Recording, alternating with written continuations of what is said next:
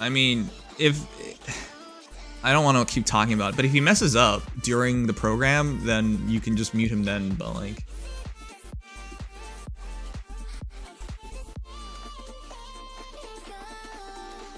Please don't be broken. Time to see this damn Emblem Hero ring and how broken she is. Guys, what is this obsession tonight with spoiling it? Alright, so some of you guys who are just dropping on by might be like, hey, why are you late on the program? Because the Nikkei live stream for their summer event just happened earlier in the day, and so I started a stream and we watched it and we were talking about it, and then all of a sudden we didn't even know for sure if the Fire Emblem Hero will be right now. We didn't, but I put up the stream and everything just in case, and because we're switching over, right, because we're still on Nikkei, and I understand for some people you only care about Fire Emblem Heroes, but I'm not going to say to all my Nikkei viewers that, hey, you guys don't matter, Fire Emblem comes first, whatever the heck you were talking about, I don't care anymore, switch to Fire Emblem, right? Like, that would not make sense. But that doesn't give people a right to, hey, just drop on by and just spoil things, right? Like, there's no need to post a trailer here. You know, I'm aware, I'm downloading it. You don't have to put it here where everyone can see it. It will show up in a prompt and everyone can see what the video is about. So don't do that. And secondly, talking about the hero, there's no need to do that either because we're about to check it out and talk about it ourselves. The only difference is you're gonna spoil it. Anyways, man, does it even matter? This is the last year I'm gonna be covering Fire Emblem Hero stuff, but could we just do it well for the last year? You know, till the end of 2024. There's no need to, like, we've been doing this for 7 years now. Come on. Anyways, please don't do that. We're gonna cover it in a moment. I think we're firmly online now. But yeah, I really don't want to talk about this every time.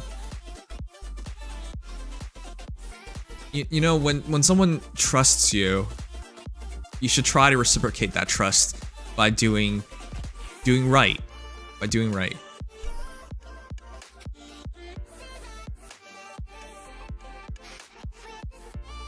And I know some people don't think some things are a big spoiler. Gender already spoils half the potential characters, you know? Not that... Is Fire Emblem balanced in terms of genders? The point is, like, it spoils... It already cuts off, like, half the options. Roughly half the options, right? So even if you didn't fully spoil it, that's still doing a lot. Right? I can't go into this thinking it's any male character now, because I know it's a female.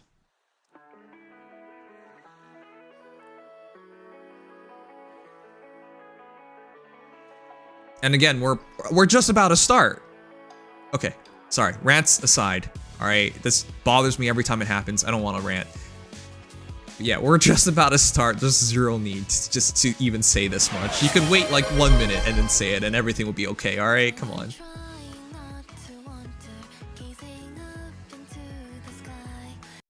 All right, let's begin.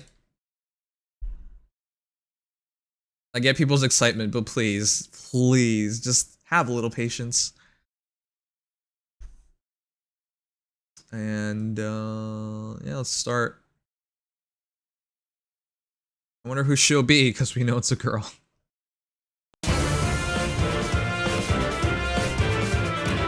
Well, if we know it's a girl, there's not a lot of options. A new Emblem hero joins the battle. And it's Celica. Please, reach out to me if anything troubles you. I want to be of service, with or without my emblem ring. I thought they would pick Celica a lot earlier. Ever onward. Oh, her stats are out. And she has a new life and death. Carry magic, warp Ragnarok, verge of death. Resonance 4, new skill. Inheritable infantry, null fault 4, and then the new emblem effect. What did I just read? We'll read that in fully in a moment. She's killing Vale.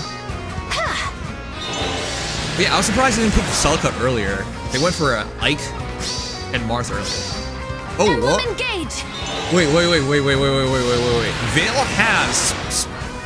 She has Scowl. Ever onward. What just happened there? Did Scowl get countered? Warp Ragnarok. Yeah, and Celica's supposed to have hyper movement. Teleportation. Emblem guide you.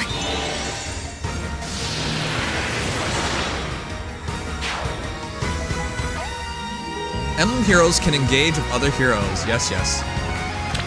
So, our third Emblem hero, officially, Celica. I'm still surprised it went from Marth and then Ike. Alright, with Celine, makes sense. Power blooms in me.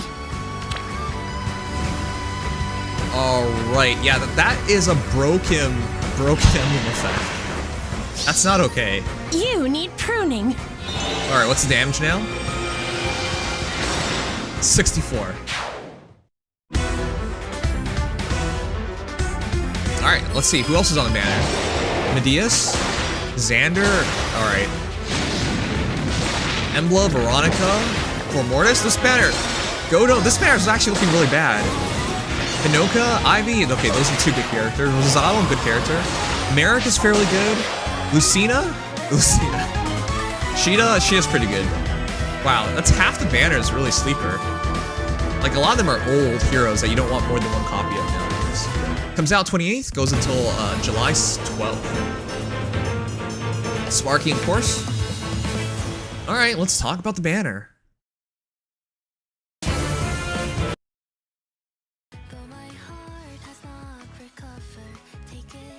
Okay, it is Celica. Now, I did think Celica was going to be one of the options, but as soon as I was told it was going to be a girl, there wasn't a lot of options remaining. Like, seriously, chat, in terms of, like, you can't have Veronica, for example. That wouldn't make sense. Well, actually, you can have Veronica, but it would be too early for Veronica. So once I was told it was a girl, like, there was, like, who are you going to think about outside of Celica? Lynn? Actually, yeah, no, it could have been Lynn as well. But yeah, there weren't a lot of characters remaining once we knew it was going to be a female. Anyways, we'll break down her kit in a moment. And she's already looking really good. And this part got to me. Is she actually going to ignore? Yeah, because Fell Successor triggers, and it doesn't matter. Warp Ragnarok still comes out. I'm going to read that in a moment. But if Scowl just got countered, I'd be very, very upset. Because Scowl, how long has Scowl been here for? It can't have been more than a year, right? If more than a year, not by much. Anyways, let's see her stats too. Because she is going to be really quick, as all Celicas are. And really strong, as all Celicas are. There might be a Celica dev, if you think about it. Okay. Anyways, it's just some general thoughts before we begin. Let's go over the kit.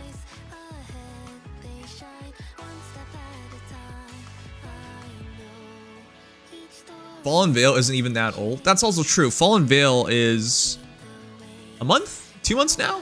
So to show off Celica being Fallen Veil is in bad manner and bad taste in my eyes, but that's nothing new in Fire Emblem Heroes' case.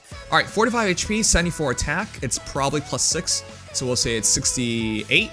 60 speed, probably 54. 11 defense, 9 res. That's not her real stats at all. Skill as an effect was introduced 2 years ago with Brave Teki.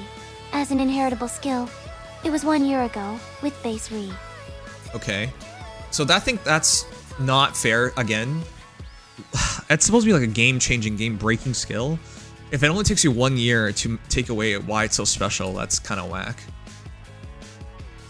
2 years in terms of a perf, but again, I still don't feel good about it, even if you look at it as a 2-year skill, because you're showing this on a hero that's new. Veil gets beat, and Veil is really, really good. Very high res, very high attack. The fact that we already have a hero that's a mage. Veil's supposed to be anti-mages, fundamentally, because of her stat spread. And it's not anti-maging anything here. Alright, let's go over the kit. Verge of Death. Attack speed +8, defense res -8. At start player phase or enemy phase, neutralize panic and any penalties to unit's attack speed that takes effect on unit at this time. What a great life and death upgrade. It's so good. Warp Ragnarok boosts special damage by 25% of unit's attack. Unit can move through foes' spaces. For each foe within 6 spaces of unit can move to a nearest space that are 2 spaces away from that foe. Okay. Yikes. If I was still taking this game seriously, like really seriously, that's the kind of skill that makes you want to quit. So she's now the best warper in the game, and I know. Before someone says, oh, that's what she did in Fire Emblem Engage. Great. Fire Emblem Heroes does not perform, nor should it perform like Fire Emblem Engage, because it's a different system entirely. Our maps are much smaller, and so if you do something like this, she basically has what, unlimited range? That's too much, man. Anyways, that's our turn. If special cooldown count is at its maximum value, grant special cooldown count -1. So yeah, Warp Ragnarok triggers very, very easily. Yeah, the warp meta has gotten ridiculous, and it will continue to be ridiculous. And it makes playing through things like, look, whales will have this at +10, which means if you care about Arena, this just got so much harder, because if a character like Fallen Veil can't tank, what are you supposed to do? She's gonna break you. She's gonna smash right through you. Not to mention summoner duels. That's just so annoying. Anyways, let's read about carry magic, slaying. If you actually care, this would be bad, but it won't be. If unit initiates combat or is within two spaces of an ally, grants attack speed +6 to unit, grants bonus to units attack speed equals 20% units speed at start combat, unlimited scaling, nice. Deals damage equals 20% unit speed, again, unlimited scaling, very nice. Excluding AoE specials, neutralize foes bonuses to speed and res, wow. And then grant special cooldown count -1 to unit before unit's first follow-up attack during combat, and also if unit issues combat, you can make a follow-up attack before foe's first attack. Okay. Foe's next attack, sorry. That is just Celica. Is this just not attuned? Or not tuned? Ascended Celica? Just way better? I'm gonna bring her up in a moment.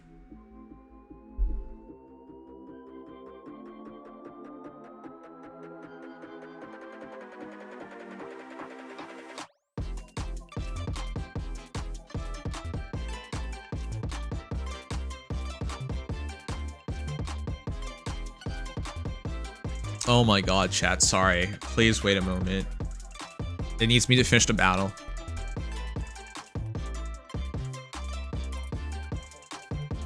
It's good, but not that good. She'll die to attune Micaiah. Listen, no offense. But everyone knows when someone says no offense, it's about to be offensive. No offense, chat, but it's Fire Emblem Heroes in 2024. At what point are we gonna stop saying, hey, one hero counters this character, therefore it's not broken? Please, guys. In 2017, I had to keep hearing it over and over again. Every time we got a new hero, they're like, oh, the character's not broken because Reinhardt kills them. Like, can we just... When will we realize that's not a good way of looking at things? Just because there's one hero out there that can counter something does not mean that hero is no longer broken. If a whole series of heroes counters, then yes, you're correct. But if it's only one hero and you're only named one hero, you are not correct. You are absolutely not correct. Those are the worst arguments, guys. Come on. If in the future it's just like, oh, Emblem Ike beats hero, therefore hero bad. Like, we used to hear shit like that. No, don't do that, please. Please. You've been playing this game for years, you should know better. This logic was never a good mindset? No, it wasn't. One of the reasons why power creep in Fire Emblem Heroes is so bad is because of said logic. If you think IS doesn't see this junk, they do. And once they see this junk, they're like, oh, okay, so we gotta power creep even harder. And then everyone complains even more, because they're like, oh, now things are much worse. It's not a good argument, guys. Come on. That's why they keep making more broken heroes, and then everyone can cry for different reasons, and that the character's way too broken. I'm effing done with Faye, dude. F this game. Yeah, this is way too much, but sorry, chat. For those wondering, like, why are you not talking about the game and character? I'm waiting for my tablet to reboot so I can show you guys Celica. All right, let's do it. Can we go back to Nikke Goddess Victory? After we'll go over it. I promise you guys I'm not a hater, but this game has no limits when it comes to power creep. It's appalling. I'm sure most people can understand the frustration with power creep, but just in case you can't, it's really hard every single banner to see such broken heroes. It's really hard. It doesn't make me more excited about the game to experience more power creep. Not at all.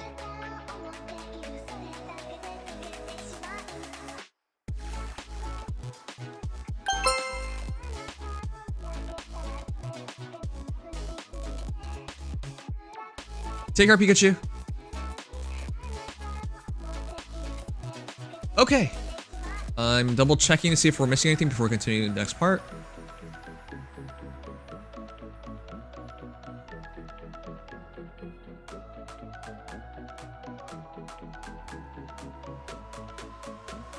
Alright, let me bring out the comparison real quick as well.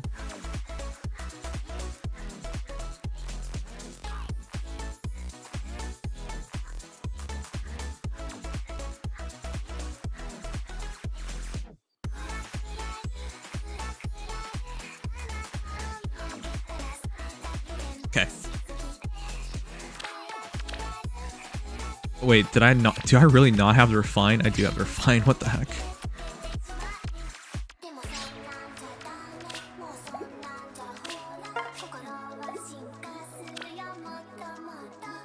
Varian can kill her. She has no defense. Come on, man. Are you trolling me right now?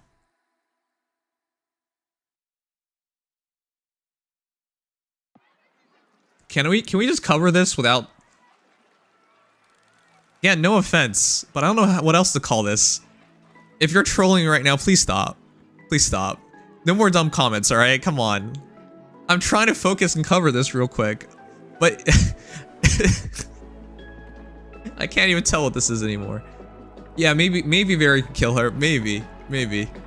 I don't even know what to say to that. Come on, man. Alright. Okay, here we have Celica. This is her base version.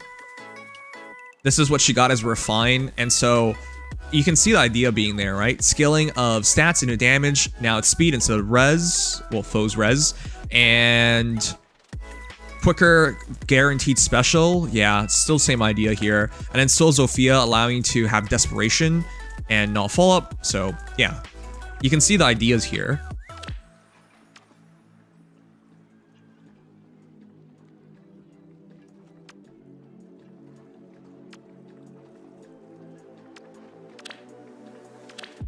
She's probably closer to Ascended Celica with Miller's Testament, which is scaling of damage equals 10% of foes attack. Well, she always does this, doesn't she? Miracle is now built into her tempo, and again, so is Zofia. So all they did was take the old Celicas and then improved on her. But that's still a big deal because...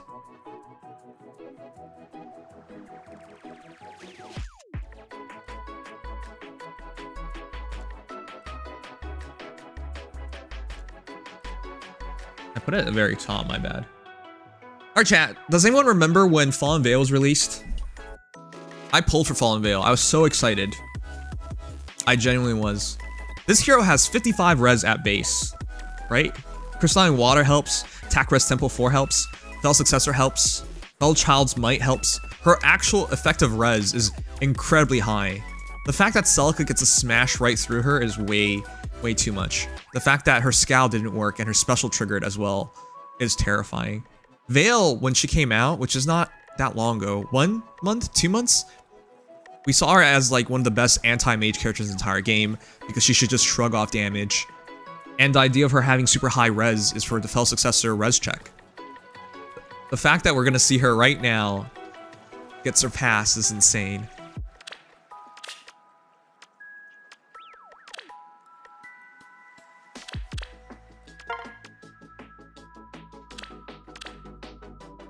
By that logic, if Fallen Veil can die, then Base Veil will die as well.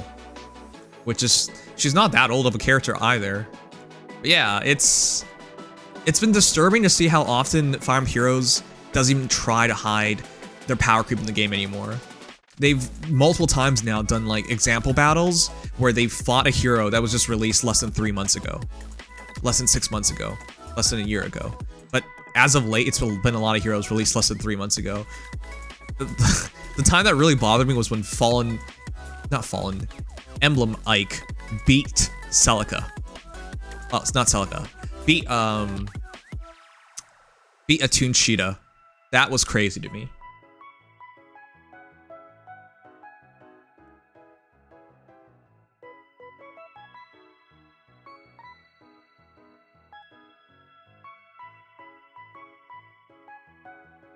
Okay, but yeah, it essentially took a bunch of similar ideas from Celica's and put it all together, and now we're gonna see the rest of the kit.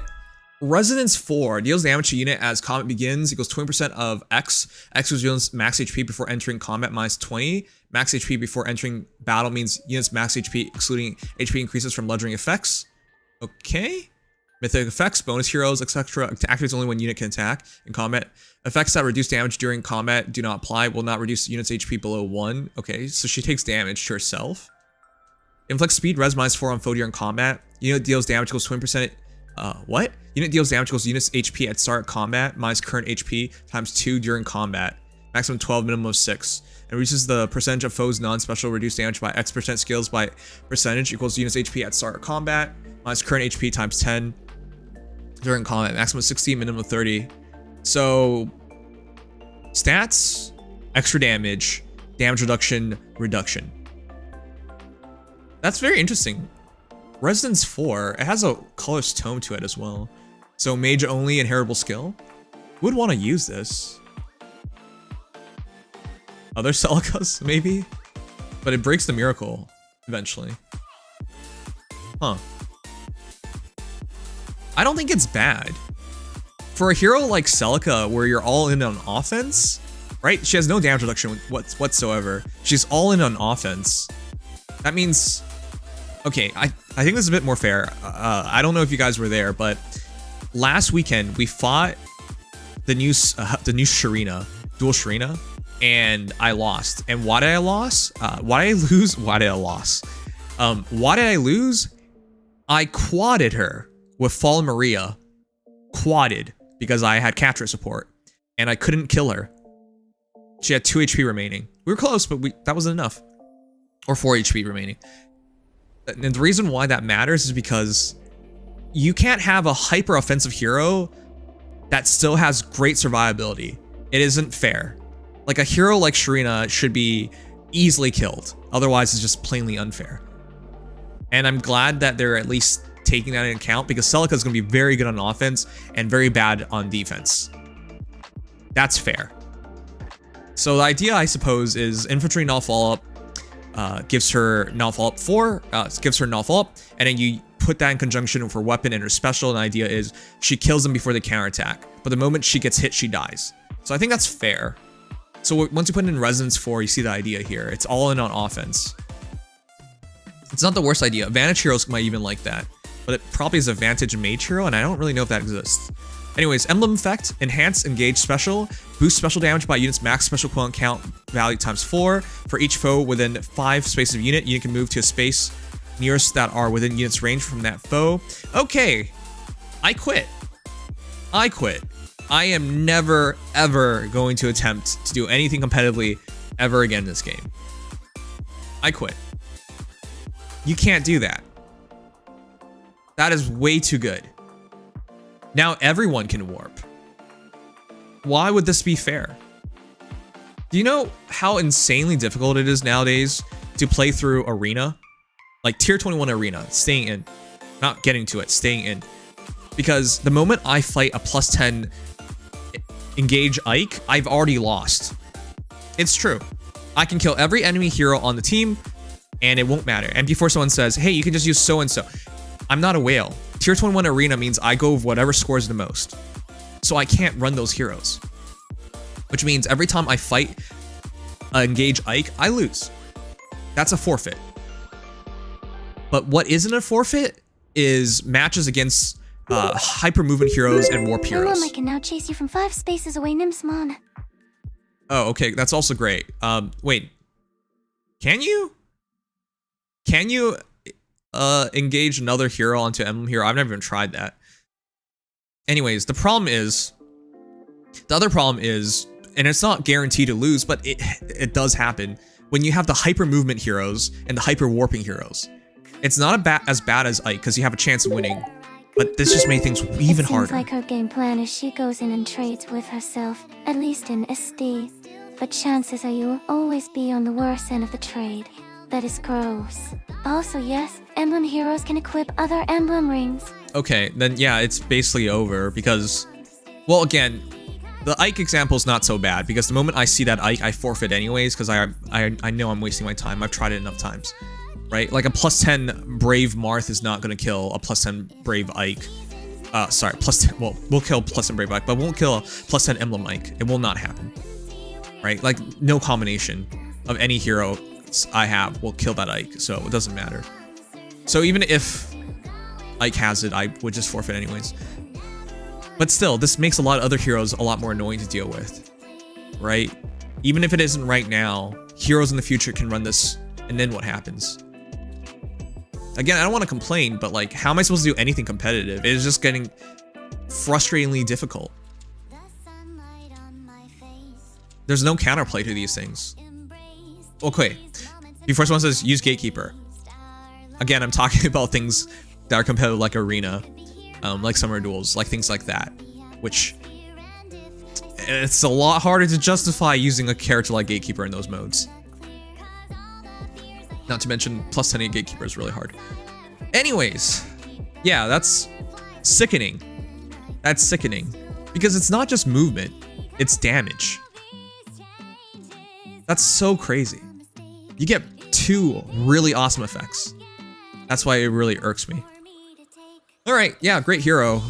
She has paper-thin defenses, but that's fine, because she has incredible offenses.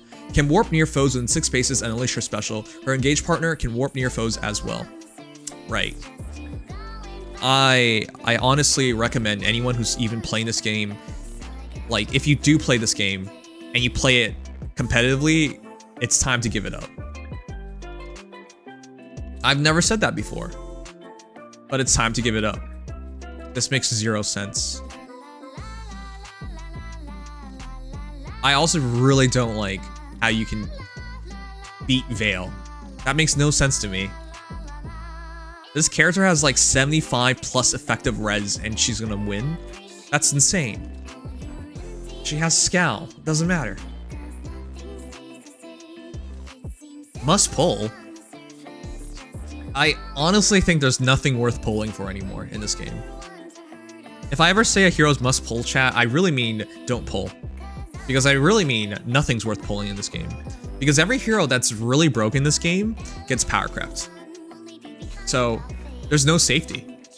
You know, 2 months ago, I would have considered Veil a must pull. Like, highly recommended pull hero. That's why I pull for Veil. Because she's that good. But look at her now. One of the things that we said she was be really good against, other mages, she straight up loses to another mage. And you think future mages won't be able to kill Veil? Of course they will. So if you look at, even if you just look at today, which is still bad because it's within 2 months of release, in the future, in the next 2 months, and the next 6 months, the next year, how many mages do you think will smash Fallen Veil? So I have no confidence in any hero in this game. Every hero looks so good, and then they get power crept really quickly.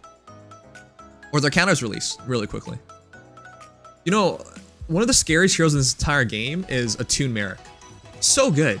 Sorry, Ascended, my bad. So good. No one cares about him because we know that's not good enough.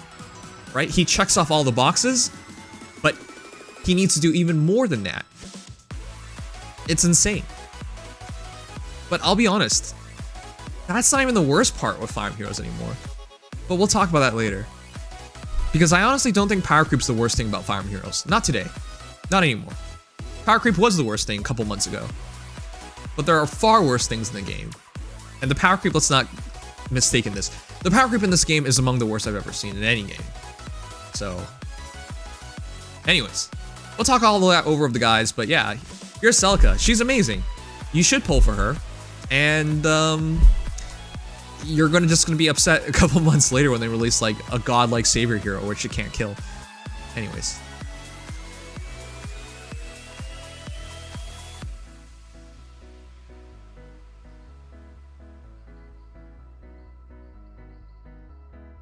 Spoilers? Emblem characters are good investments to get one copy, I agree. The only thing they're pulling is this whack shit from their asses. Oh my lord, yeah.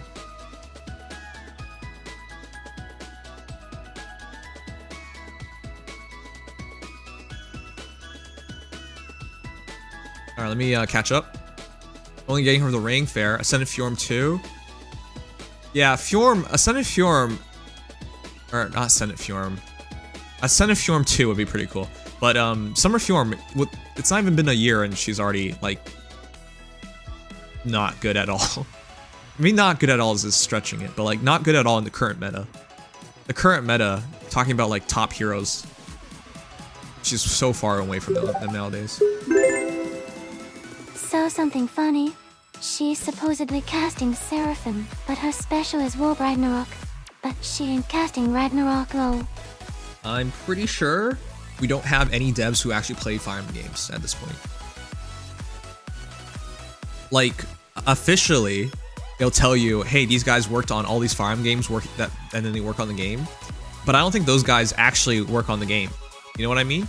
Officially, they're attached to Fire Emblem Heroes, but I don't think they're actually spending any time on Fire Emblem Heroes. We get a lot of things in Fire Emblem Heroes that just don't make any sense. That if a Fire Emblem player actually was in charge of things, which they should be because these are Fire Emblem directors. Like, you've directed multiple Fire Emblem games. How do you not know these things? And they should have people attached to the project who are like lore masters, for example, that keep track. I don't think any of these guys actually do any work on the game anymore. So, yeah, not that much of a surprise. Yeah, Lagoo's Friend's one of the worst things I've ever seen. Like, it's not even a translation thing anymore. It's just, they just made it up. You can't even be like, oh, this is incorrectly translated. That's not the translation at all. You know? I think Celica Warping just buffed a ton of melee units. Yep. You guys remember Astrum? Or not Astrum. What's his name again? We got a couple months ago, 6 months ago? We got a hero of a true brave weapon and he teleports. And he's from Astrum's game? Harkin. Yeah. My bad, I forgot his name. You know how broken Harkin is? He's so good. He's stupendously good. But nobody cared about him because he wasn't broken enough. But you would get caught off guard by him. Now his niche is gone. You can just put on Celica's ring on just about anybody and get a similar effect. Yeah, warping through walls is insane. Yeah, this is the hell effect, yes. But again, this is ridiculously good. The reason why hell was okay was because hell, even after refine, wasn't too scary. Alright, I'm gonna catch up in chat before we talk it over to the guys. Veil came out last month and Loki came out in April. WTF, this is so stupid. It is. Every emblem is overtuned to hell, yep. Honestly, it's real gross that they added damage. You could have just done the war part alone and it would be a must. Yep.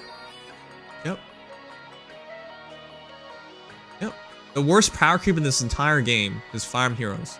Sorry. The worst power creep in any gacha member plays Fire Emblem Heroes. I'm so sick. Earlier this week or last week. Rose, thank you for the raid. Can you get Rose a shout out? At least Harkin is in a 3 to 4 action Gale Force unit. Yeah. Harkin's not that broken, but he's still incredibly good, and now he's not gonna matter at all. Alright, sorry. Where was I?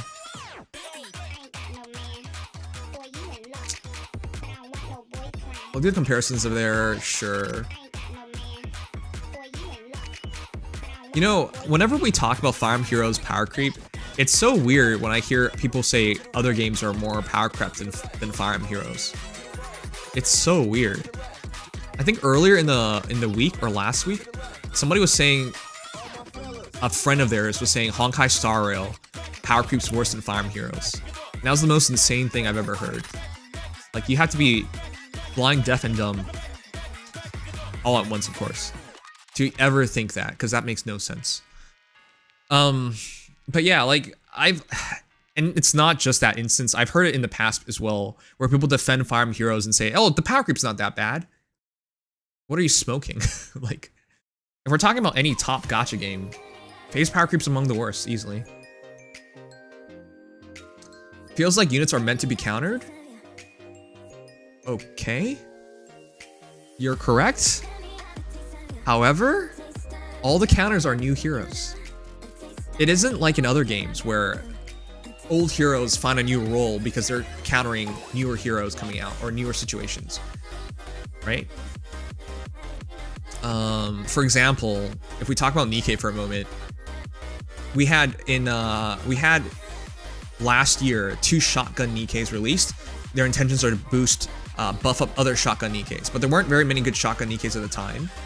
Then months later, they released shotgun Nikkeis, and now these characters have a role to play, right? And their roles becoming better and better over time as they release more shotgun Nikkeis.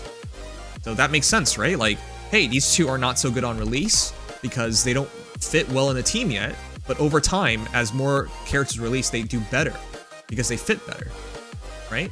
Same thing in Genshin Impact because of elemental reactions. Oh, these characters that are from year 1 that no one's using, like Ketching, now because of Nahida's release, she now has a bigger role to play because of elemental reactions. Like, that makes sense. If the game is smart enough, they would make characters that released better over time because they work better in teams. But not Fire Heroes. Not to say that's never the case in anything. No. Someone can bring up Fallen Robin, for example, or Dual Asker. Yeah, okay, great. But those are such rare occasions nowadays. We can keep talking over and over about these things and give more examples, but I think most people get the point. Maybe give her Fury 4 and Fury 3 as Wings of Mercy Beacon? Yeah, that'd be very scary, too. Alright.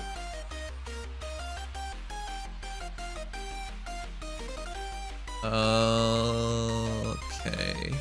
Everyone's flying. Yeah. Okay, I think we're caught up. Cookie would be the best example for Genshin, right? Where a character that was released years ago finds more and more use over time because of how the meta is shifting. Faye doesn't do that.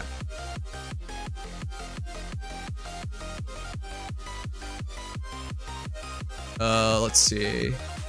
Reveal the new model? Hey, let's go. The ring warping is range dependent, so if range goes 1, then you warp to nearest adjacent space. If range goes 2, same warping as Emblem Celica Nims. So you're talking about the engage, oh, the ring effect, so you can give it? Yeah, okay.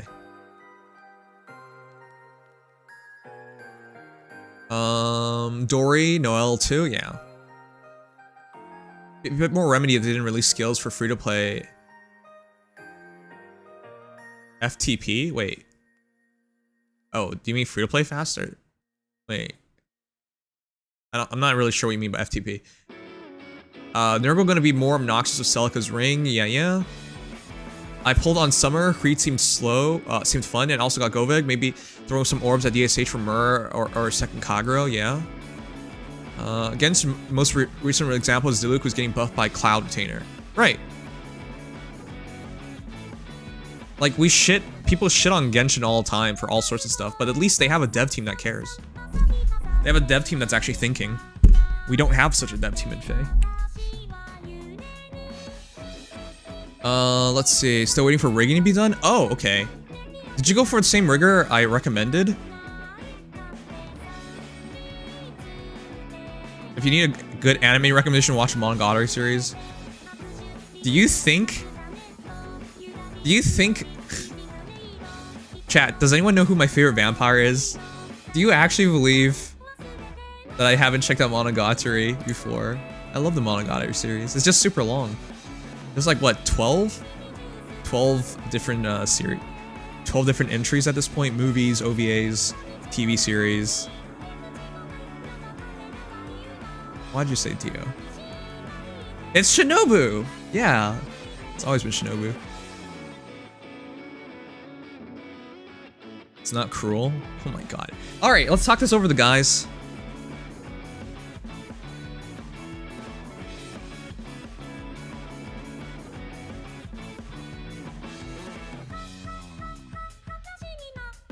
Hello. Hello, hello. Oh man, Hmm. I'm not happy about this banner. Huh. Yeah. Yeah, really, yeah. Alright. All right, let's talk about it. Hey, this isn't gonna be a What the Fae episode because I still have not edited the last couple ones, and I honestly am not feeling it tonight. Chat, for those wondering, hey, why are you streaming later and later? And before someone says you always stream late, no, I don't. I'm streaming later and later because if the sun is still out, it's ridiculously hot in my room. Until it's actually nighttime, I don't want to stream. Otherwise, it's way too hot. That's the reason. That's why I've been streaming later. Not that I want to, but... It's really hard too when you're sweating. No, I couldn't. Alright, we're ready to go? I don't know about DX, the Fae Apologist. His mic wasn't working. I don't know what happened there. He's always having issues every stream. I wonder why he doesn't ever try to resolve these. I don't know. This time it just straight up wasn't working. I don't know what's up. Sorry for making it confusing. I meant if they gave 4 skills, if they gave 4 skills to free to play faster, then wouldn't feel so unbalanced constantly.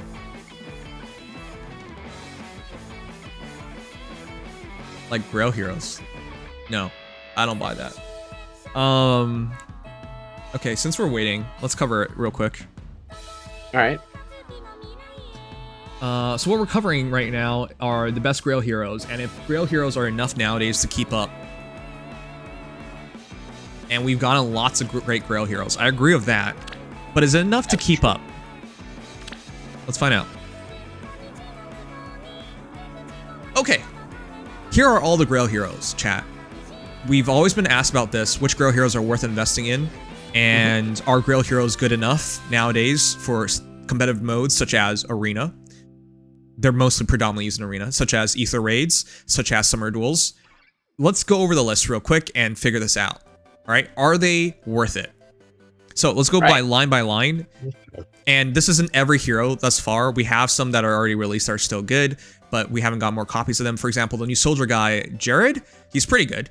If you ever, if we ever get another Arcane Lance, he's probably a really good user of it.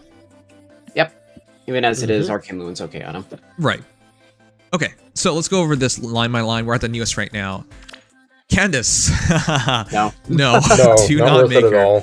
Under no circumstances. Yes, welcome back, DX. I was genuinely trying to resolve my mic issues tonight, like you were saying, by switching over to my new computer, but just straight up no mic worked at all, so that didn't resolve anything. So I'm just using my old computer for now, and I'll fiddle with that later. Okay. Oh, as long as it works. All right. Next hero is Freddy worth it? Kind of. I mean, I think he's pretty good. If you don't have Eliwood or Judo, instincts to say yes. And even if you do, he's not a bad unit. Yes. For 2 bonus statuses. So, let's clear things up a bit. Is he worth making? I think so. For the respect of Frederick, from the respect of a team player, right? Like for Arena Assault or something. Like absolutely. Yep. I mean, even on budget, just 5-star him, throw a random beast slot on him. Like, I mean, I give him speed res link. Done. Yeah. It's not bad. Yeah, that can work. But can he keep up with any actual 5-star units? In top, that is like top that you right will now. Realistically see. For example, if you're in Generally 221 Arena or Ether Raids or... He has it rough as a defensive cav in terms of keeping up with his actual combat against those 5-stars. Yes. I mean, he's got good physical ball. His support is good, for sure. Okay, but I do want to be clear. I'm not saying he's useless, because he's not.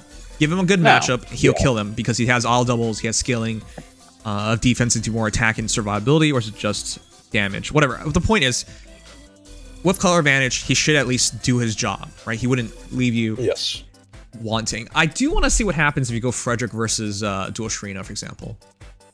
Against Bride Sharena? I mean, she'll potent triple.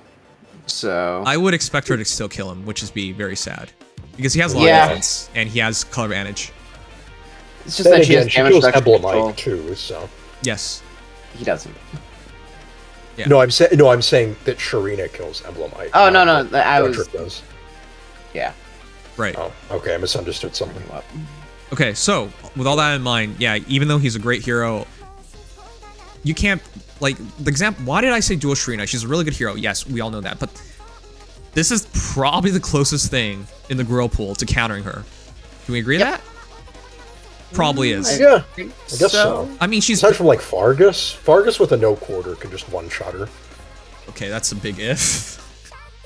Depends on the Okay. build, yes. Okay, we're gonna say no quarter Fargus is our normal now. Okay, anyways. Well, for an arena build, yeah. How do you have it immediately?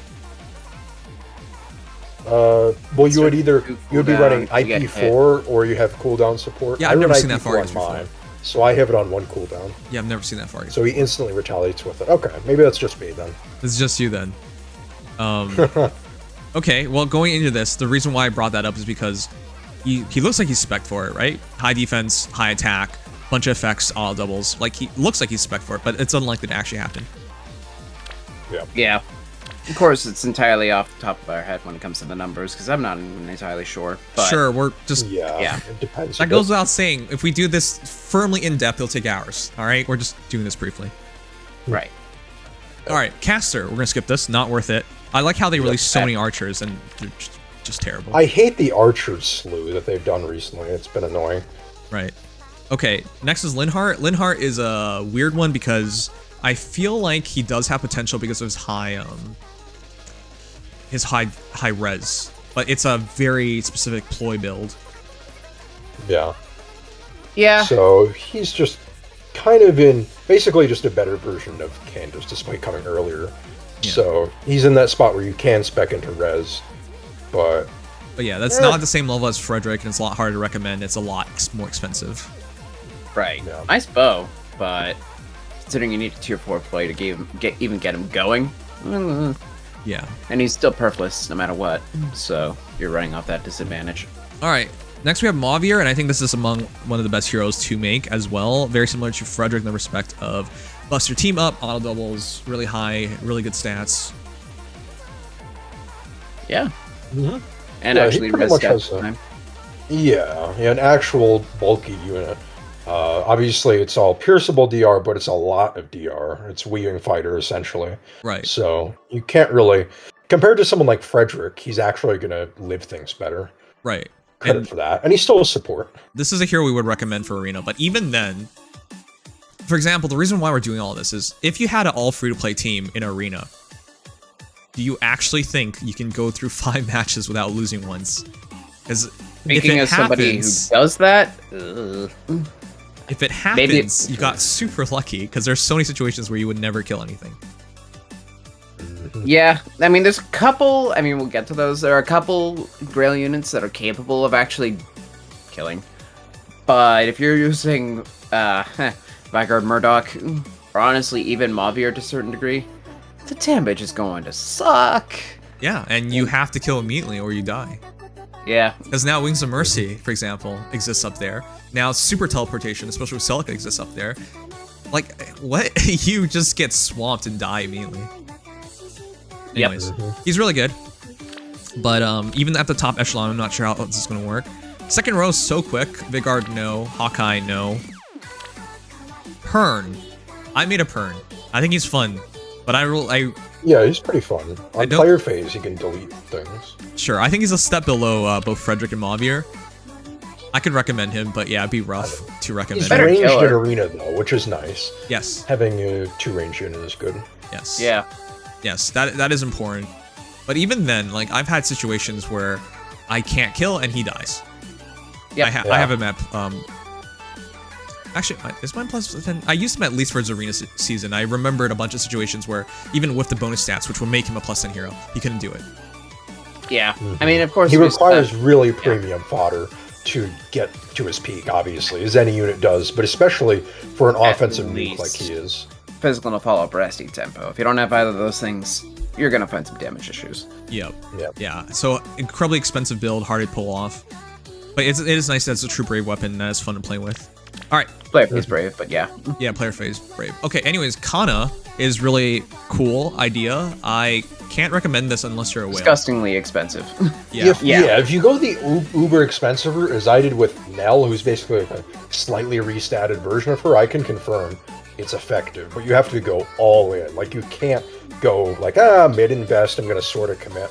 Like, you need to bust out everything. When we're talking all in, we're talking Kana weapons, Scowl, Goose 4, like, it ain't cheap. You're pulling... You're pulling... Shoot, what's her name? Yandere Mommy. Why am I blanking? Lumera. You're pulling Lumera at minimum to begin with. Yeah, you at least need Scowl, but ideally one Lagoose. Yeah. Claude. And then Dragon's Roar, which is, stupid. Claude. Claude is... Claude? If you're not recommending Vigard, I'm not recommending Claude, I'll tell you that. Yeah, I can't recommend Claude. We've gotten just way too many... Yeah, we've just got way too many archers, just don't make sense. Good bow. Good bow. That's true. Really nice bow. Alright, so now we're at Valdar. This is an easy recommend.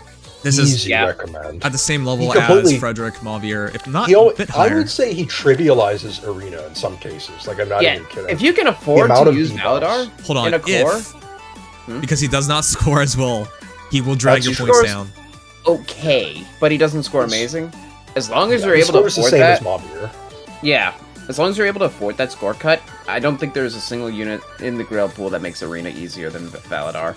Wait a second. He basically tanks units, or not literally tanks, but he completely debuffs units to the point where you can actually get kills with other units on them, especially your bonus unit, and that makes things a lot easier. Okay, I just realized this is all moot. Yes. Because if we actually did run an all free-to-play team, you wouldn't be in Tier 21 Arena. At best, you'd be jumping between 20 and 21. No, you'd be 20.5. You can't... That's what I do. Well, Tier 21 staying is going to require legendaries, period. Yeah. Well, not all the time. I could still do it once in a while. For the most part. Or, you get a very nice bonus rotation. I mean, or bonus version. That also can do it. Version bonus can help, but, I mean... Okay, I don't expect that to last, alright, to be clear. But, as it stands, even at 20.5, I think it would be a rough team. Because that's so much scoring you gave up. Yeah. I mean, let's put it this way. I had a very rough season the other week where the only way I would be able to enter 21 is if I ran Vigard, Hans, Burdock. Valadar was 1 point bin too low. Yeah, exactly. So, there you go. I had a +10 Vector last season in Tier 21, and I couldn't even stay. Other season where it was now bonus, and that was the only thing I could do. Right. So, yeah. So he's amazing, but it puts in perspective that you might not even be able to run him because of scoring reasons. It's still... If you're going max score, it's a little tough. It's one of those... This is one of those units where sometimes it's worth taking a cut, sometimes, to make your arena run so much easier. Yeah. Valadar is one of the few that can do that, but you have to be willing to take a cut. Yeah. At least he's good elsewhere, though. I'll say that much. Now, to build him properly, though, fairly expensive kit. You need Ploy 4, ideally. He doesn't hit his potential without Ploy 4. Which Ploy is it again? Attack speed Ploy, because then you can debuff all stats for -6 to 2 stats, and then -7 to the other 2. Safi is the only unit with that. So, if you got a spare Safi, you can throw that on him. Fight a B slot, done. Right. But, I mean, there's a lot of Ploy, and if you're willing to accept some overlap, it's all you really need to get him going. But still, it's basically a base Veil and a Safi. Now, Ploy 4, even though it's actually surprisingly common Ploy 4, all things considered, it's still a very premium skill. Right. Okay. Next we have Fargus. This is easy to recommend as well. In my honest opinion, if no one takes anything from tonight, this is the one hero I can recommend over everybody else. Yes. This might not make sense to some. Lloyd eventually, but yeah. Paul Lloyd eventually, sure. Once he comes out here as well. We'll talk about Lloyd afterwards. Yep. He's one of those heroes that was too new to be on the here, but will be soon. But Fargus, it's been months and months and months since his release. He has continuously shown me how bullshit he is. Like, he's killed heroes that I expected to kill him. He's allowed situations to happen where I die. because of the teleportation. You have to respect Fargus at all times. So even on a lot of these heroes are really good when you're in control, when you're playing offense. Very few of them are good when you're on the defense. He's definitely still good on defense. Yeah. I have been using Fargus for a while now, for like months, and he is consistently just, every arena run, it feels like I run into a situation where I'm like, if I didn't have his warping or his damage, I would just be dead. Like the match would be over. Right, and I'm exactly. saved by him. It just happens every run. Usually multiple times, but at least once every run. Yep, exactly. And that's why I think he's the best one, because he also scores higher than every option we've talked thus far. Yeah, he is the high, well, except Vigard, but yeah, he is one of the best scoring options out there, period. And he's a good unit, not just for support, but for himself. Right. Full tempo, slaying, auto follow-up. And he enables, if you have to run an armor unit who's really annoying to lug around, at least their mobility is orders warping, and that's so much better. Right. Yeah. Okay. So much better. We're almost done. Here's Saizo. It's now a skip. I can't recommend him. Yeah. Yeah, not these days. Yep. Marla, that's a skip as well. I mean, it's not the worst thing, but there's Valid no arc. potential. There's no real reason to go here. Yeah. Kill him. Same thing. Arian. I still think he's pretty cool. Yeah, but I think he's potentially. Potentially. I I think he's to be a little fallen off. specific. People don't even Yeah. mention him anymore. Yeah. He used to be so popular upon release. The problem is that no other flyer has come out since then. In Which is Grail weird. pool. Then the why Grail pool, did yeah. he fall off so much then? It's the fact that there is no other flyer. It's Yes. exactly Yeah, that. it's- What is Eric Gungmir supposed to do if there's no flyers? Oh, that's what you meant. Oh, Right. okay, fair enough. Yeah. Yeah. I mean, he's a Kind good of have unit. to run him with like guidance. Support or anything if something. they're not there. Yeah, his release is also very close to his dad's release. Sorry, Refine. Yeah. It's Yeah. basically his release, let's be honest. Oh yeah, because he wasn't usable until Yeah. So once his dad Trevant got his update, now it's competitive. So and we got a lot of Trevant copies. So unless you really needed Arian's extra movement for flyers, you probably just made a Trevant. So Yeah, Trevant's easier. yeah, But Arian is still... I mean, now we have two other units with charge, one of which does it to everybody, Chloe. But, on the other hand, this is still meta support. yep. And would be really nice in Arena if there were other units to use it, so... But Okay, on that one. so that's a character that might be worth revisiting in the future if we get more flyers. Okay. Fuga. Can Fuga off? I would say just he- build Fargus. Yeah. Build Vargas. Just build Fargus. Our latest Axe hero is also a just build Fargus moment, so... Yeah. Yep. Basically. Sorry, Vake. Alright. Teacher's not quite tenured for that. Serial. I am not so sure anymore about Serial. He's still good. I don't think he's bad. Still scores. Still scores. Yeah, he's the range unit who has trainee BST, which is I really hate nice. that guy. But yeah, it feels like when you're facing him, he's so aggravating. He kills you when you think he shouldn't have killed. Yes, he's He's still so got some tanky. kills. Yeah. But $10 stats for no effort. from the perspective of the player, sometimes he doesn't have enough speed, sometimes he doesn't have enough attack. Like, it gets frustrating on the other side as well. He's an all-rounder in He's the literally, truest yes. sense. Yeah. And he's Yeah, the extremely more you invest expensive. in him, the because- more you can get yeah. out of him. But without that, he just becomes kind of a walking, I don't know, neat shield score of stick. sorts. Yeah. Yeah, you have to go all the way. If you think Pern is expensive, Cyril, you literally can't. You have to make sure everything is right. Pern, Right. at least you just need DR cutting and you're good. Right. So he's a very awkward unit to use, but still worth it if you really want to go out of the way for a ranged unit in Arena. Right. Yeah. Could be worse. Okay. So we're just about done. Tail 2, no, can't No. recommend. Yeah. Nope. Zephia. Now, Zephia is no longer a scorer or much of a damage dealer or much of a debuffer. It's just Vigor's Yeah. release. Maladar It's just is hard. literally It's a just little better. rough. Or, sorry, Yeah. Valadar's release. Yep. Yeah. I feel bad because Zephia's cool, but no. There is not much to say there anymore. Okay. So, we're gonna just quickly go over the other characters really quickly, but Shez, it's fun to use Shez, but okay. Solid, good unit, but scoring is not Yeah, amazing anymore. For the context of what we're talking about in terms of using in all modes, not going to really work out well anymore. Murdoch, definitely not. All the range heroes nowadays kills my Murdoch, so I don't even know what the point of carrying him anymore is. You can try. He's basically a score stick, and yeah, you can cope with him. You can try to. I'm max honestly the thinking of best switching weaving over to fighter. Vigard. Sorry, not Vigard. Fargus. So, because Don't blame you. if he can't work as a savior hero, then I'd rather have the movement.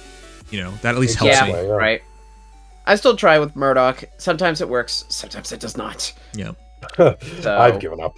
Cornelia and Lucius healers don't really work out. Even with the new stuff, I can't recommend it for scoring reasons. It's Magic more Shield just actually fixes their scoring. Sure. They're now invalid. Yeah, but they're still not great. I think they score 180. I don't right? want to get Magic Shield. For those who don't know, Magic Shield is off of Young Emerin. Young Emerin. And the reason why that's not a good idea is because she's broken. She's so good. Why do you want to kill her she's off for really Magic good. Shield? I don't know about that one. Yeah, these two are not really a- good, Yeah, but they're can't. solid though. Yeah, can't recommend them Also- without Magic Shield, but that's hard to get. So. Paul and Linus is also solid, but Fargus. Yep. Yeah, Fallen Alliance exists, but doesn't matter anymore. Vigard exists, but I can't recommend him. He was amazing, but He was we have options now. stated now. And skipping over the rest, Lumera doesn't make sense anymore because the final hero we're talking about is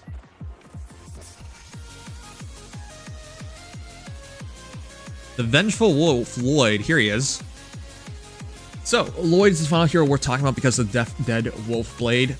So, in my honest opinion, just to sum it up now, because this is the last character we're talking about, in tier 1 of recommendation, I have Fargus by far number 1, but number 2 is Lloyd. Because they're the best. Yeah, Lloyd's right up there. Yeah, they're the best in terms of balancing, in terms of scoring, effectiveness on offense and defense, though Fargus is ahead on that respect, obviously. And their Support. abilities make them less power creepable. I'm a bit more confident in them than other heroes in saying you can use them long term. Yeah. I mean, That's Lloyd what is the- having good combat plus support will do for you, I think. Yes. Support It is is what makes Grail nature. refines, or Grail is just in general longer term, because Yeah. nobody's going to tread that realistically. Yeah. I don't know who else is going to get foe penalty doubler like Lloyd, so that cements them for a very long time. Yep. So I think those are my top 2. But if you actually went to arena with these two, or anything, it'd be really rough. It wouldn't be the worst if they're well built, but no range always bites. Yeah, because Yeah, the really, reality is would ideally be ranged. you get worn down. Even if they win a fight, I don't think they can win enough fights. At least Lloyd Yeah. has great stats because of foe penalty doubler and Yes. his stat scaling off speed. Yes. So he has a longer term than even Fargus, but still. Yeah. That's why I'm result. okay with Lloyd, because he should be able to hold his own against even modern sword heroes, like 5-star Yeah, his box stats sword speed's heroes. fantastic. And that helps a lot. Right. Still met like modern levels of speed. He's really fast. But Alright. yeah. Okay, Still so an then honest sword infantry. we're in agreement. Fargus and Lloyd, tier 1. Yep. All right, Yes. tier 2, just a step below, I have Valadar, Mavier, and I'll put Frederick in there because they're close I'm enough. Frederick's pick. Sure. Yeah. I can definitely go with that. Bonus doubler support for the whole team is ridiculous, even if Frederick is somewhat honest as an actual unit. Right. Okay. And I think tier 3 is Serial, Aryan, Kern. Pern maybe, and then Kana. If you invest, it's really hard to put this in. Ana's don't- really high tier, but so high investment Yeah, that you it have to go holds it back. so hard that Yeah, that holds you back. Technically speaking, if you make a really good Kana, because Kana's scoring is really well, Yep. it's really good. She could be tier 1. But Yeah. I but can confirm. I use Nell basically the same way, like I said, and her combat is pretty insane at that peak level. Yeah. Like the tanking is kind of ridiculous when you put everything all together. Yeah. And you can infinitely stop Emblem Ike from killing you by just scowling him with every single Wait, combat. can she kill Emblem Ike, or does it take Yes, forever? my Nell can kill Emblem Ike because he can never proc Ether. Yeah. Okay. I mean, Kana probably can do it in a couple combats because she's blue. Nell Yeah, she might can do take it a little easier, longer. but Nell at the very least never loses to him. yeah. So, For those who yeah. don't know what we're talking about, Emblem Ike fights are kind of interesting in that you can't, even if it's like one against your entire team, it takes forever because no one else can attack. You have like one hero who can fight, and that's it. Yep. If you can Yep. scowl him, you can stop him, but if you can't kill him immediately, it's just gonna take forever.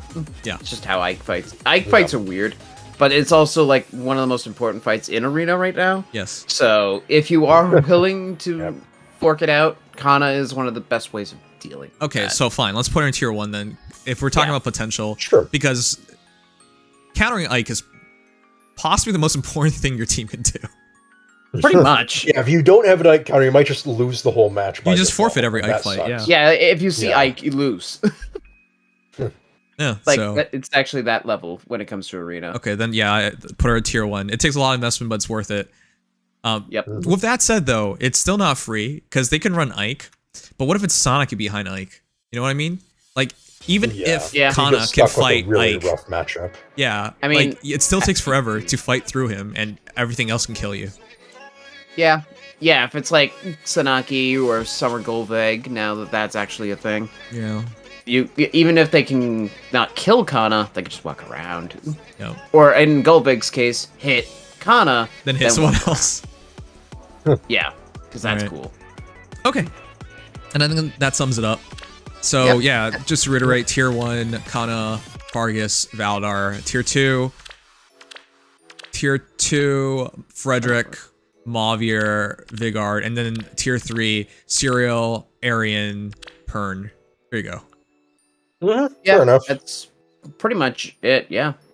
Of course, this is an Arena list, well, Arena skewed list to a certain degree, because there are some great recent Grail refines that are amazing, but they score pretty poorly. Yeah, that's the issue. Okay. You can only bring a Grail unit up to 190 scoring if they're old, because you'd want. You're cutting off. a Cutting lot. out. Oh my god. I was just saying, the max you can do with an old Grail unit is bring their score up to 190 with dual 4 and all tier 4 skills. Yep. Or So- I guess you'd have to run. Would that be including DC? That I don't you would know, actually be only able to hit 185. You'd need High Yeah, Dragon you would Ball, need Perf Dragon. right, or So- DCM or something. Yeah. Yeah.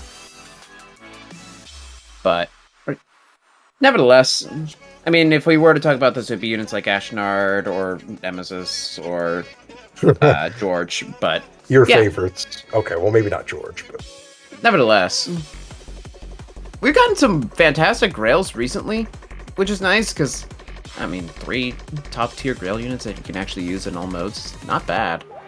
But still, I don't list think is they're short. good enough. The current heroes. Yeah.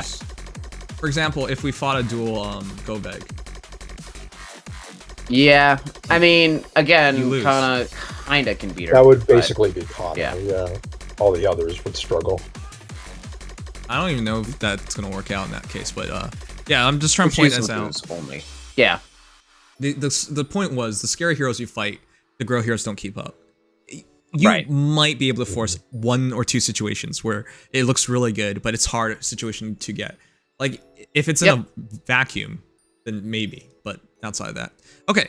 Yep. Anyways, that's just to answer it. We went over this because it got brought up that our Grail heroes, if we got more free to play skills or Grail heroes were better or whatnot, we can keep up the power creep. Honestly, I still disagree with that because even going through this entire list of the recent Grail heroes, it's too small of a group. It's 2 heroes, respectively, that are not too difficult to use to make good, and then 1 really hard to do. And even then, you would still have a lot of issues because again, none of them are ranged, which well, sucks. except Valadar. Except Valor. Okay. Again, Valor has asterisks on it because if we're talking about staying in tier 21, I don't think you can ever bring him. No, not Yeah, unless you pretty much never, literally if you're bonus gonna plus stay. legendary. Yeah. Right. Right. And that's the big asterisk on there. So yes, Valdar will help greatly. If you're in 20.5, absolutely grab a Valdar. But for everybody else, if the aspiration is to be at the highest level of this game and stay in the highest level game, the Grail heroes, as good as they are, like it's probably not going to work out. Yep. Yeah. All right. Anyways. So, before we continue on and talk about the actual banner, I just read all this. Does anyone want to explain this? What just happened? Oh. What was this? Golem redeemed timeout Sugma, and then And then what happened? It says, hold on, this isn't even everything. What is the rest of this? Oh, here it is. Oh my goodness, what was this? Alright, that's not even the big part, chat. This is the big part. Lighting Okay. kind of aneurysm? Lightning banned Ace. Then remove ban on Ace. Then timed out Sugma. Then remove timed out on Sugma. Wait, this is even the biggest one. How long did you ban him for? Or mute him for? Timed out for 22,479 seconds. How long is that? Is that like a week? That's just, 374 minutes. No big deal. Oh, it's 6 hours. No, 6 hours. Wow. I've never seen someone fumble so many times in a row. Lightning. What happened, Lightning? His cat got on the keyboard. Surely. Alright, chat, let's cover all this now.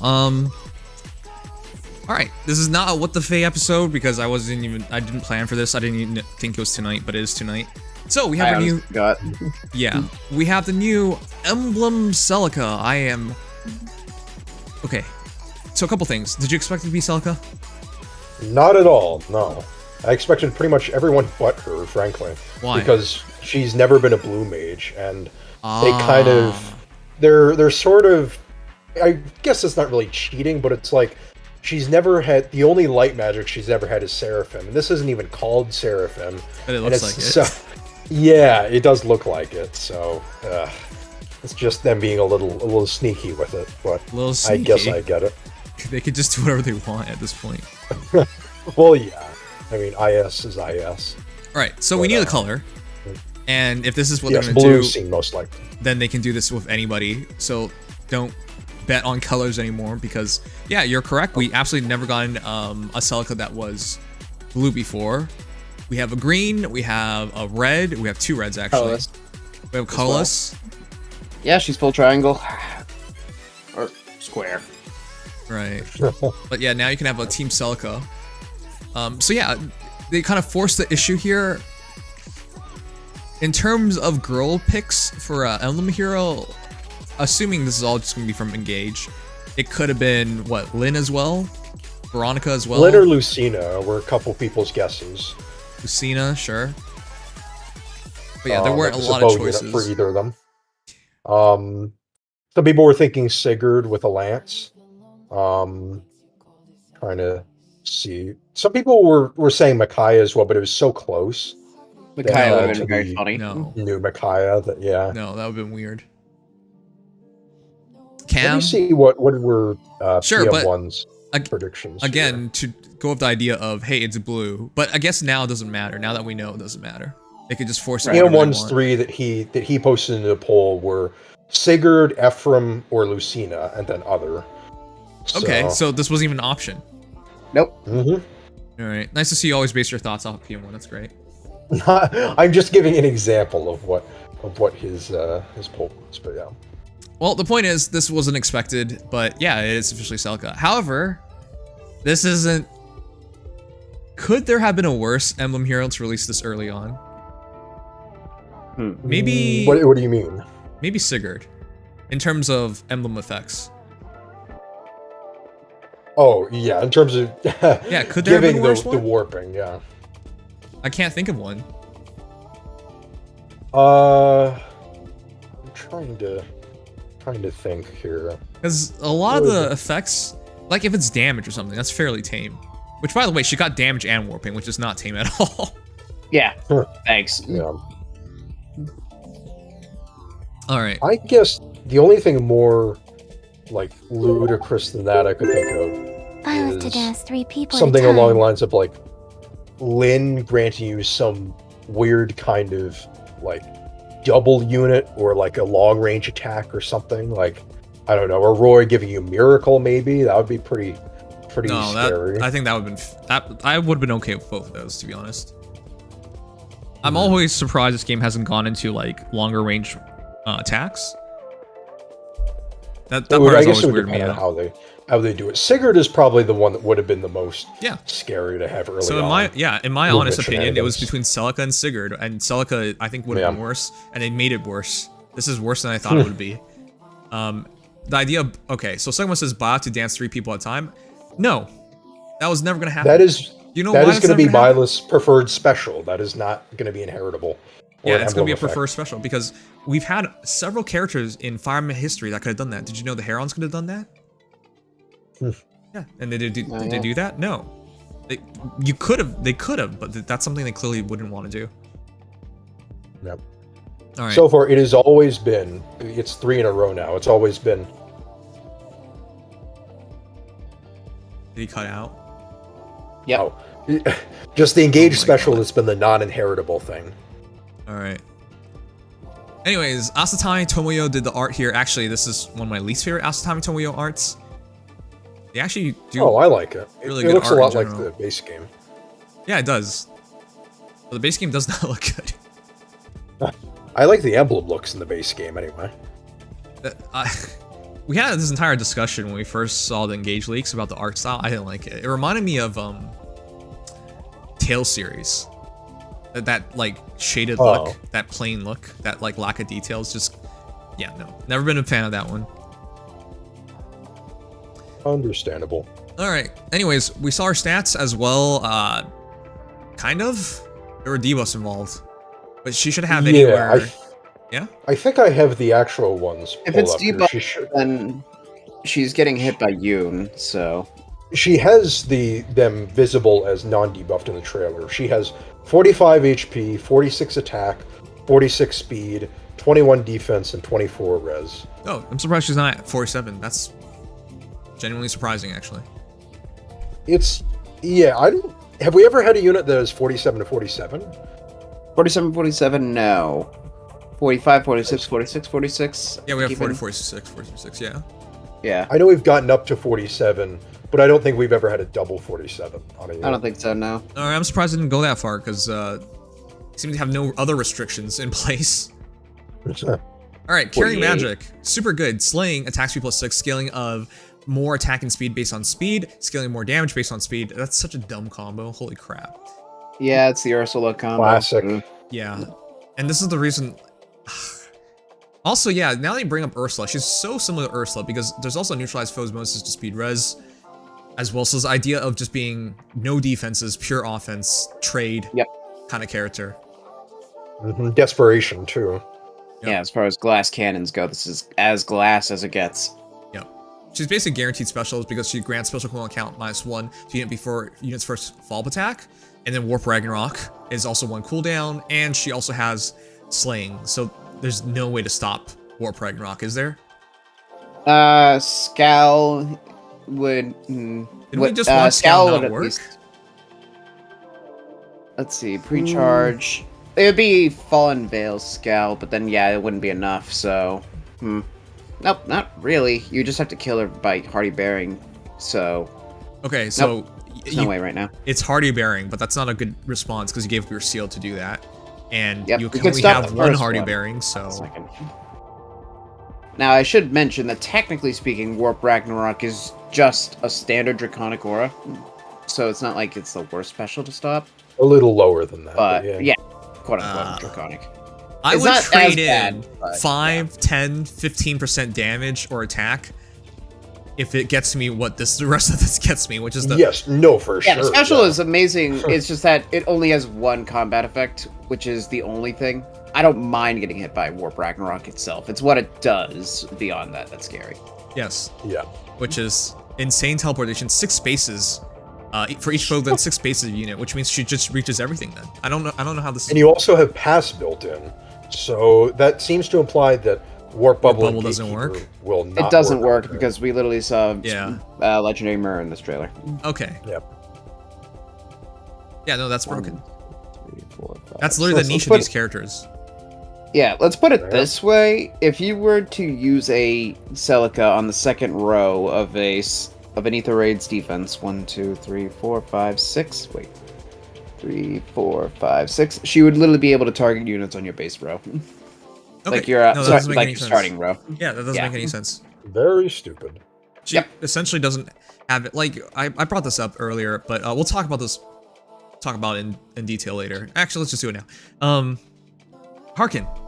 Harkin was such a good hero, but no one used the him. hell warping, yeah. Yeah, but the hell warping was so good. But him, for both Hell and Harkin, it was more acceptable. And it was simple why. At least they weren't ranged. They weren't ranged. And it was within spaces. 4 spaces. At least they weren't broken. Yeah, and they're also not the scariest offensive units. Hell is annoying, but you could get rid of her. Right. But what is Celica? Where's She's ranged and she's broken. modern nuke.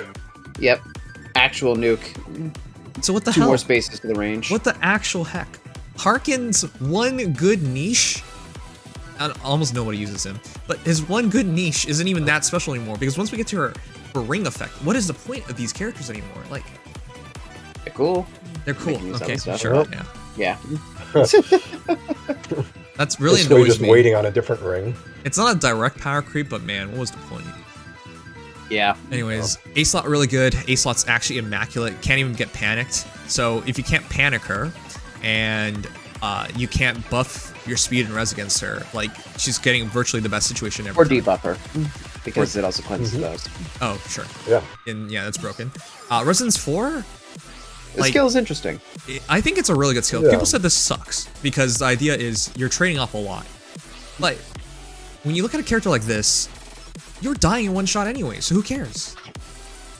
Also, it's only 4 to You are getting- 6 damage. Come on. Yeah. You're getting some really nice effects here. Not to mention, Wings of Mercy Gale Force just got a really, really nice additional buff, as if it needed that. Yep. Oh, right. People have Use- brought that up as well. Fury 4, Fury 3 on air, Wings of Mercy Beacon. Or if, Or and on of any course you have to mage. look at the hypothetical. Where does this go? Can this just be used on infantry, or can it be used on all mages? I don't know. I see the Because- tome. I think it's all mages. I think It's it'll be all all mages. mages, because it'd be very restrictive if it wasn't. And Potent and Like about Lague's Golveg. friend have not been that restrictive. Golveg is Yeah, a Gale Golveg- Forcer that can use Golveg this. would be extremely, scary with this. Okay, so that's a good pointer. Maybe only infantry, but we'll see. That's actually pretty big. Characters like that, they don't really care about surviving more than one battle, so it doesn't matter. Yep. Yeah. And I'm not sure if you have the exact on how, just for reference, this starts, the maximum DR cutting is at 6 HP taken, like damage, during combat. Once you're at 6 HP damaged, you get the maximum 60% DR cut and 12 true damage. As in, you've And- taken 6 damage, right? Yep. And it floors at, once you get to 3 or less, then it just hits the floor anyways, so... For all intents and purposes, it's like Magical No Follow-Up or SR Tempo, but with true damage instead of the other effect. And No, pre-combat I damage. take this over them because So- we've been shown over and over again, damage. Damage is king because Yep. the current heroes nowadays, they're so resistant. And we know this is good. I can't believe they did this shit, but we'll talk about it in a moment. The heroes they use as examples is what I'm referring to, but yeah. Infantry and All-Fault 4 are really nice, but the Emblem effect, let's start here before we move on. Means. Yeah, the Emblem effect is just ridiculous. Why does it have damage and warp? It should have just been one or the other. I've never seen this. Remember, Marth is virtually just slaying. There's one more portion to it, but it almost never matters. It's detrimental, that's why. Okay. And then... Wait, what? It reduces It your hurts you damage if you on have a special brave- might 8 if you have a brave weapon. Yeah. Okay. So it's essentially just one effect. Yep. I mean, granted, slaying is one of the strongest effects in concept, but it is Okay. one effect. Ike, one effect. And it's restrictive too. It's not all ranges. So, Purely Beacon. Yeah. Right. Beacon flow. but we get here and you get 2 effects. And I would argue, as good as slaying is, this trivializes movement, which is something a character uses and does every time. Specials are not an every time thing, but movement is an every time thing, virtually. Yep. Like, you would Yeah, never you could not literally move. not even care about your special. Yeah. That's why, like, this Yeah. is such a big deal. Like, what's stopping me from putting this on an armor hero or something? Well, the fact Well, that it looks... Yeah, it looks like the foe has to actually be in your within range in range. order to warp to them. You have to Right. warp So- to that tile, so you're putting your armor adjacent, hypothetically, to your opponent. That's the only No, Legion. What I'm saying Huh? is, it Yeah. says it's with near spaces that are within units Yeah, 5 spaces a range unit. from that foe. So So what it means is, if you're a melee unit, then it's supposed to be the adjacent.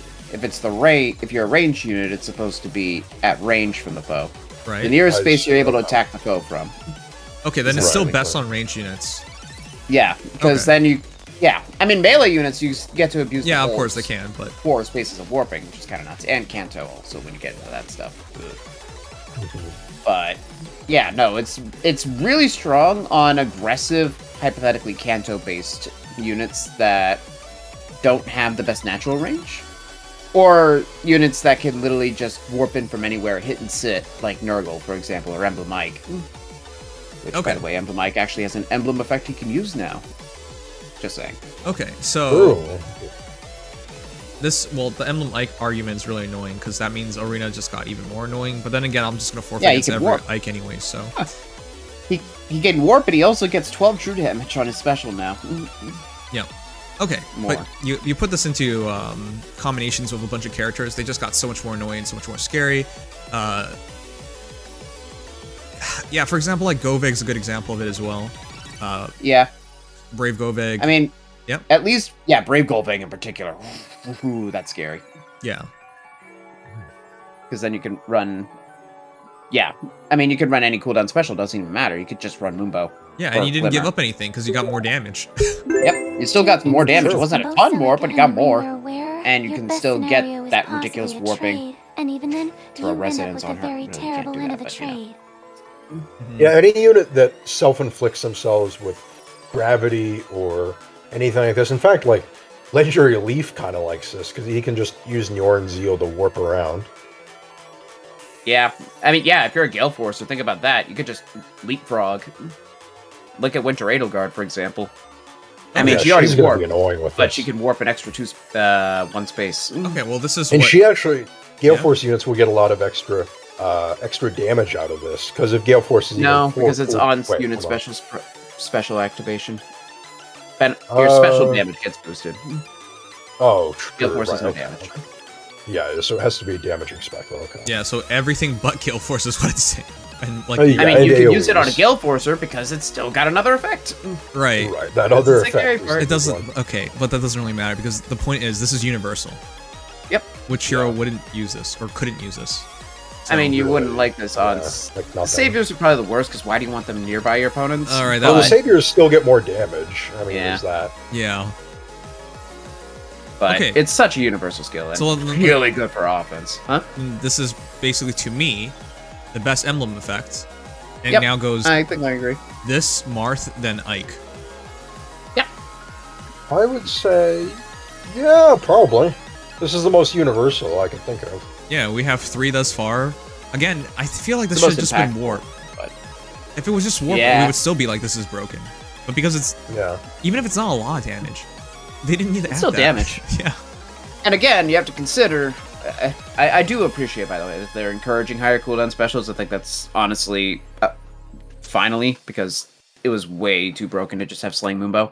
But the fact that you could run something like, for example, a 3 cooldown Glacies or Ice Ignis with Slaying on the Goose, and just get 12 damage on top of that, like, or you get a 4 cooldown special and you get 16. Yeah, that's crazy. Like- That's actually crazy. Like, they're already strong specials.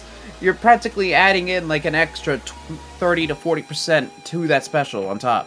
Yeah. Which is why this bothers me so much, because the next segment is... Did you see who she's fighting? Fallen Certain Jail. someone. This- This not really long ago at all. Irks me so much. It's been, what, 1 to 2 months? She has... We calculate her res. She has like an effective 75 plus res. It's insane. Yep. Looks And- like that oh, yeah, true like, damage true is helping out damage Celica resolves. quite a bit. Yeah, that's interesting. The true damage doesn't show in the pre-combat because that doesn't make sense.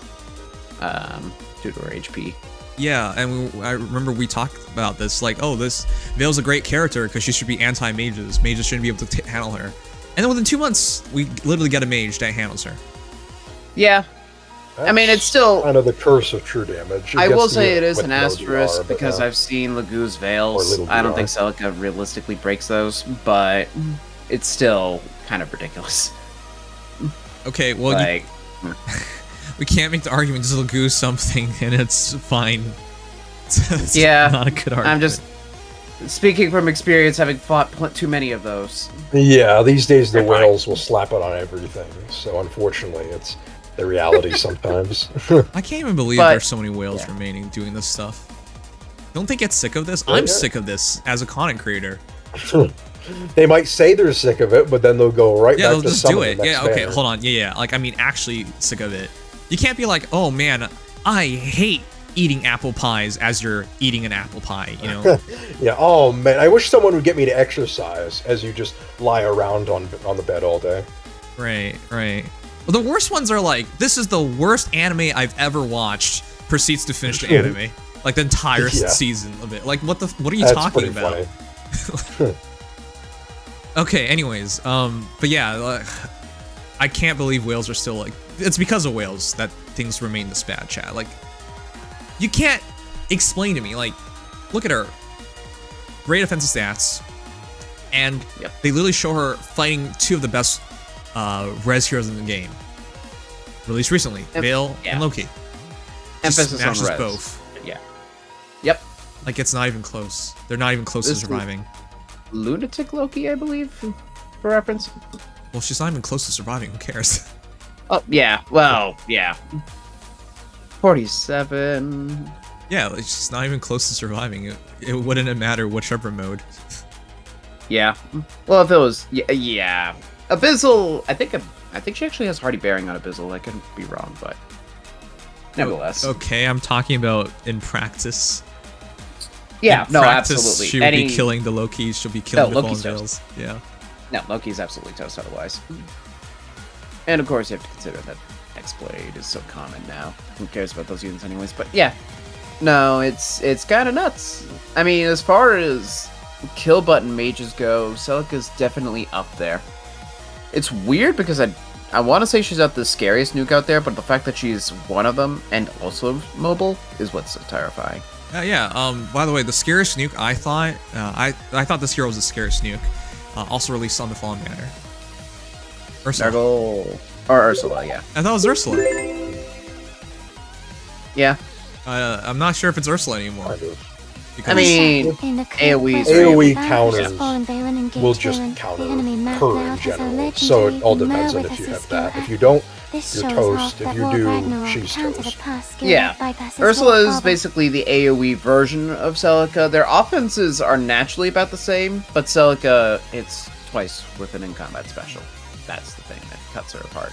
And her mobility. Well, that's the thing. The mobility is crazy. That part actually makes no sense to me. Because I was going to say, I thought it was Ursula because of her mobility, but now it's going to think it's Celica because of her mobility.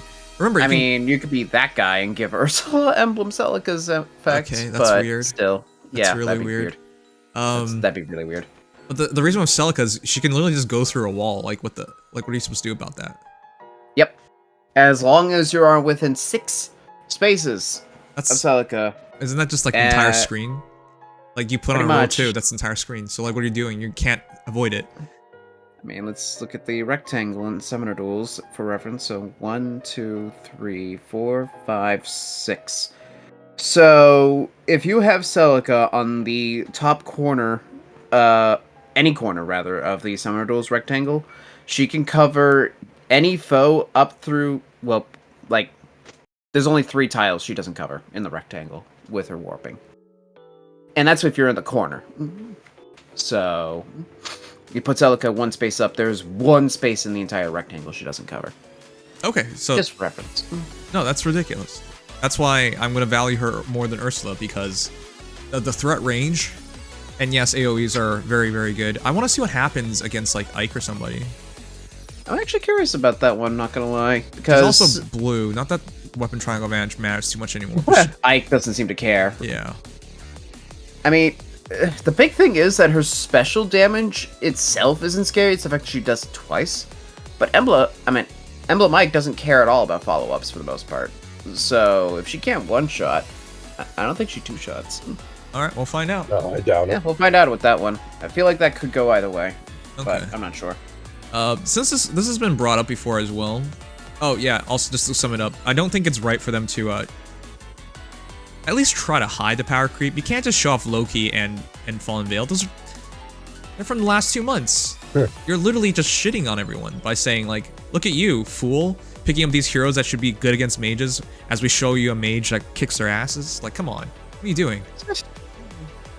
That just puts Well, in like that a case, distaste who in people's should they mouths. use for these? Should they keep going back to like Thortis and dunking on him? You know why they're showing the recent heroes, right? They're going after the whales with this. They Yes. want to show the whales Yep. this is how you can counter these heroes. Like, they're Yep. not even hiding it. It's just literally whale bait. I do agree. And- yeah, go back to yeah. older heroes, like Formoras or whatever. Because at least, and they generally do that, but at least you understand, like, maybe the Finally, players will it's the discover passive that they can do effect it. That is what makes a Warbrat extremely volatile. Not needing to give up the beast slot at all is good. We'll talk about it in a moment. But we don't have to make people feel bad about their pulls. Because I remember, go back to the Emblem Ike example. You guys remember the Legendary Sheeta? Or not Legendary Sheeta, Attuned Sheeta? Like, Attuned. people who pulled it, like, they were legitimately upset. Like, why would my Godlance blue hero be unable to beat a red hero, a sword hero with no speed? Like, that doesn't make any sense to them. But it happens. Yep. Like, that, That happens pretty reliably. yeah. Godlike Reflex is the only chance, and she doesn't come with that. So, again, it's just bad manners to do this. You're not even trying to hide anything. Like, it genuinely feels like every banner Yeah. is just whale bait. There's, like, nothing else to it but whale bait anymore.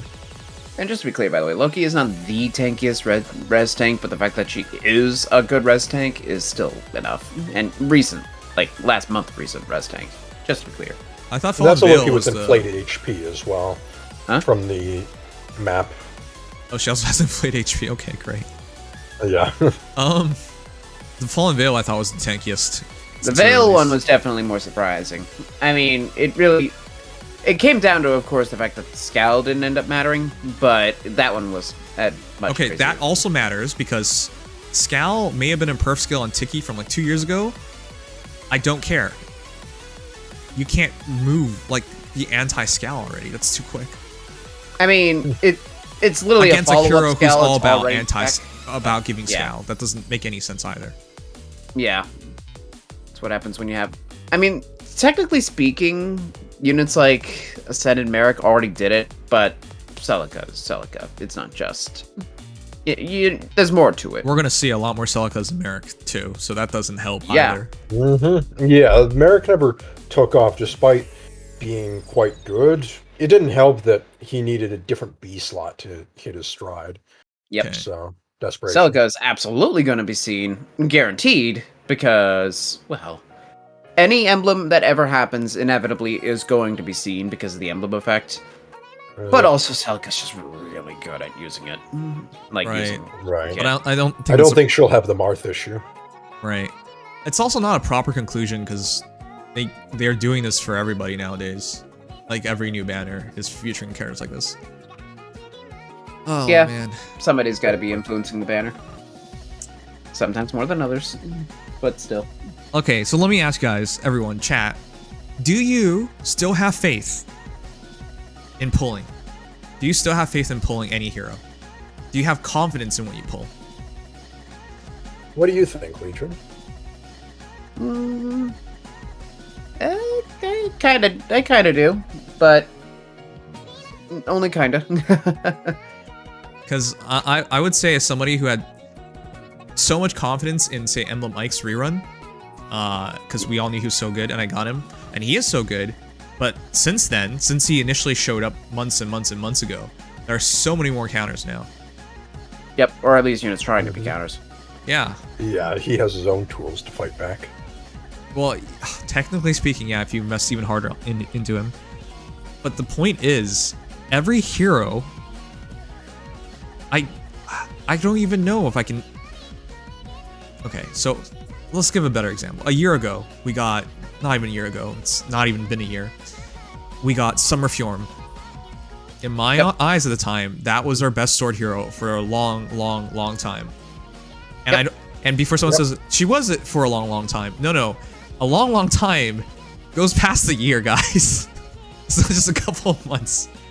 The reality is, she didn't stay on top remotely that long. Maybe for 6 months, I'll even say she did. Yeah. Sure, Past 6 months, that's a big question mark, because by month 10, which is where we're at right now, I mean, month I will 11? say, I think month I've 11 fought her now? yeah. a couple Or times 12? post forma. She is genuinely still annoying. I considering, I think that she aged better than a lot of units back then did, so I'll give her that credit. Sure. But Well, still, against the meta, like, we're not. People lose their minds here because they're like, oh, they're still good characters. Yeah, they'll still beat 99% of the cast. Yep. Of course they will, because 99% of the cast are outdated by years. So I would expect them to win, yeah. But when we're talking about just the meta, then that number gets so skewed. Because I've seen people make these arguments before, like, oh, they still beat the majority of heroes. Yeah, of course they do. Most heroes beat the majority of heroes nowadays, like, upon release. That's literally the numbers. But when talking about relevant heroes, now that's where the real arguments begin. yep. But Oh, yeah. absolutely. I mean, let's put it this way. If it comes down to ether raids, I feel like it's fair to ride a unit for a lot longer, because I feel like you can just you have a lot more control over that. You could probably make them work for a very long time. If it's arena, well, not scoring, it's its own beast. If it's summoner duels, that's where the whole volatility of the meta really starts to show, in particular. And you can really see how long it takes for a unit to fall out. Okay, the summoner And duels thing is very just few. farming whales. Yes. It's just farming whales. Yep. You know how to do that by now, Legion. Finally. Okay, but the point of what I'm saying is this. I was so certain on Fjorm, she didn't last a year. I think she lasted 6 months and a little bit, but not even close to a year. Because if you think about the last of this year in the last 6 months, we've gotten Marth, we've gotten Ike, like they're already game-changing characters. Even the free-to-play characters, like I think Lloyd would beat. I'm serious about this. I think he would beat Fjorm. Maybe. Maybe. We'll see. Well, because it's melee, her melee DR is not very good. Melee so I DR think is that- not good. If we are talking, if it's not Lagoose, Oh my which god, I can please. say because she is Forma, it is at least a little more fair. If she's not Lagoose, probably. Because he probably gets through the dodge, most of the dodge DR, since he will be running dodge most likely himself. Yeah, but if it is, I'm not sure. Yeah. Okay, so that's where I'm going with this. We can't even have confidence in a hero lasting a year. Yeah, It's the exception very now. few exceptions. Yeah, to And last past a Mike year. is one of those few units I think that pushes it, and it's just disgusting. That's why. Yeah, but if you asked me a year ago, did I think Fjorm would last a year? I'd be like, what are you smoking? 2 years, maybe even 2 years is what I would have said. I would have gone that far because that's how broken she seemed at the time. Granted, this is also after a large slew of God Swords. Of trying God to one-up each Swords, other. I mean, Yeah. we're now in the And then she future. I was finally talking, one-upped all the others. I was talking of the time, though. Yeah, And I mean, yeah. on Ike's release of the time, I wanted to be hesitant, but then we watched him be dominant for months. But now I don't even know if he's lasts a year. Like, a year down the line, is he still going to be as dominant as he is today?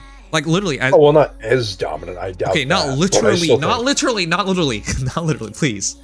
Yeah. No, we will have counters to him. If we don't already. Scowl is the objective. But, you know.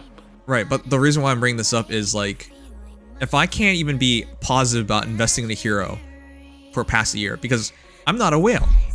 I can't afford a plus 10 every damn hero. Mm-hmm. And back in the day, we could talk about investing in a hero to use for years. Because that was a real argument. Like, look at Chrom. Look at Hector. Right? Like, those are good examples. Look at Brave Ike. Brave Ike's kind of weird because the refine thing really changed things up. But, Right. Yeah. Same with Hector, but yeah. right. But nowadays, which character? Like, I don't I mean, know. okay, Crom still sees usage. Legendary, Brave, they do. Duo, Valentine's for reasons. Dual Crom, yes.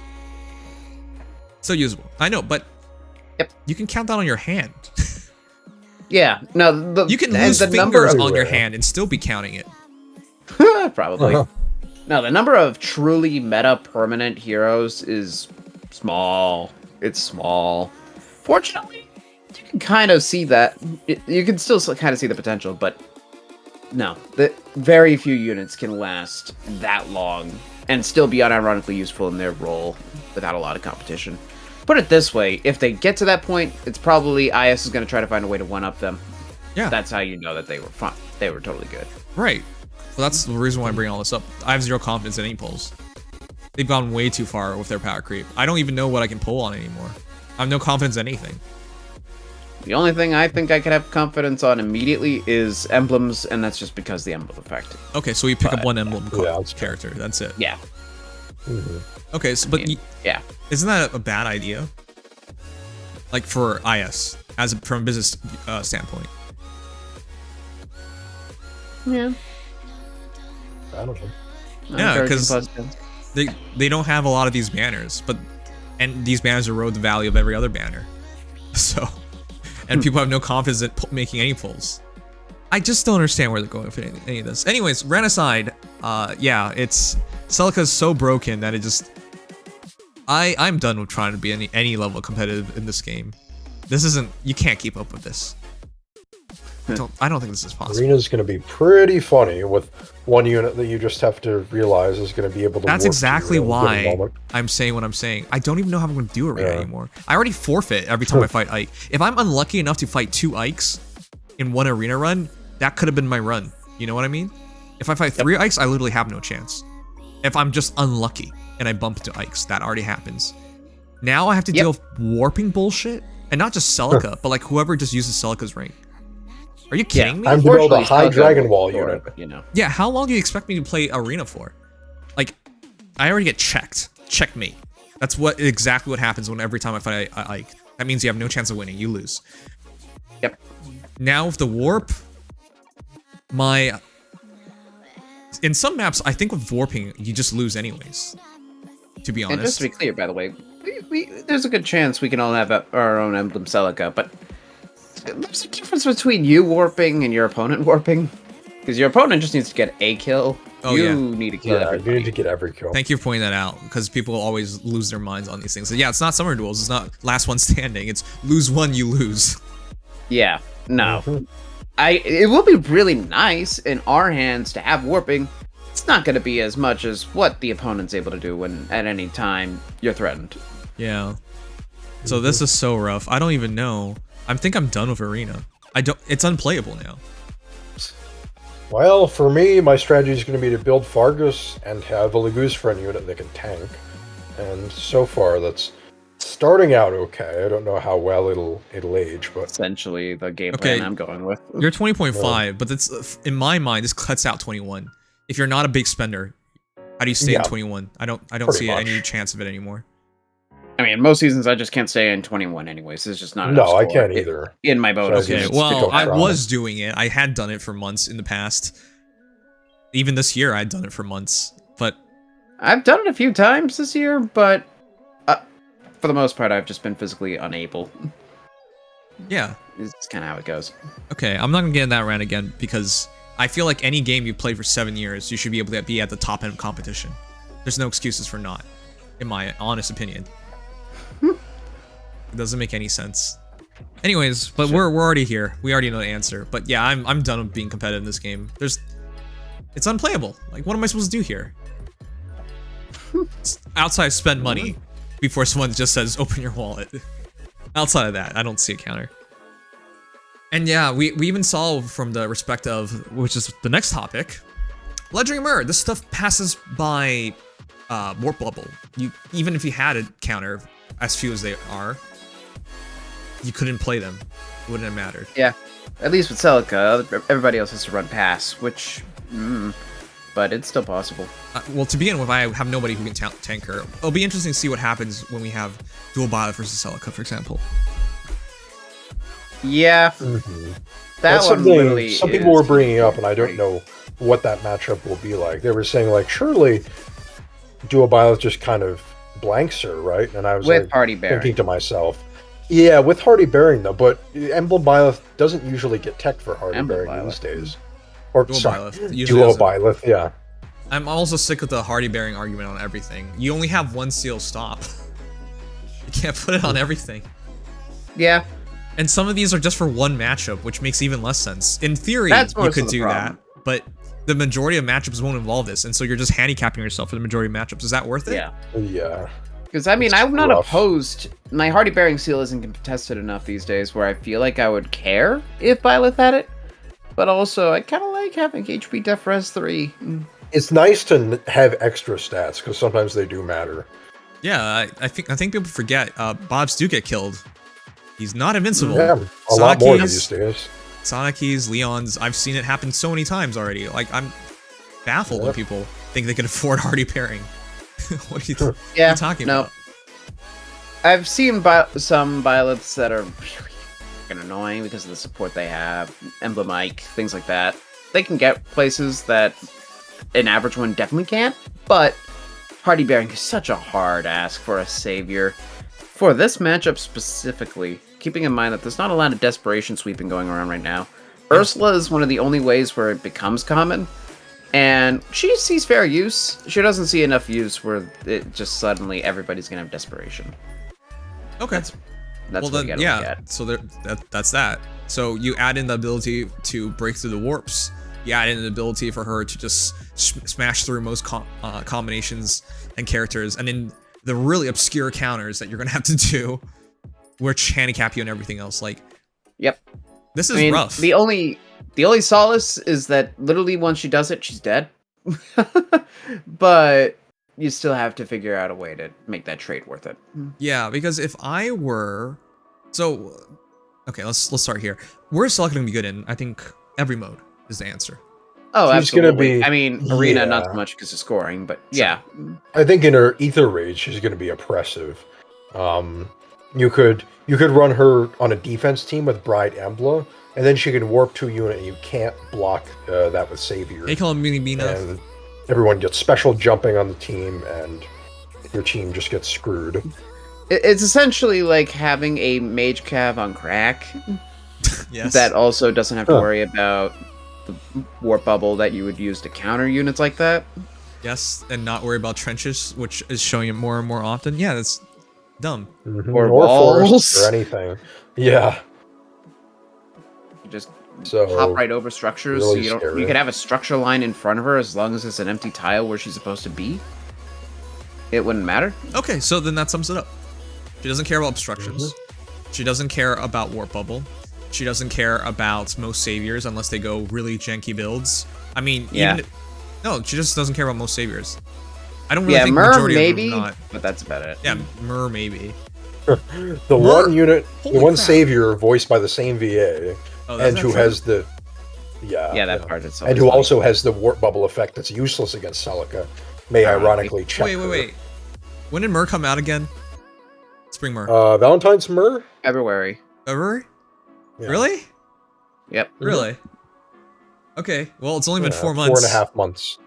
So it'll be interesting to see, because if Celica kills Myr too, that's disgusting. I It don't really think she depends will. because Myr has res. Well, I was gonna say res-based DR, but then Celica cuts part of that with resonance. yeah, no. so- Myr, at least Celica doesn't fully DR control, so Myr still has some DR. I mean, we'll see. Roughly I hope 30%. she And then doesn't. raw bulk. I hope she doesn't, because she's already cutting through half of the things that make Myr interesting. The warp bubble If part. it's a hardy fighter Myr, which is appearing more and more often, the answer Well, is yeah, then she's no. no shot. If it's a But- regular Myr with canny fighter, then Put it this way, the Could be big a thing toss-up. is, because she scales first hit, the follow-up, where Myr has the least DR, also would just be an armor beacon shot anyways, or an armor flow shot, so... I hope she's able to counter Celica, because that feels necessary. Like, there's no way she shouldn't, right? Right? The reason why I brought all that up is because I can't even think of like 3 savior heroes. I mean, let's also be clear. Farsave fell off, as a whole. B, there hasn't been one since Mer. Is that really has there been like any good Far Savior since Mer? Well, I'm trying to think if there's. I don't think there has been any. The thing is, even if we're gonna make that argument, if the far safe hero can't take it, a normal hero wouldn't take it anyways. Even like these dual tanks, or I mean, dual phase heroes. Like, would you expect Celica to not cut right through? What's a good example here? Like Lumera? Like she should cut right through Lumera, like Fallen Lumera. Lumera should be pretty simple, I think. Like, which hero can we Lumera's come not up all with that that bulky would? anyway. Well, of course, again, the moment I bring up Laguz 4, everybody's running it. Then things start getting hairy. Yeah, certain Units like Omni Nurgle, tanks for example, might be able to do it pretty decently. Yeah, he'll probably be okay at it. At the very least. Micaiah is entirely dependent on what the situation is with her buff. Yeah, I want to see what that. I want to see what happens against Micaiah as well. Micaiah has the color advantage as well, so I think she'll have an okay time. If Celica is debuffed, I don't think she can in Def Res. Or, yeah, it'd be Def Res. I think there's a chance that Micaiah still tanks pretty easily, but I don't know. What other tanks are there recently that aren't? Because she should smash through. For example, Dual Seether's another hero with a lot of res. Should smash right through her. No way in hell Seether wins that matchup. Right. Yeah. Realistically, anyways. I mean, I'm gonna be interested in seeing this myself, but like, it's gonna be on a handful of characters that can actually take a hit or survive a battle of her. Yeah. Legion, how do you think Nemesis will do against her? Oh, come on. Well, as somebody who's been using him very extensively recently, very extensively, not amazing, and that's just because that's two special procs he can't do anything about. I mean, he's just relying on Laguz 4 DR and raw res. That's not gonna be enough to live 2 hits, realistically. So, considering that, let's put it this way: if a unit can't tank young female Robin, they probably can't take Celica, because Celica is just like damaging versions of them. That's fair. Version. Right. So, no, that one probably doesn't go super well. Okay, okay. Alright, we'll sum that up then. Okay, anyways, let's talk about the rest of the banner in a moment. We're gonna talk about final topic with Celica. Rate her. I don't even know what the point of this is anymore. Every one of these heroes is gonna get 5 out of 5. How do you not give it 5 out of 5? Yeah, Celica is basically just anywhere between 4.5 and 5. Yeah. Usually, I don't like giving a perfect score to heroes that are not defensive or dual phase or super unique. But okay, well she is super. She is unique, yeah. But she doesn't. She has 0 survivability. Yeah, that's the thing. Because she is literally go in, kill something, die. I can't give her a 5 out of 5 because she has nothing. No, but the thing is, earlier in the stream, someone said, I think it was Snowfate said, even Varian can kill her. Great. I don't think Varian can get on top of her. She's gonna outmove him by a mile. On the other hand, when she goes in and kills a Lear, well, then Varian can go in and kill her. Yeah, okay, if you are okay with a trade, but she has control in those situations. Exactly, and again, it's a matter of when that trade is actually, you know, a possibility in the first place. Trading is only really a thing in Summoner Duels and outside of All to Heaven, Ether Raids. Well, Summoner Duels is an iffy one because she has so much control. Yeah, she could literally just pick almost who she kills. Yeah, because even if you move someone ahead, she can just kill that hero, and depending on the situation, you can't follow up and kill her, so she can get backed off. In which case, then you're fucked. You just gave someone up for nothing. Yeah, there are cases where literally she can just warp to a position that's not touchable. She doesn't have to hit your team's composition head on and die. Yeah, she doesn't have to trade. Because she outmoves you by a ton, she gets to control and pick. Pretty much. And she could just use linear movement too. You don't have to use warps. Things like that. Yeah. Yeah, no, you put that all together, this is a headache to deal with. But I don't care anymore, because I'm not playing competitive shit anymore. I'm so done with this shit. Hooray! You will be somebody forced to drop half a tier. And somebody who actually is getting into Summoner Duels recently, this will be fun to play around. All right, good luck. Yay! Legion has already had lots of luck, both good and bad, because he's spent thousands and thousands of, I was going to say thousands of hours, but it's actually just thousands of favor points that you grinded. Yeah, a lot of practice. Maybe hundreds of hours instead, All right, I'm really happy for you, but like, I get reminded all the time in Summoner Duels. I fight people who are clearly not good players, and they beat me because I can't do anything about it. Valentine's Sometimes Leon players you just are the worst. run into a match like that. Yeah, I hate those people. Like, they fumble, and you might be like, for example, chat, if we're gonna talk about actually competitive things, say like chess, you can't fumble twice, you'll lose. If we're talking about actual competitive players who like actually get, you can't fumble twice, you lose. Yep. But in Fire Emblem Heroes, you can fumble as many times as you want, because there are certain situations in Heroes that, no matter what, you have to like literally die while playing the game for you to lose at that point. Like, to have zero understanding. Even then, some teams can just auto battle. Yeah, literally, that's true. Also true. It's not often, fortunately, but if you're really at that far of the, so to say, skill gap, you literally just auto battle and they lose. A good example is when Engage Ike was first released. People were literally just auto battling because the majority of players had no counters. Oh, I still see people just smite him in every once in a while. Now, fortunately, it doesn't always work because he has weaknesses, but there are many people that just don't have anything to deal with that. He just wins. Yeah. Done.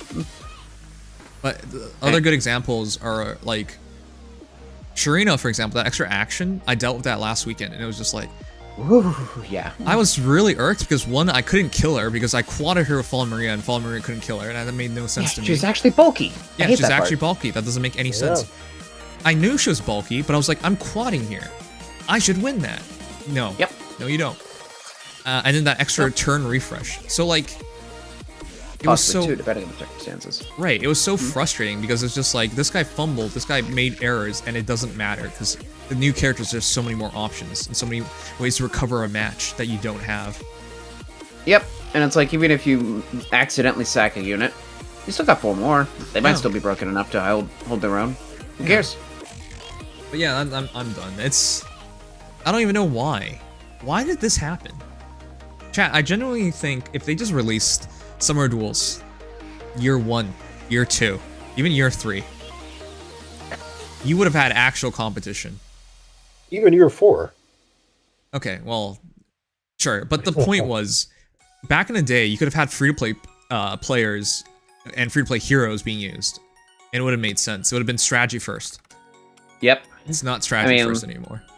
Let's Like, put the it worst this thing you way. would have thought would be like, what, Takumi? Or like Reinhardt? Or like Lin? Yeah, Like, if we're talking come year on. 1. Come on. It's not like you had no counters for that. Because what's the counter to both of them free-to-play? Robin. Hector, what? Robin. Oh, Robin, yeah, Robin was super common. TA Bro Breaker, baby. Yeah, then there you go. You countered it. Or Beatone Breaker. Free-to-play option countering. Like, that's why it irks me so much, because had they just made this mode earlier on, it would have been okay. And now the only free-to-play unit that is used consistently, at least in Summoner Duels, is Ashnard. Everybody else is more fun. He actually does make it into the top echelons when people compile all the data. Bobuchu brought this up too. It's just use Nurgle. Like, Nurgle is really good now. I will behave. Yeah. Oh my god, Love Neos, that, by the way. Can we get a shout out? Not shout out, like Nim cheers for Noodles. It is a shout out, but welcome back for 7 months. You're my favorite alcoholic. Is that the new arc that Noodles is on? There's 2 Noodles. Noodles and Noogles. Not new arc, he's always been alcoholic. I've only ever known him to drink. I see. That would make for an interesting stream appearance. Alright, okay, and then finally let's talk about the rest of the banner. Probably the one saving grace here is this banner sucks, so maybe enough people will not go for the banner for it to not matter. Blue is incredible. Everything else is anywhere from not great to terrible. Yeah, I guess if you argue Snipe Blue, sure. Yeah, that's what I'm going to be doing with this. Blue I'm is gonna sick. be going on blue until Spark. I was actually like baffled. It looked like this was like a old banner, you know what I mean? Like a 2023, 2022 banner. In a lot of ways, it is, yeah. Oh, Dang, my I gooberness. just remembered that fun artist that loves to my draw gooberness. Celica in NTR situations. Actual What the FEH heck? now reflects fan fiction. Anyone can engage with the NTR queen.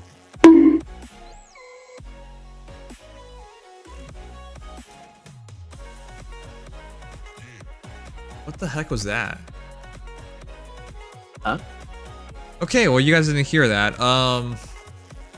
Sugma, is there any way for you to not be stupid for a stream? Is there? You couldn't even hear it properly? Good.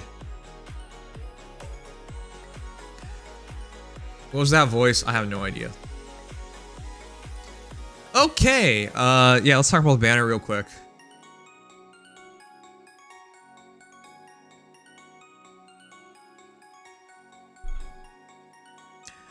Okay, the banner. Okay, we'll just skip to the end of the banner and talk about it briefly, because I think we already know the answer.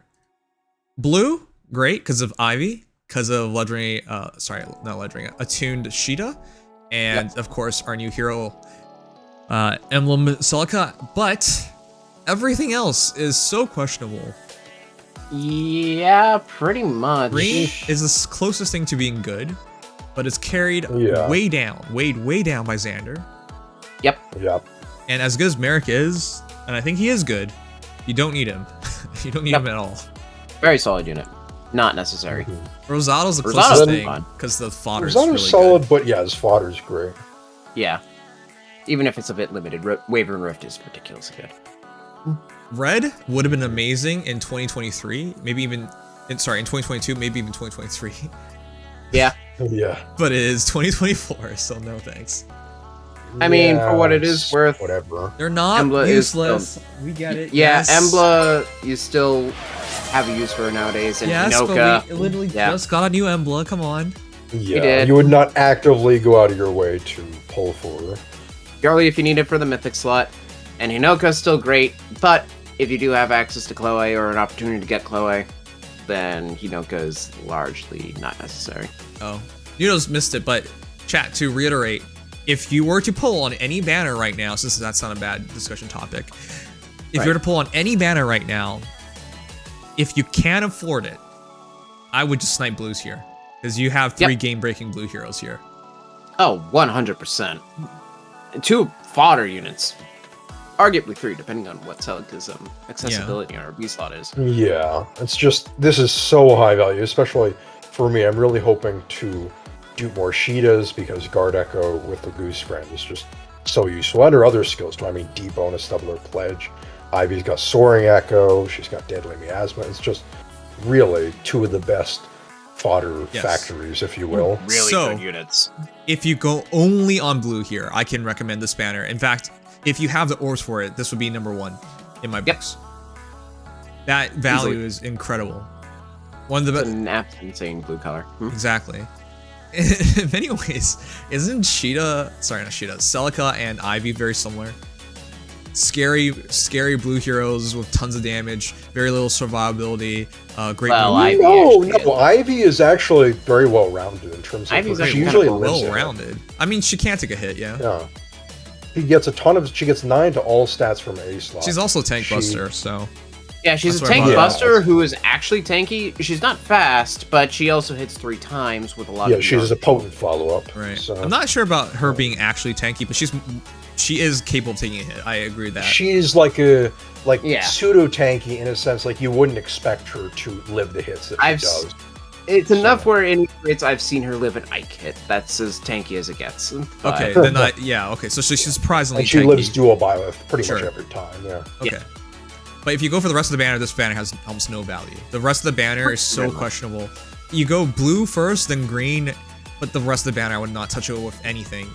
Like again, if Yeah. you gave me Medius for Mortis and Goto in 2022, I'd be ecstatic. In 2023, I'd be like, eh. And then again, same for Reds, Veronica, Hinoka, and Embla. In 2022, I'd be ecstatic. In 2023, I'd be like, eh. Yeah. But it's 2024, so they're less than They just don't. I mean, Goto saw a resurgence, but that's should have a mostly copy. because we had. Yeah, as long as you have a copy of him, unless you're one of like the 3 people I've seen that go full on Lagoos for Gotos, you're probably just better off Okay. 1 copy. Okay, so then there you go. It's predominantly for me blue, and if you have to, green. And then afterwards, the only other banner I think it's worth going for is double HR, but it's only for 1 more day. Yeah, I mean, at least we have this banner, so we know it now. Yep. And you might be like, hey, why are you talking about this banner over summer banner and valuing it over the summer banner? Because this banner is 12 heroes. You cannot be non-focused here. It's basically already a common trait that they deliberately make the featured color the best on Also, the anime summer banners. banner's influence is unusual. Wait, what? Oh, yeah. But yeah, to sum it up here, red and blues here are amazing. These are godlike heroes. You can skip on Carlos, and not to say Go Big is bad, she's not. Just the summer Go Big's clearly better. That's literally the only one there. Yeah, and she's the only one there. So skip on Carlos, and then green isn't bad either, but they're not as game changing. But still, this banner's worth it. Yeah, for sure. If nothing else from the forward rates, it's a great banner. I wouldn't And go for this tickets. banner because I would wait for these heroes to come back on DSH. Yeah, pretty much. Especially if you play at a +10 Golveg, which, if you're a whale, very high value. Yeah. So she's amazing. If you can get her to +10, she's worth everything. But again, it's a 3% banner with non-focuses. No, I don't think these are worth it. Yeah. Summer's a hard sell. I really want to trade, but it's going to be hard for me to summon for him. Right. Yeah. This banner, no, doesn't really matter. Look, Well, I'm not gonna say they're useless or bad, but I would skip this banner. I don't value them. Yeah. Again, if you're SD pilled, this banner is actually one of the most valuable we've had in a while. Okay. Well, you're gonna have to care about summer duels, otherwise this doesn't make sense for most people. Yeah, Breath of Life 4 and surprisingly Micaiah are game changers. Yes. But again, it's just for summer duels. For the average mode, it's not gonna matter to have these. The rest of these banners don't really matter. Yeah. Actually, I like Breath of Life 4 from an Ether Raid's perspective, but still. Yeah, obviously none of these. Oh yeah, the actual DSH banner is here as well. Oh yeah, right. Forgot about this. Yeah, but no, don't worry about if those. you're that guy, it's basically Valentine's Leon and Myrrh. I'll never not hate Valentine's Leon. Okay, so then that sums it up. I would go Snipe on new Emblem banner, and then DSH banner, bottom HR banner. Those are the only 2 banners. Everything else, I think, unless you're a Summer Duels player, doesn't really matter. Pretty much, yeah. All right, let's do a quick poll. Please give me red. Chat, top or right? My man really wants 5-star Olivia. Top? Right is always right. Top. Oh my gosh. It's a tie right now. Top. Left is not an option. Top. Okay, I think top wins by a little bit. Top. Alright, here we go. Top it is.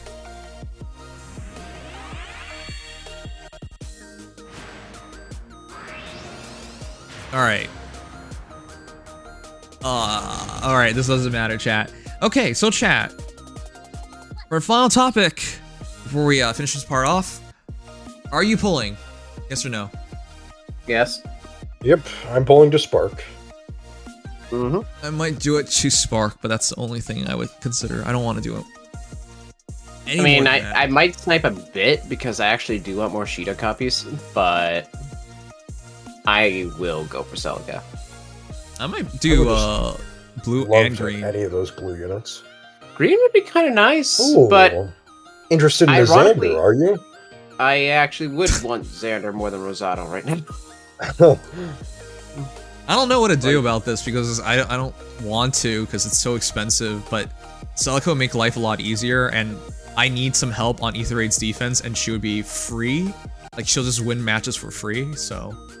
And also, she just allows an extra unit to have warping and Aether Raid's defense. Oh, she would make, yeah, she would make victories free. There you go. That's true. Yeah, it would. Mobility would be so much more. Green to get inside from Merrick so that Quasar doesn't have to die. With her and No, Namside. I'm following, Kavaser.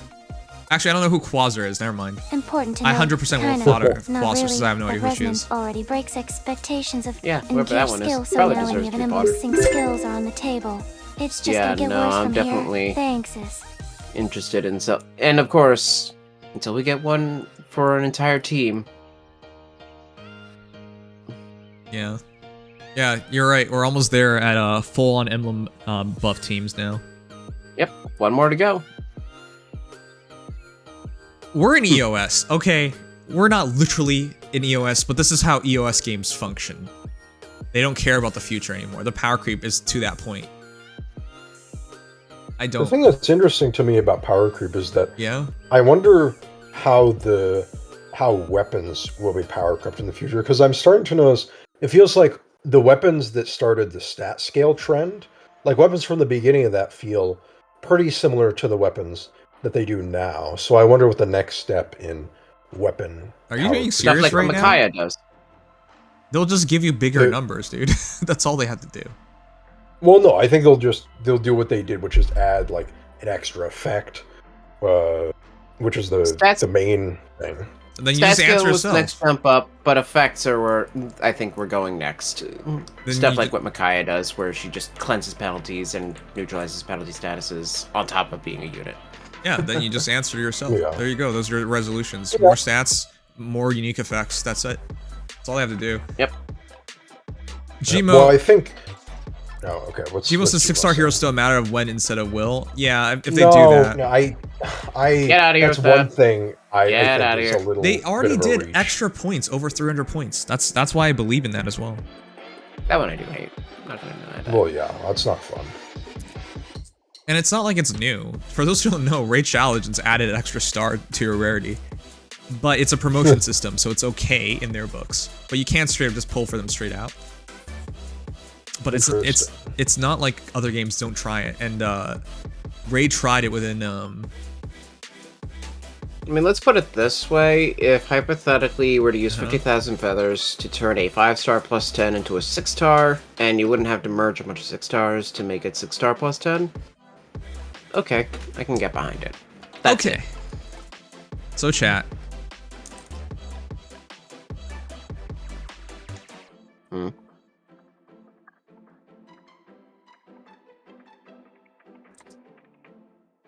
Okay, I have an announcement to make.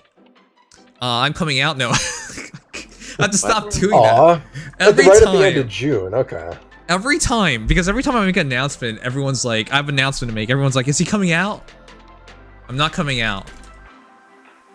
Because I can't come Coming out as a Fire Emblem Heroes player that is not competitive.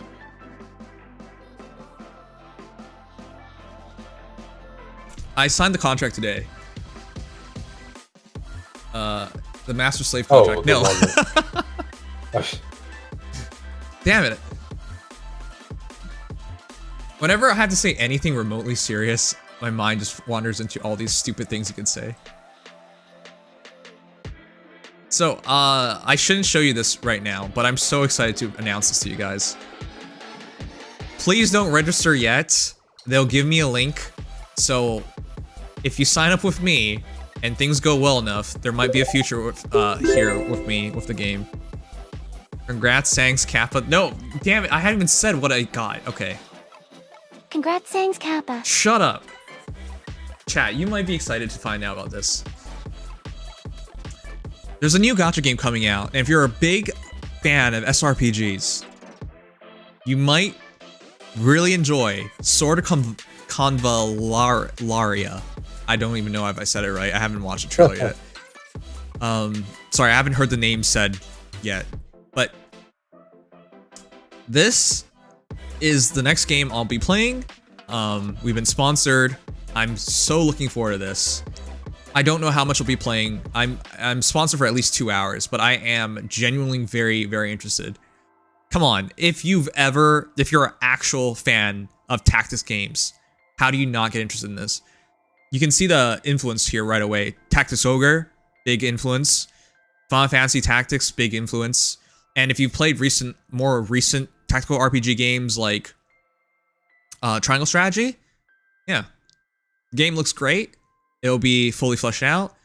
I mean, I've never gotten to speak with anyone at Nintendo, so I'm gonna say they definitely have a dev team that is much more invested than you're gonna get from IS. So yeah, I'll show you guys this stuff in detail once everything's fully fleshed out and they give me a link. But yeah, do watch out for me streaming this in the future. I hope to see you guys there for the streams. It's gonna be great. I've been wanting another tactical RPG, especially in this style of like HD graphics, HD pixel graphics, for a long time now. Anyways, collect epic heroes, customize your squad, and use your unique strategy to save the nation of Aria. Remember, every choice you make has consequences. Okay, that literally sounds like a Fire Emblem tagline, but yes. Yeah, so really looking forward to it. It is coming out very, very soon.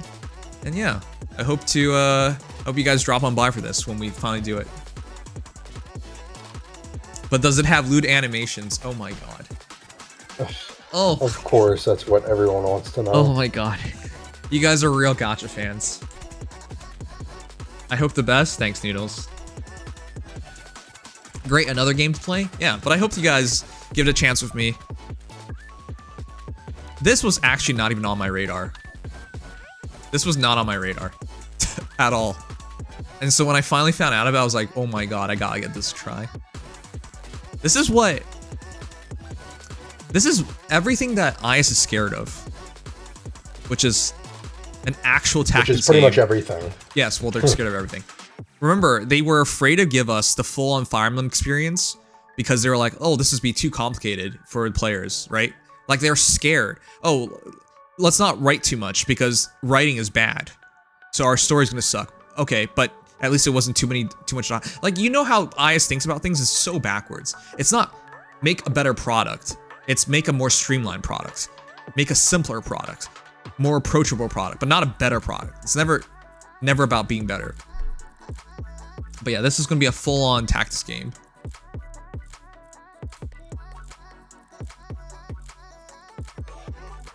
I'm really excited about this, so I hope to see you guys there. And yeah. Jeez. I know a lot of people here have not played through a lot of tactics games, but my favorite tactics game of all time is not Fire Emblem. I would be lying if I said it was Fire Emblem. It's Final Fantasy Tactics. My first game ever I played was Tactics Advance on the GBA. That is a legendary game. I also played it on the DS. Those are the games that got me into tactics games the most. Even though I played Fire Emblem before them, I liked it. Final Fantasy Tactics is so good. And then you have War of the Lions as well. And then of course the remake of Tactics Ogre came out like last year. Yeah. I'm really looking forward to this. Hope to see you guys there. For Sword of Camaleria. I hope I got it right. FF Tactics the GOAT? Absolutely. Rants? I've also played Rants, yes. I love Rants too. Sengoku Rants. There's a friend of mine who just spams that sometimes. Trying to get streamers and other people to play it. Okay, you can't play the full game on stream. Well, yeah, that's what the streamer says. Yeah, he's like, God, please don't tell me to play it because I can't do it on stream. I used to be so addicted to that game. I at least put 40 hours in that game. It's so good. Oh wait, isn't there some version of it that's like there's gonna be meant to be stream friendly? There's an all age version. It used to be yeah. That's why we have a rants emote because I actually do like rants. Yeah, I remember. That's how I learned about rants actually. Yeah, so I don't know. I'd love to do that. That game is really old now, but when you have a quality game, it doesn't matter how old they get.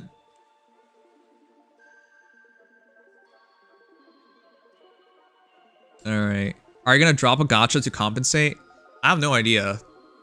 But Mono, I'm sponsored. What are you at 9 right now? I think I'm at or 8. I'm like 9 or 10. I can't tell anymore. Oh god, getting into double digits can never be a good sign. The only thing, it's bearable because unlike most other games, Fire Emblem Heroes is not autoable. It's not. You can't. Yeah, basically. Even if you want to argue to me that, hey, you can just buy the Fate Pass. Okay, I'm gonna auto and ether raids now. Like, I think people misunderstand because they're like, oh, you can auto just if you, like, I can't auto through Arena, for You example. can auto PvE, but that's about it. Yeah, I can't. People always don't understand this. When we're talking about autoing things, we mean we can auto it and still get the maximum reward. That is not a possibility in Fire Emblem Heroes. This is not a truly audible game. It's not.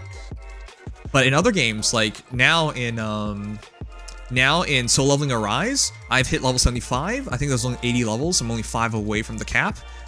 And that's a big deal because at this point I can just auto everything. So I'm spending a lot less time on that game. So that's manageable now. It wasn't always manageable. That's manageable now. Kogias Lost Stories, I take 5 minutes on that game every day. 5 minutes. I played Genshin Impact and Honkai Star Rail dailies at the same time, which takes about 5 minutes. So it's not the worst thing. It's not that much more of a commitment of time. In fact, I think in a month from now, Fire Emblem Heroes will still be like, Fire Emblem Heroes Nikkei will be where I spend most of my gacha time on. Like on a daily basis, because they just take more time than everything else. But yeah. Fate especially because I'm not buying the Fate Pass anymore. I'm so done with this game. I don't want to give them any more money. So yeah, over and over again is annoying. Nikkei should be quick though. It will take at least 10 minutes. But that's why I'm saying it's gonna be between Nikkei and Fae, because playing through ether raids could take 5 to 10 minutes by itself.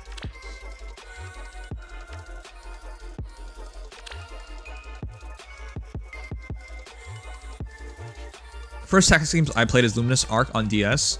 Yeah, those games are so good. Not that I remember Luminous Arc right now, but those are my favorite games. I always want to play more of them on stream. If only.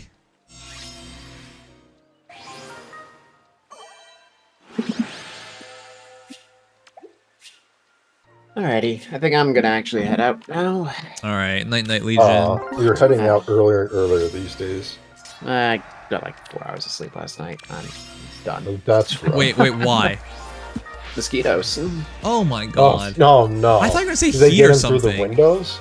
That too, but the combination of them, covering myself from mosquitoes and the heat, being the heat. Yeah, Wait, great combo. But how do they get in? Do you have like do you not Not a have very well sealed room. Oh, Nice. shoot. Yeah, Crawl space see. underneath here. that sucks. Yeah. Not much I can do about that, but Summer is the worst. Okay. My Yep. least favorite It season. is. I can't believe people like this season. nope, never. Oh, it's bad. Never. I would much take the cold over this. I hate the cold. This just sucks. So, Yeah. well, we'll see how it is tonight. Have a Alright. good night, everybody. Good night. Don't let the mosquitoes bite. Take care of I'll yourself. try not to. I will do, and see you guys tomorrow, hopefully, for the data That's line. right. Yep. To Delaire. Night night. Night. Alright, I actually wanted to cover some other things today, but honestly, I want to go to bed early.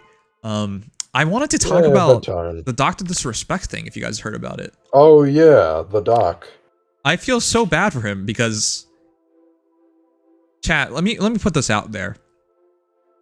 How much should happen to you if no one comes forward with evidence?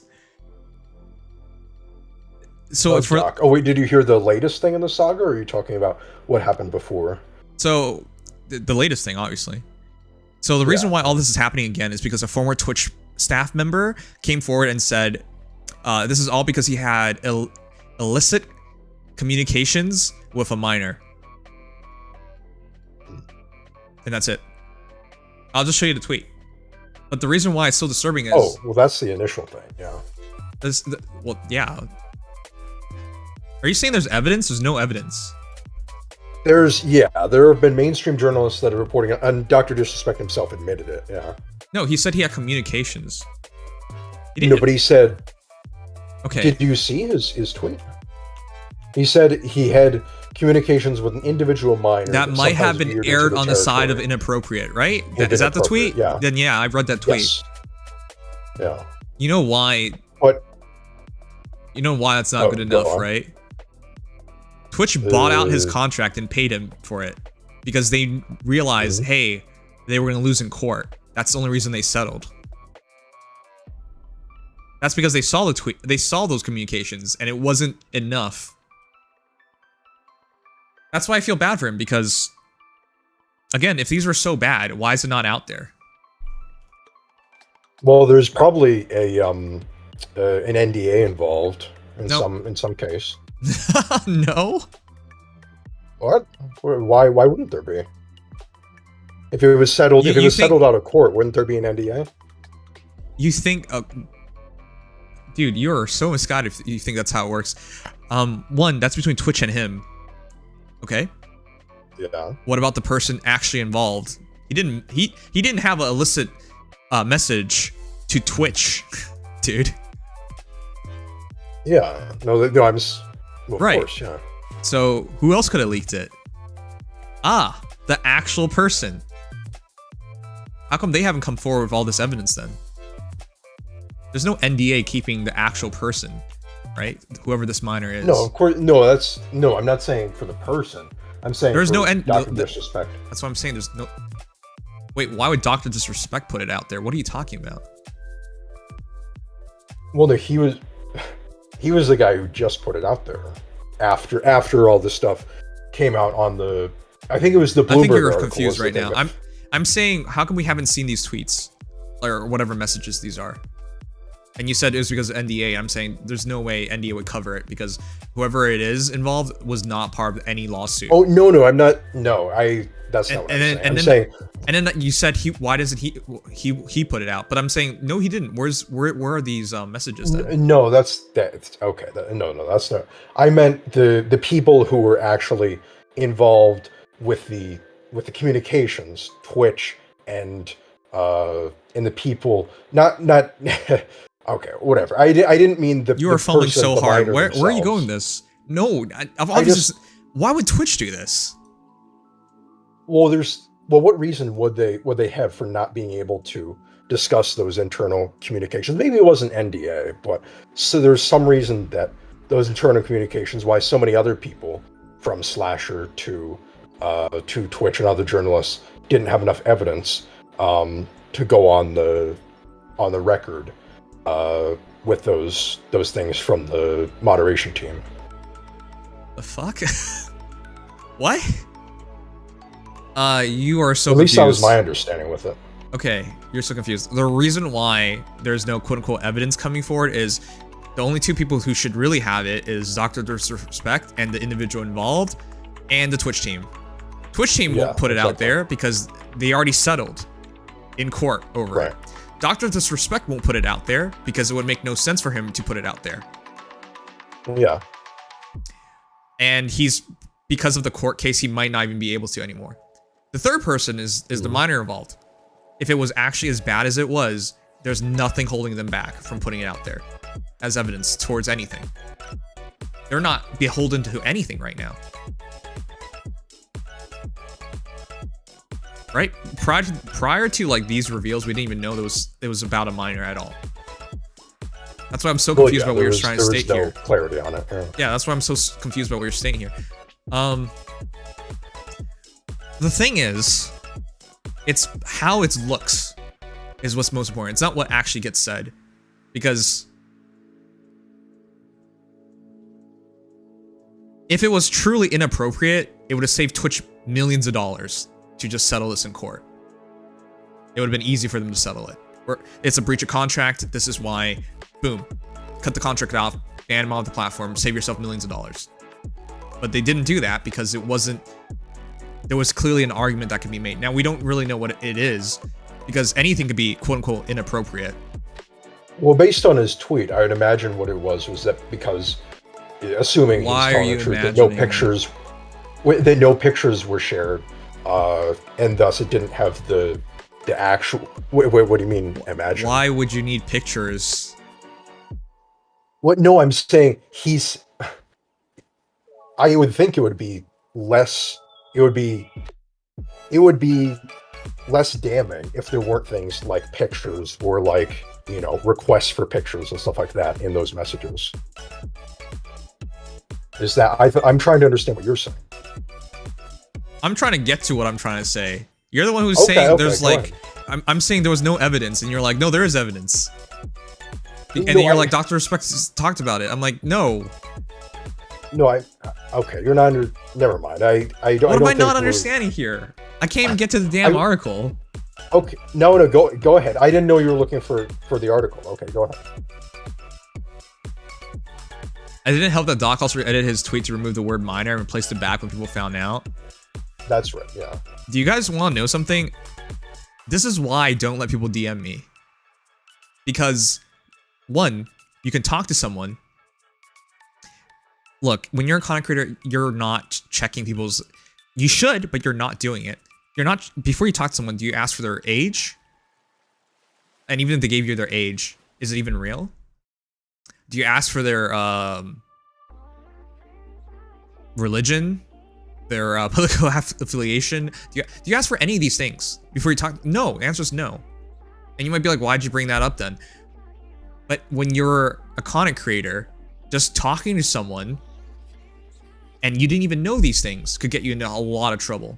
Now, I'm not saying this is the case, but this is why I don't even have my DMs open to talk to people in general, because I'm not gonna background check you before I talk to you. And if I say something that is quote unquote inappropriate, that could truly cause damage. And in this case, I'm thinking it wasn't even inappropriate enough for Twitch to fight it in court, which is why they just bought him out and paid his contract and got him off the platform. Because otherwise, if it was truly inappropriate, why would you pay that money out? Why would you... Like, there's been... And before someone says it, there's been plenty of Twitch streamers who have been inappropriate and got their contracts terminated on Twitch. That happens. So why didn't they go this route with Dr. Disrespect? The only thing I can think of is it wasn't clear enough to win in a court case. And that's why this entire thing is stupid, because again, we don't even know what was actually said, what it was actually about. All we have is a former Twitch staff member making a tweet, which is why I'm saying there is no evidence. Because if there was evidence that was actually good evidence, they would have fought this in court and won. If it even came down to that.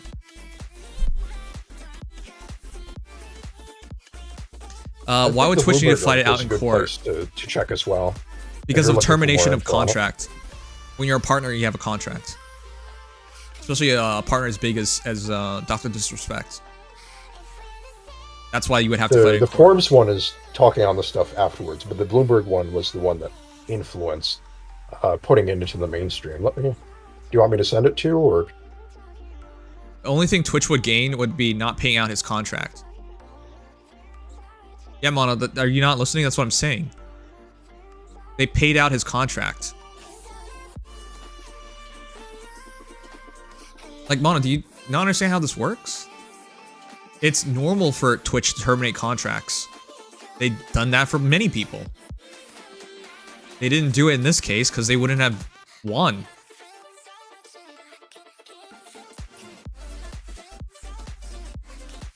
Also, the guy that started this thing was also using details of it to advertise his shows. Yeah, I mean, this isn't genuine. But the fact that no criminal case was made can be used to make the assumption that no law is broken. No, I believe him. No law is broken. There's no chance the law was broken here. That's why I'm so confused. That's by why in his tweet he was like talking about the morality and stuff like that. Yeah, that's why I'm so confused by Only you posting saying the there's streaming. evidence here. Like, evidence of what? I posted on streaming that new the article that was the first to kind of set off the final stage where he made that So tweet. Matt Alec just said it. If I remember correctly, he didn't say he didn't know about the minor being a minor, which he would say as a defense. Also, it's possible that the reason why Twitch didn't take it to court is because Twitch is somewhat at fault for the minor using Twitch message platform in the first place. No. Then what about Facebook? What about Snapchat? Why are they not all in court? That's not. Well, that's not. They the are one. much bigger than Twitch, though. In fairness, at least Facebook is. What? No, because you're not responsible. Dude, What are you even arguing about right now? Well, and that's not an argument. No, I'm just saying that those are. The platform is not bigger than responsible Twitch, for what is so said it's on the easier. platform. Do you know why? If it's in a DM, do you want the platform to filter every DM? Now it's a massive then it goes into the violation of privacy. concerns, yes. So how do you do this then? If you can't check every message, then you can't sue the company for it because like, oh, you allowed this to happen in your platform. You can't do that. You either have privacy or you don't have privacy. They're both detrimental either way. That's why I'm saying that doesn't make sense anyways. No, I get that. Man, Dr. Disrespect has fallen so far. Okay, this is the second part I was going to get to. You can't come back at a guy years later. Oh my god, guys, can I just get to the damn thing? I have been trying to go over this article for this entire time now. Okay. Okay, Sungway, If you want, to to check out the one in the streaming as well. Okay, where was I? Thanks a lot, Sungway. Chat, if you try someone in court for something, it's settled, it's done, right? You can't 3 years later come back with the same thing and put them through court again. You can't. That's not how it works. The only times you can do that is if it's something that was very massive and it's another thing not covered in the initial case. That's the only time you can do it. That's not the case here. This is the exact same thing being done twice, costing the same person twice, just because it was years later, which is why it's ridiculous. Doesn't that apply only for crimes? Oh boy. It also depends on where you are in the world, which judicial system, the country's own laws and legislations, but in general in the West, you can't go after the same person for the same thing multiple times. The only times you can do it is if you lose the case and you're appealing it, or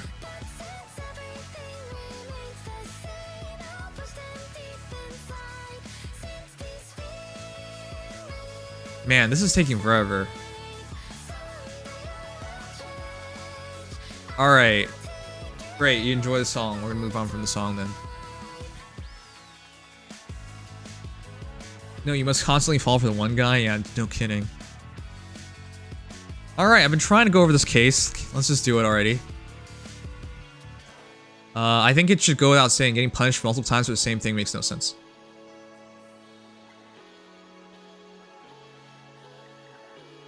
Sanguine, you're not right. It's not as simple as they could take him to court if it was bad enough.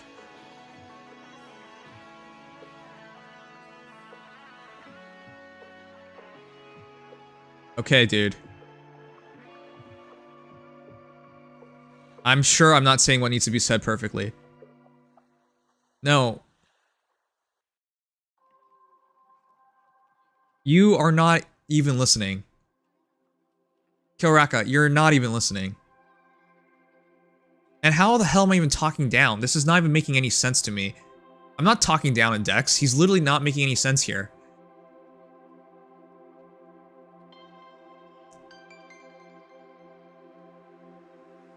Dude, you wanna know why what you're saying doesn't make any sense? They already went to court. It was settled. You don't settle unless it was going to be a court case. That has already happened. This was already taken to court. So what am I wrong about here? I'm also not saying it's just the court case, but they settled it because it was much easier.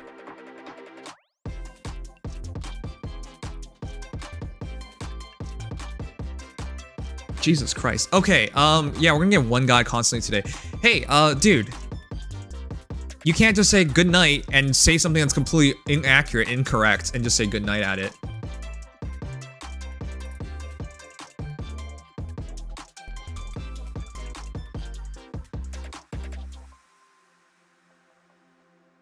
I love it when people say something that's completely inaccurate and incorrect, and then they're like, well, this is proof.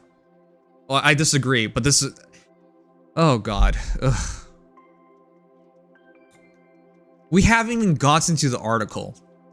Do you guys even realize that? We haven't even said anything yet. At all. Yeah, here's my 2 cents. It's completely wrong. Good night. Thanks. Thanks, dude. Appreciate it. Thanks for your 2 cents. We haven't even gotten to the article. Like, and the fundamentals we're applying is... It's not as simple as that. Yeah, it's not. Which is why I want to get to the article and talk about the rest of it. I started with that first part because he's right. If it really is necessary, we can talk about other Twitch contract terminations before we get here. This is what I hate about these things. To talk about one topic, it feels like we have to talk about 3 other topics before we get to that one topic. Because everyone wants to question everything about other things before we get to the one thing that even matters here. I've seen plenty of Twitch contract terminations throughout the years. I've of course followed it, because I'm a partner. Wow. I've read my own contract. Wow.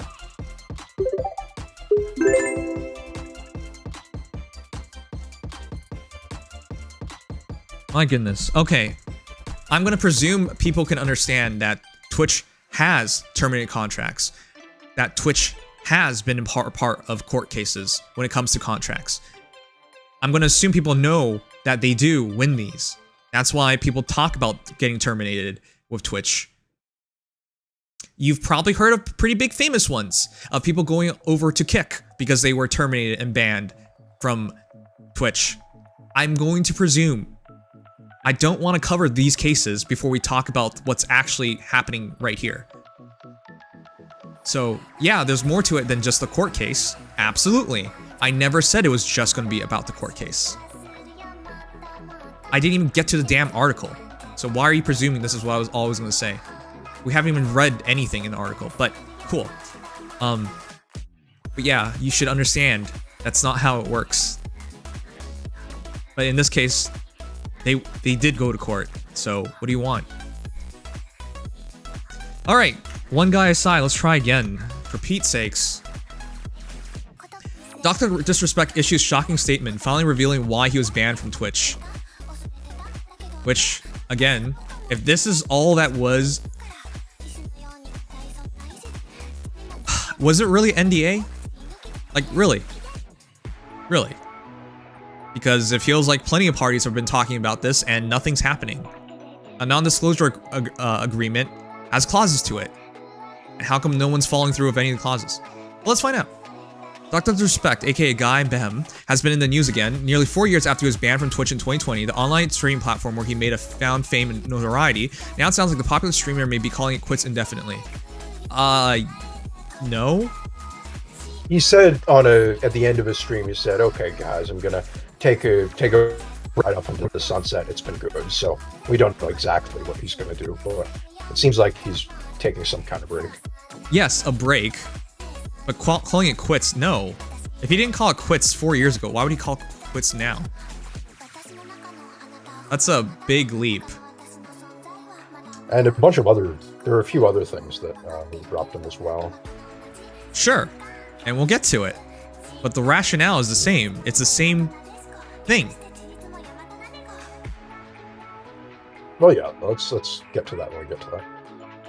The reason for the ban was never revealed by Twitch or Dr. Respect, though the latter took the stream platform to court over the ban, which is why I really hated the earlier comment about you can't just say it's simple as going to court. I didn't, but I'm saying it was settled in court, which it was, while the former paid out Behm's contract, which is what happened. Years passed, history became legend, legend became myth. Then on June 22nd, 2024, former account director of strategic partnerships at Twitch, Cody Connors, tweeted, Dr. Respect got banned because he got caught sexting a minor in the then existing Twitch Whispers product. He was trying to meet up with her at a TwitchCon, the powers that could read in plain text. Cool. Evidence. You can be anybody and claim anything. Is there a reason why we don't think evidence is necessary anymore? Do you not see people in positions of power say things that weren't true? Or former positions of power? Like, it doesn't matter who it is. You still need evidence. this was the time when this first one came out, where there was Yes. still a lot of skepticism about it. Where there were a lot of people who were jumping on it, but then there were a lot of people also being, okay, it's a little too vague. We gotta wait for more stuff to come out. Yeah. And I tried to be one of those people because I was like, hey, this first thing, you know, I'm not a huge Dr. Disrespect fan, but I want to wait for more stuff to come out so that I don't just jump to conclusions. Dude, I will never listen to anything unless there's evidence.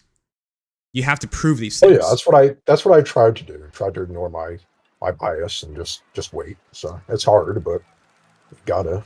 All right, Ben responded to this allegation. He said, listen, he tweeted, I'm obviously tied to legal obligation of settlement with Twitch, but I just need to say that I can't since this is the bleeping internet. I didn't do anything wrong. All this has been probed and settled. Nothing illegal. No wrongdoing was found, and I was paid. This is why I think it's so ridiculous. If he actually did something illegal, why is there no court case? Like, why is there nothing? I'm genuinely confused here. Why is there nothing? Like, no evidence? Like, when these things happen, they're usually really clear cut, and everyone knows about it really quickly, and it's very public, very fast. Let me ask you, let me phrase it another way. When has one of these things been covered up? Sure, things have been quote unquote. That's kind of hard to know because Sure, some I was of gonna them get never into know about. So. Sure. If it was truly covered up, you never hear about it. But when you look into the history of all these things, if it happened, and especially if it was taken to something like court, it's always clear. And it was taken to court. Like, lawyers are involved. You think people wouldn't take anything they can use and use it? And whenever these things happen, again, this isn't just between Twitch and Dr. Disrespect. There's a third party. Whoever this was didn't leak anything either. There's any number of ways this could have came forward, and it's been 4 years and none of it has come forward. And even with this talk, nothing more has come forward. Which is why this entire thing is insane to me. Anyways, he also responded to media personality Jake Lucky with a strange non-denial tweeting, Jake, seriously, I get it. It is a hot topic. This has been settled. No wrongdoing was acknowledged, and they paid out the whole contract. That was before he tweeted that. Wait, no. Never mind. I was thinking. Where are you going with this, dude? We're covering this right now. No, I'm sorry. I mistook the first tweet for the later one. Sorry, my bad. Okay. Yeah, Jake Lucky was reporting on Cody Connors saying this, and then yeah, Dr. Disrespect responded with that. Yes, which is what we just read. Yes. Then during I stream, know. I just want to clarify that. On June 23rd, Dr. Disrespect received a message that appeared to dispirit the streamer. During the end of the Elden Ring Shao, the Ultra session, Bam indicated that he might be stepping back from streaming altogether, explaining that I'm just feeling burnt out. I don't think he's out of streaming, but not necessarily forever, but it seems like for going now. to explain it. Okay. Listen, this part is what people don't understand. People always look at this shit and be like, he's guilty. Even when you're not guilty, being attacked by random people over the internet is tiresome. Is that so hard to understand? I'm genuinely confused by this. This isn't an admission of guilt. Who wants to be there and deal with all this crap? And for those who don't know, he's already taken a lot of actual damage from it. He's, in the past, in 2020, he's already lost sponsorships. He's lost deals. He's been cut, burned, scrutinized publicly. You go through a lot of shit. And now, he's been forced out of his own company that he's co-founded. The 49ers, the football team, has cut all contact with him. Like, why would he want to be streaming during all this? This isn't a mission of guilt. Even if he's perfectly innocent, you wouldn't want to deal with this crap. You would take a step back. Why would you want to be here during all of this? Do people not understand how insane the internet is? Just by doing what he normally does, he puts a target on his back. Even if he's completely innocent. And let's not pretend there haven't been innocent people on the internet being attacked for no reason. That's happened many times. People aren't really good at these things. People act on what they believe, and what they believe doesn't have to be backed up by any kind of fact or evidence. Pro Jared was an example of that. Yeah. This is why I'm so annoyed with people saying, like, this is enough. No, this is nothing. Why would anyone... Yeah, Pro Jared's a good example now you brought it up. He made no videos for, what, 6 months in a row? And then he came out with something to defend himself. But, again... And now, thankfully, he's on his... the rehabilitation he deserves, yeah. Yeah, and he's now for that redemption arc. Image rehabilitation, I should say, because he didn't really need any self-rehabilitation. It's just people needed to learn what happened, so yeah. Yeah. Oh my god, Mon, are you being serious? I'm a bit confused. I'm not a lawyer, so I'm just ignorant on this sort of stuff. But when we're talking about guilty or innocent, are we talking about crime or what? Or is it just court of public opinion type of stuff? This right now is existing purely in the court of public opinions because the actual court case about the termination of contract being a wrongful termination has been settled. Because you can't, this is not an actual criminal court because I think most people would agree that isn't enough. If I said something inappropriately to a minor, is that something worth going to the criminal court over? Most people would be, well, it depends on the case, but this is truly minor because if it was major, they would have won the civil suit about the termination of the contract. They would have won it. Twitch would have won it easily. So if it wasn't enough to even win a civil suit, why would it win a criminal suit? But yeah, in the court of public opinions though, that's whatever the heck people want. And I never like to talk about that one because that one is filled with crazy people. So I'm only talking about, well, we're talking about this case right now. I'm not really sure about guilty or innocent. I don't think I mentioned guilty or innocent, did I? I think the only thing I said was he's definitely not guilty because, again, you can only be found guilty after the fact, and there's been no such cases. So, you said the word guilty. I did, but I don't think I'm saying he's not guilty because you can't be found guilty until you're after the fact. Selling and going to court are two different things. Selling just means you never went to court, but I'm drunk, so I'm not a lawyer, and I don't take my ideas as advice. You can't settle without the court. There has to be a court proceeding before you settle. Like, otherwise, why would you settle? What was there to settle? You only settle after there's something.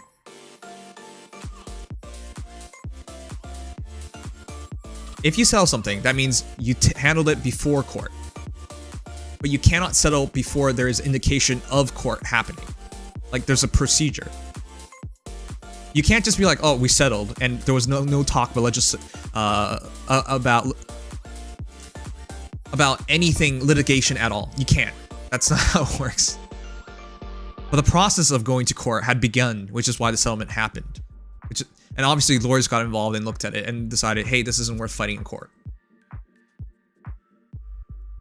So no, it doesn't. Oh my god, we're so off topic. Okay, look. If you settle, you're correct. Settling means you did not go through court. Absolutely. But you cannot settle before the procedures of going to court happens, which means the start of litigation. That's the part you're not understanding here. And the only reason you settle in Twitch's case is because you weren't going to win that case. You understand me? For the sake of everyone involved, it was better that they settle out of court instead of dragging this out and making it a clown show, which is what both parties clearly wanted. However, if they were going to win the case, they would have just done it. Why? Because they've done it for everybody else who've done this. There's been plenty of partners who have been terminated who've had the contracts terminated. There have been plenty of partners who thought that was wrong and try to fight it. That's why Kick has so many of these former streamers of Twitch on it, because they lost their contracts and they're banned from the platform. So do you see where I'm going with this? Is there still a confusion here? Like, I never ever indicated settling means it was a court case that was resolved. But most times you settle because you were going to lose the court case. Anyways, back to this. Maybe it's time to start something new, something different, he told his viewers. But I think first and foremost, though, I did have a bit of planned vacation coming up. I'm going to extend that starting today. It is what it is. People get fatigued. To be honest, I don't know how long my vacation is, but maybe I extend that. We'll see. Yeah, he's not finalized on anything. And again, this isn't a mission of guilt. People need to stop taking this as such. It's so easy to judge people in these situations when you've never dealt with it yourselves. This just came out before the game studio key co-founder Midnight Suns announced it would be severing ties for him. The company statement says, on Friday evening, we became aware of allegations against one of our co-founders, Guy M, aka Dr. Disrespect. We assumed his innocence and began speaking to the parties involved. And in order to maintain our principles and standards as a studio and individuals, we need to act. For this reason, we are terminating our relationship with Guy Bem immediately. Again, even if they were true, even if they weren't true, whether they're true or not doesn't really matter, because the reality is, to be associated with somebody who is problematic or is scrutinized in the public, it's better to just cut bait with them, because whatever good he can bring for their product and their company would never outweigh what the public image damage they would take. And you've seen that plenty of times before. Just go back a year with Johnny Depp. It's the same thing. Like, only one brand stood by him, basically the cologne company from France, and everyone else cut him, and he was like blacklisted from Hollywood for the longest time. But even like all of that would happen regardless, because you can't touch somebody even if they ended up being innocent. It wouldn't have mattered. Anyways, while these facts are difficult to hear and even more difficult to accept, it is our duty to act with dignity on behalf of all individuals involved, especially the 55 developers and families to have employed along with our community of players. Yep, you could essentially handicap your company forever or commit it to purgatory by keeping him on board. It's easier to cut one guy than put anybody else at risk, and that's what they did. As with Twitch ban, yeah, which is why I brought this up, because why did you say that this is like evidence for anything else like that? Again, I'm not trying to talk down on you, because of everything I've looked at, what is it? There's nothing that indicates anything. It was the combination of the first guy who posted it, and then the news article, the Bloomberg one that I mentioned. They felt confident enough to publish that, given the opinions of 2 to 3 other Twitch employees who remained anonymous because they didn't want to, have their names blasted on sensitive matters. So it ended up being more people than just the first guy. Unfortunately, none of those other people I say this a lot of times. It doesn't matter if one person says something and someone repeats it, is it still one opinion or 2 opinions? Because I can guarantee you, because for those who were in the know of any of these things, and they've indicated this, it's a very small group of people involved. Like, they were very hush-hush about this entire case. That's why there was no leaks. What's much more likely to happen, same people heard the same thing, and they're repeating the same thing to the same people. That's not more people, or more opinions, or more anything of anything. It's just a repeat. But it looks that way, because more people have gone in contact. Anyways, Twitch has not commented on the matter, and Bem has certainly announced that he's quitting before, whether that's streaming or just streaming specific games like Call of Duty. He's always come back. Yep. Some have also called in question tweets made by Connors promising to reveal why Dr. Respect was banned if Connors sold out 3 of his upcoming shows last year. That is true. That part made why would anyone believe testimony not good? Shit like this. Like, his heart's not in it for the truth. It's for the money. And I'll be honest with this, if you've looked into these cases where people have said shit like this, sometimes they actually get what they want. And it turns out they had nothing all along. That's the most likely scenario. However, another former Twitch employee backed Connor's statement as an unnamed anonymous source to The Verge. How none of this has come out in nearly 4 years is another big question, more than a little shocking in the age of online leaks and gossip. Which is why I'm saying it's a very small group involved. They likely just heard something and just repeated it. There were another 1 or 2 as well, though, that were mentioned in a different article. So this one was probably made before that one. Dr. Speck issued a lengthy statement admitting to inappropriate messages to a minor, though he denies that involved anything illegal and pushes back against accusations that he is a predator. He's most definitely not. It's been 4 years. Like, this isn't the same thing as... I mean, why should I even... This doesn't even need to be explained. It's been 4 years. If he is, you would have known. Were there Twitch whispers with an individual minor back in 2017, Bam writes, the answer is yes. Were there real intentions behind these messages? The answer is absolutely not. These were casual, mutual conversations that sometimes lean too much in the direction of being inappropriate. And this is why you should never even talk to people as a content creator in DMs. Because you don't even know how old they are. You don't know what they are doing, what they're trying to do, any of that. And you could say something that's inappropriate. But let me just put it this way. You can say something to an adult and it's not inappropriate. And you can say something to a kid and it's inappropriate. Absolutely. But what if you don't know if it's an adult or a kid? This is why you shouldn't even take DMs. It's always more hassle than it's ever worth, and people can spin it in whichever direction they want. But nothing more. Nothing illegal happened, no pictures were shared, no crimes were committed, I never even met the individual. I went through a lengthy arbitration regarding a civil dispute with Twitch. That case was resolved by a settlement. This is why I don't like the idea of saying, hey, nothing happened in court. They were so close to actually going to court, and it became clear to Twitch that they weren't going to win it, which is why they settled. Let me be clear, it was not a criminal case against me, and no criminal charges have ever been brought against me. Exactly. This is why this entire thing makes so little sense. It's the same thing that happened 4 years ago, and nobody has come forward with anything, and yet he's going through all this shit again. It's so dumb. Them adds, now from a moral standpoint, I absolutely take responsibility. I should never entertain these conversations to begin with. Yep, this is why you should never take DMs, personally. Because this is always how this shit happens. He also forcefully denies that he's a predator or a pedo, writing, now with all this said, don't get it effing mistaken. I've seen all the remarks and labels being thrown around so loosely, yep. Social media is a destructive zone, yeah. And this is why I wanted to cover this, because how can you say he is? There's still zero proof. The streamer added that he's changed since 2020 and that he's not going anywhere, writing, I'm not the same guy that made the mistake all those years ago. Yeah, but unfortunately the internet doesn't understand that. On the internet, no one changes. Even though that's never been true. I'm taking an extended vacation with my family as mentioned on stream, and I'm coming back with a heavy weight off my shoulders. Anyways, let me read your article, but anything could be inappropriate.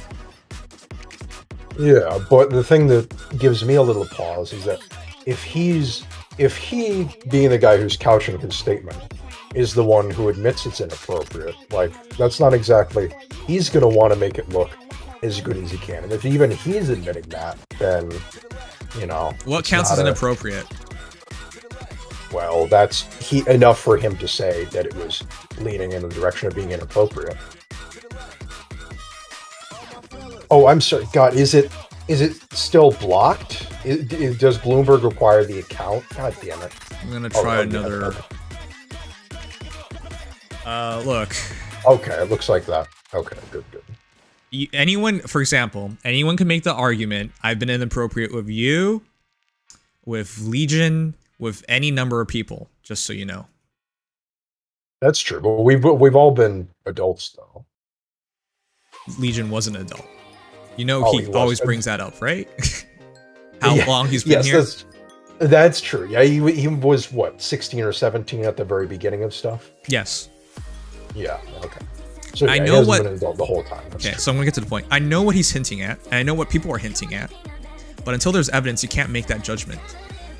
To be inappropriate, there's a lot of things that you can do that are inappropriate.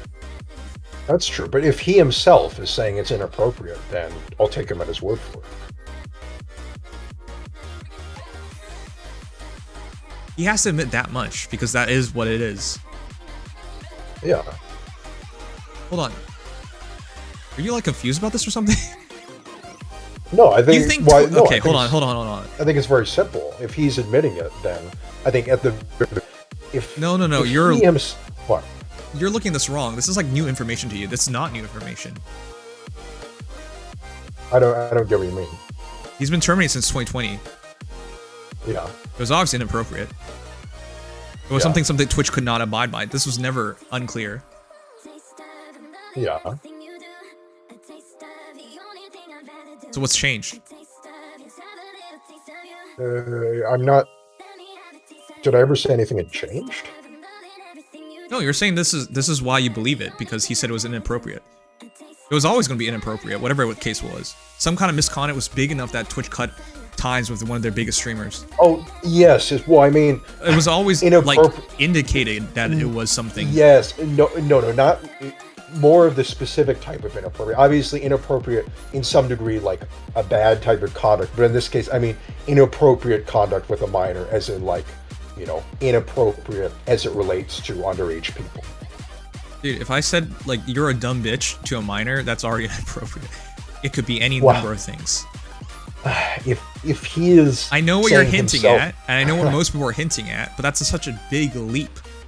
Because if he was actually that inappropriate, it would have been an easy court case for Twitch. It would have been easy for this to leak forward, and I'd be more confused why whoever this actually was involved with, why did no one leak anything? Well, from what I read, it was a very close-knit team that made the actual moderation decision itself. Because the Twitch moderation team is very, at least from what I've heard from other streamers' experiences, is a very sort of small and, you know, tight-knit little group of people that make decisions. Okay, you've said that already. Yeah, right. Yeah, no, but that doesn't change anything. Even if that small group of Twitch people were involved in that, that doesn't stop anything else involved. No, of course not. But I don't know that the specifics of the court case can just kind of be written off as Twitch thinking they were going to lose. They might just have simply wanted to avoid what could have been a very lengthy and messy and not good at all and expensive court case. No, if there was any bit of you doubt have whatsoever. it backwards. It's not the big corporation that does that. It's the small individual that does that. Why would Twitch be worried about a lengthy court case? They've been in many lengthy court cases. Why would they suddenly be like, we need these lawyers more right now, so we're gonna just settle this? Well, I don't know. I mean, the thing is, there's still there's so little details about this case in question that I can't be certain why or why not. I think it would be premature of me to judge whether or not Twitch would. Thank you for saying that. Have a reason for taking it to court. So. Wait, what? Or sorry, not for taking it to court. It already went to court. What are you talking about? No, I was just correcting myself. Okay. I'm saying for settling in a court, for not going to settle it. It literally, to be clear, before someone brings it up again, they did not literally go to court. They were on their way to court. But they settled it prior to that. But they had already been going through the process of going to court. That means lawyers were already involved and people already had a good idea. Like a lot of times before even going to court, you have a good idea of the outcome as lawyers. Yes. And likely their lawyers on Twitch told them, hey, you're not going to win this cases. case. You should probably settle, because otherwise they would have 100% went through with it, as they have done every other time. Like, Twitch's legal team does a lot of work. They have lawyers. Okay. I mean, again, in summary, this guy's dealing with all this bullshit because a few assholes put out allegations without evidence about something that was settled years ago. If you feel that way, that's good grief. Understandable. Okay, so I think there's a bit of confusion here. Is it bad enough? If it's bad enough, can you even settle a case involving a minor? What are you talking about? This isn't a criminal case. The minor thing would have been a criminal case. But it was clearly not criminal, because that would have happened then. Is that person trying to say that? I think a lot of people don't understand. There's civil, and then there's criminal. Yeah, there's civil and criminal, very different. You can go. There are situations where you can be found innocent in one and guilty in the other, because they're not the same thing. And I think you're getting that part mixed up. Yeah, you can settle a case involving a minor, absolutely, because that happens all the time. Anyways, the chat app Discord followed removing him from his partnership program after a report from a trusted industry peer. Okay, I don't buy any of this crap. Right. They did that as well. No, Discord removes people from partnership programs off of anything and everything. He must have been a pretty big partner though, right? Do you understand how these things work? Well, no, I'm not trying to make a larger argument with that. I'm just asking. Like, wasn't he probably had a pretty big community on Discord, right? Yeah. Hold on. Do you know? That's why I asked this question. His community's still on Discord. You know that, right? No, I know. I'm not saying. Yeah, it's not taken off Discord. He's just taking off the partnership program, right? Yeah. But they made a statement about why it happened. So they clearly did that with an intention. It wasn't just like a random removal. They made a statement for it because they want to look good. Come on. Well, yes, exactly. No, I'm just saying they made a statement about it, so it was very intentional. Everyone rushes to make a statement that they cut ties with whichever problematic individual if they're big enough, because they want to virtue signal to the hell, and they didn't actually research anything. Like, it doesn't really mean anything. But regardless of that, I'm just saying that. Okay, as someone who was part of the Discord partnership program, they hold the right to terminate anything for any reason they so see fit. Yes, no, I know what happened with. That's why I'm saying I would not take anything out of this, because they would have cut ties regardless. I've never seen Discord stick by anybody. They cut ties immediately. In fact, they don't even like their partnership program, which is why they removed the partnership program. So, this is what I was about to say.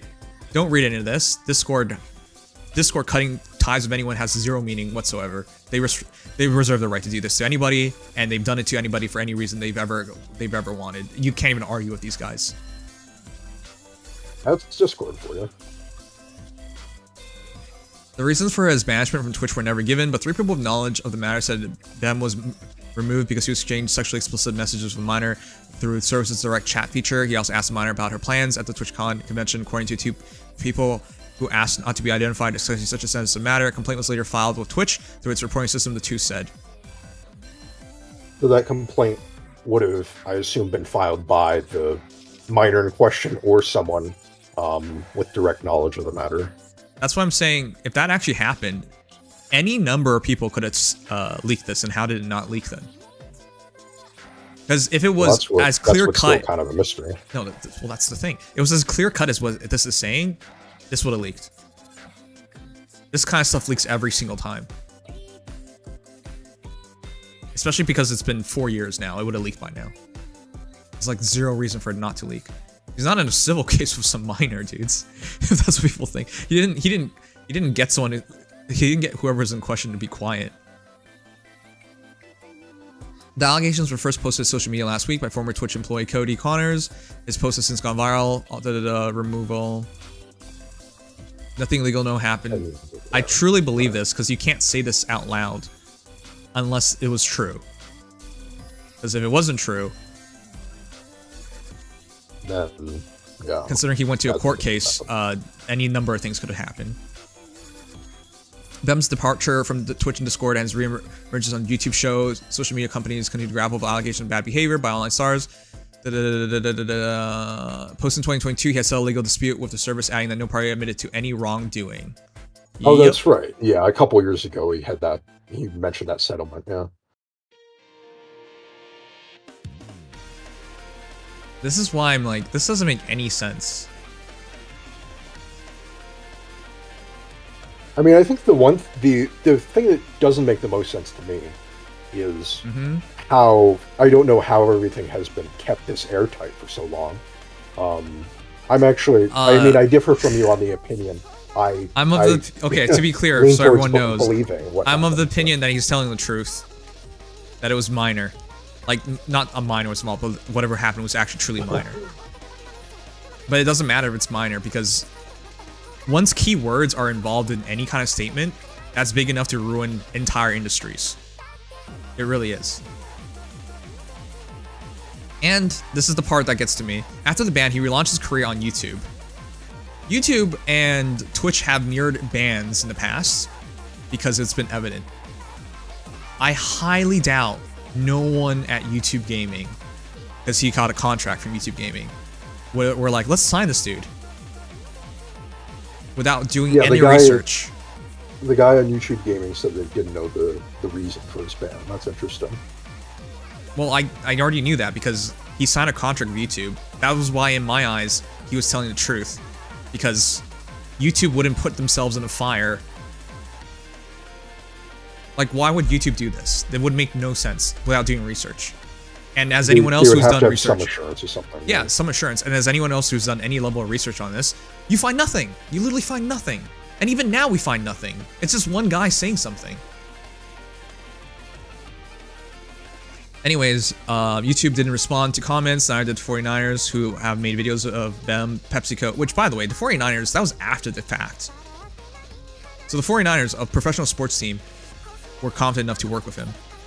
PepsiCo, which makes Mountain Dew, said it hasn't worked with him in some time. Yeah, he mentioned that it costed him the Pepsi contract.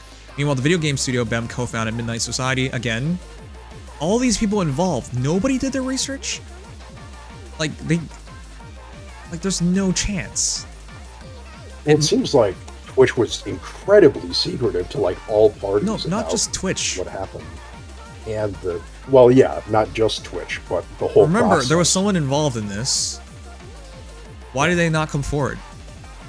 Usually, whenever these things happen, again... Probably they didn't want to get outed and then harassed online. Okay, well, that is one.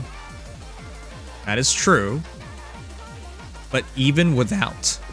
Like, there's been plenty of messages where... Name is blank. Anonymous source. You never find out who it is. Plenty of times. Yeah, that does happen. And... But... I don't know, maybe they with or without those evidence did not want to risk anything. Okay, well sure. With or without that, people could figure out these people, but they're not going to figure it out. Announced Monday that is terminating the relationship with YouTube star immediately after speaking of parties involved. And then he live streamed and he said he was planning to step away. Okay, was this the article? Am I missing something? Yes, that was the article. Yeah, okay. Or at least no. Hold on, what is this? Is this from the? This should be a mirror of the Bloomberg one. Oh, it's a mirror of it. Oh, okay. Yeah, it literally says Bloomberg, dude. Okay, yeah. That's what I was asking. Is this article? No, I didn't see, the stream is a little delayed. I didn't see that until just now. Yeah. No, I went to this article because it was a mirror of it. Yes. Okay. Yeah, that is the article. Okay. So it gave a little bit more information than the Forbes one, or at least a little. So can I just say it now? If there's no evidence and nothing has changed since then it's wrong. That's what I think about it. Wrong? What do you mean? What part is wrong? All of this. Him getting the cut off the sponsorships and stuff like that. He's getting punished twice for the same thing. Well, in the first case, he lost Twitch. Everything else was the same. And no, then now, he lost contracts. He didn't just lose. Did he lose more than? Oh, that's true. Are you serious? He lost it. He even talks about it. No, I'm sorry. Yes, he lost a little. Yeah, he lost more than Twitch, but afterwards he was able to get those other sponsorships. Okay. Since you want to look at it from a monetary standpoint, how about emotional standpoint? Who the fuck wants to deal with this shit? Who wants to actually get lambasted and harassed online, get called all sorts of bullshit, and have to fight through it? Who wants to do that?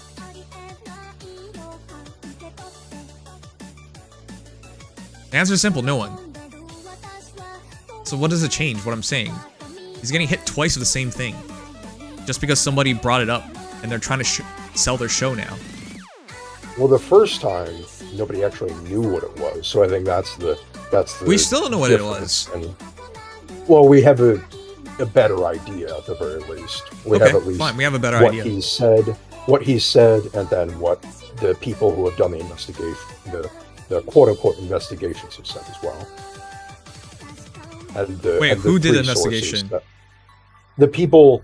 Well, I guess it's not an official investigation, but dude, anyone can claim to be anything. This dude is literally. This guy's. No, I'm not saying anyone. I'm talking about the companies that said we have conducted this investigation or whatever, and we have determined that yada yada. No. I know that's not not They literally all, an investigation. they but all say the that. three, I get it. But I'm talking about, more importantly, I should say, the three people who were sourced as the people familiar with the knowledge on the matter. How do we even know that? Well, if it's showing up on Bluebird and several other media sources, and it has not been not been challenged or where did it say that in the Bloomberg article? In the Bloomberg article, it should be in that. Let's see, that third paragraph there. Or is it in the second? I'm trying to see. But three people with knowledge of the matter. Yeah. Dude, you can tell me something, and I now have knowledge of the matter. I addressed this super early on. I don't even know these people have knowledge of the matter. They can literally you can be affiliated with Twitch and just say, "Hey, here's my credentials. I work for Twitch. This is what I think." But would that really get published in a source like Bloomberg without proper accreditation? Yeah. Because I think when it hits the mainstream, it's a lot harder to justify. If it's something like Dexerto is reporting it, and they're like 3 unnamed sources, okay. But when there's a mainstream media reporter for something like Bloomberg who's taking this to the press, it's going to be seen by, your uncle out in Oregon or something. I would doubt that they would actually make this article without being pretty confident in the veracity of the sources. And for it to be kept up as well. If it were something that were corrected, okay, that's one thing. But this has been kept up, and this was something that was spread widely in this sort of. You want to know why I don't believe that? Because it's been 4 years, and if these people actually had knowledge of these things, they had a unlimited number of news companies, publications to come forward to throughout 4 years. Why now? I mean, well, that's the question of why now. But there was the initial sort of firestorm was set off by that one guy posting the initial stuff, and then everyone sort of, the spotlight was renewed on it. Okay, well, and but I don't know. No, none of that's good enough. Okay, let's sum it up. It's the same shit. He hasn't done anything more. We're all in agreement here, right? Yes, it's the same stuff, yeah. All right. This got all brought forward without evidence. Again, someone saying they know something is not evidence. Especially in something as clear-cut as this. It's not direct evidence, but in my view, the closest we can get to that in a case like this is with the multiple employees of Twitch who are sourced by multiple news sources, including 2+ mainstream news sources, who didn't bother to get these sources back then. They probably, in 2020, they probably didn't have the sources available to come forward for them to actually be able to report on something as serious as this. Hence why this kind of story never really hit the sort of mainstream virality that it's had now. But I mean, that's just my opinion. No, you look that up. Even prior to this, I had heard, oh, this is about something that happened in a bathroom involving, and you know what? Let's find that.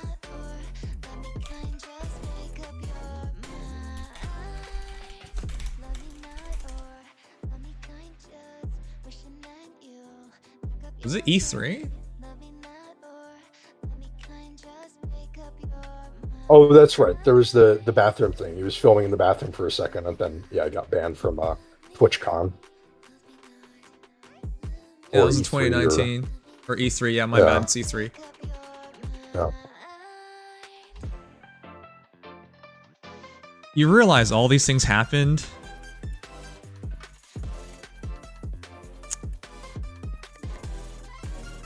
This was 1 year before 2020, which is when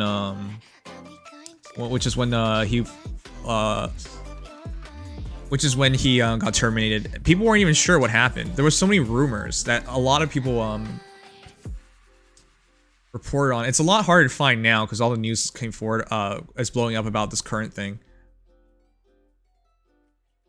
That's true. Although you're looking at, I think the closest thing to mainstream there is Business Insider. Pretty much everything else is related specifically to entertainment and video games and stuff like that. All right. This is just another celebrity dirty laundry article, nothing more. It is. That's why I don't like the idea of just say, hey, big publication, therefore they definitely did their research. Because that's not true.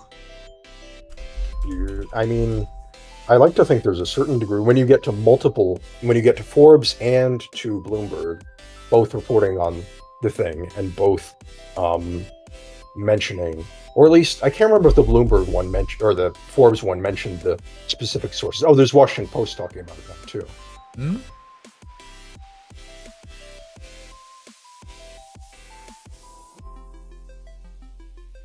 So if the Washington Post, Bloomberg, and Forbes are all able to reference, yeah, the Washington Post, I just saw they referenced the anonymous sources on familiar with the matter. So if they're all corroborating those sources, I don't think it would be a conspiracy to, You give these guys way too much credit. Well, I give them credit because I'm not a mainstream media guy in the sense, if a mainstream media outlet is reporting about foreign policy, I'm not going to be like, wow, Ukraine deserves to bomb everything in the world. But subscribers. Oh, we're gonna Google this one. This one's from 2020, 2020, which is why I don't like any of these arguments, because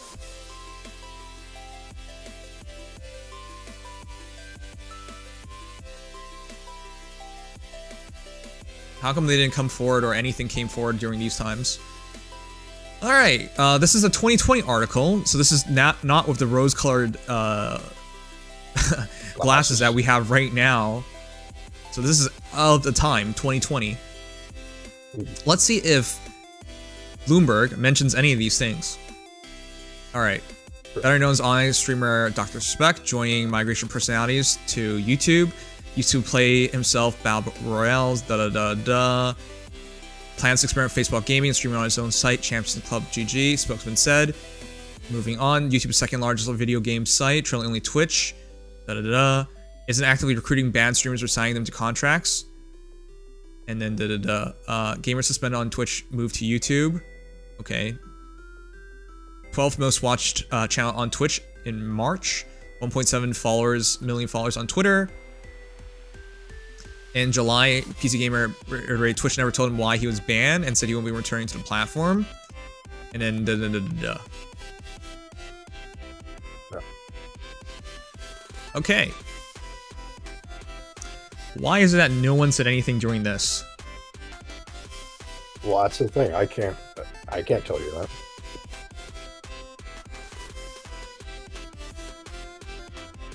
And considering they actually settled in court and everything, I don't buy it. You don't pay out a multi-year contract worth millions of dollars just because it's Dr. Disrespect. There have been many big streamers on Twitch who have gone through a lot of shit. Alright, I guess there's a difference in opinion. I don't buy it. I never buy sources that come out years later and they're like, this is what actually happened all along. Okay, then why don't you say that years earlier? I never buy into that. Especially when there's no evidence. That's the worst kind, because anyone can claim to know anything after enough time has passed. But without evidence, what does that even mean? Well, yeah, it would be ideal if we had, like, hard receipts, yeah, I wouldn't even be against this if we saw evidence, but we don't. This makes no sense on any level to me. There's 3 parties involved. I mean, to me, combining what the 3 parties have said with him saying, I had inappropriate conduct with a minor, is enough for me to be like, okay, I kind of think he did something that wasn't very good, and, there's that. It has to be within the zone of, if he literally said, hey, send me some lewd pictures, for example, I think Twitch would have took him easily through everything. The entire legislation. Sure, that would have been easy. That would be easy breach of contract. Right. So what is something that is not that far, which is even the furthest thing you can go? So less than that, but enough to terminate one of your biggest streamers. Well, that's the thing. So once you put those criteria on, things. I can't think of anything. That doesn't make any sense to me. I mean, he said it was inappropriate, and again, I'm going to take him at his word for it. So I don't know what kind of inappropriate it was, but it was something that even he was able to say was inappropriate. So. Dude, that depends on the individual. That genuinely depends on the individual. Some people are more critical of themselves, and some people take no responsibility for anything they do. But in a situation like this, do you think he would be trying to be overly critical of himself in making a statement like this? No, exactly. I think he's done with this. That's why he's going to say as little as he can say about it. But if he were, if he wanted to be as I don't know, man. It's just if he himself is saying that it was inappropriate, like I'm not going to be like, oh well, it's you know, he can't pretend he doesn't know of any levels of wrongdoing because that's not true. Yes, he can't say I did nothing wrong.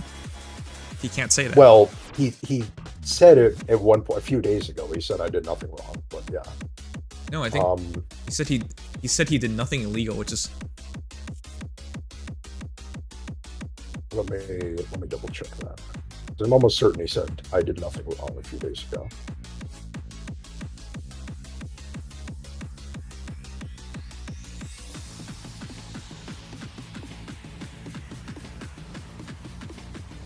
So he said I didn't do anything wrong. Yeah. Oh, okay. On 6/22, yeah. Then he must really believe that. Yeah, I guess so. Despite him saying that it was inappropriate. Yeah.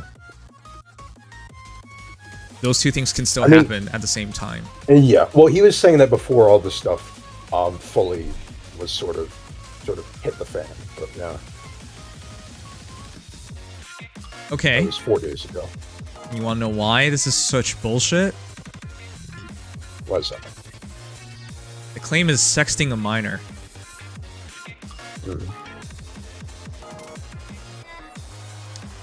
No, that's definitely not what happened then. So you're saying that the distinction is that they were messages of an inappropriate nature rather than like sexual pictures is what you're saying, right? I don't think it went that far, because if it went that far, they would win the court case. There would be nothing to even argue about. Right. But I think the basic stance that I take on it is just, is it bad that he did that? Yeah. And it's like, I just kind of feel that way about it. I mean, obviously it's not, to the level of sending, a bunch of to be clear, photos or something, but I still think it's bad. To be clear, you know what people recommend nowadays? If you're a content creator, the moment you find out someone's DMing you and they're a minor, you block them. Yes. Because it's already inappropriate. I think, as soon as you find out that they're a minor, it's already inappropriate. But I think someone in his, he was in his 30s at the time, could have the insight to know that there are going to be minors on a platform like Twitch. And, I covered this right at the start. No one, like, when someone DMs me, I don't ask them, how old are you before I talk to them. Right, but that's when it becomes important, when it gets into sexually explicit things or inappropriate. We don't even know if it's actually sexually explicit, because you can't. He said it's inappropriate, and I believe him on that. No, I believe him on that as well. Yeah. But it's a very big claim. But he wouldn't say inappropriate. He wouldn't say inappropriate if it was like, I hate you, you're a big meanie. Like, it's inappropriate is inappropriate. So I think it was a minor, and it was. Okay, number one, again, this is what I'm trying to clear up. If it was what Cody Connor said, if it was as simply as this, as sexting, then there would be nothing to talk about. So you're taking issue with him using the term sexting, right? It's definitely not that. Sending sexually explicit or inappropriate messages rather than I believe in sending a sexually explicit image. I believe that. I believe, like, you wouldn't be able to lie here because this went through a civil case, they settled. But even at settling, you don't settle without any stipulations. Yes. No, and he clearly has alluded to the NDA many times. So I think inappropriate is as close as you can say to it. But it's definitely not this, because if it is this, there would be none of this. They would have gone to court and everything would be settled. This is the part where it's so confusing with people. There's no world where Twitch pays out the contract, where YouTube takes him in afterwards, where he gets into partnerships and corporations, like team up with him like the 49ers, and he wouldn't even make his own company. There's no world any of this is capable of happening if it was as simple as he sexted a minor. So let me clarify. If this tweet were the same, except it said he got caught sending inappropriate messages to a minor, you'd be fine with it, right? What? If this tweet substituted the word sexting for got caught sending inappropriate messages to a minor, you'd be okay with it, right? I'd be okay with it. I'm not sure about okay with it, but I would say you would take it at face value. Yeah, well, no, I wouldn't. I would never take it at face value evidence. But yeah, well, I hear it. Taking it face value, given what we know now, is what I'm trying to say. What we know now is still without evidence, so that doesn't change anything. Yeah, given what Dr. Disrespect said about it being inappropriate, and if this guy also said it was inappropriate texting or whispering of the minor. So I think at this point it's just you may be taking issue with him saying sexting. Okay, I mean that's what it is, but sorry, I didn't mean what it is as in it is sexting. I meant to say that's I get that, but I think that the overall point remains the same. All right. Well, the reason why I want to cover this is because of messages like that. He was talking to a minor in a very disgusting way. That's just effing weird. TVAs, please pack this dude the fuck up, please. My guy, this is the reason why we're talking about this. We don't know what was said. If it was in a very quote-unquote disgusting way,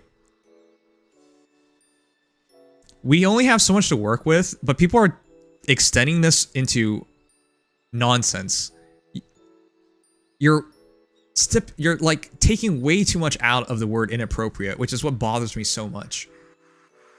Again, we can only take so much out of this. We know Twitch wouldn't want an actual court case here, even though they have the messages. If it's inappropriate with specifically a minor, it essentially is heavily implying, if not outright stating, that they were sexually explicit to some nature. Not saying that they were photos or what have you, but it was some degree of, Okay, Worst Cloud, I already mentioned this. No one knows. No one. Yeah.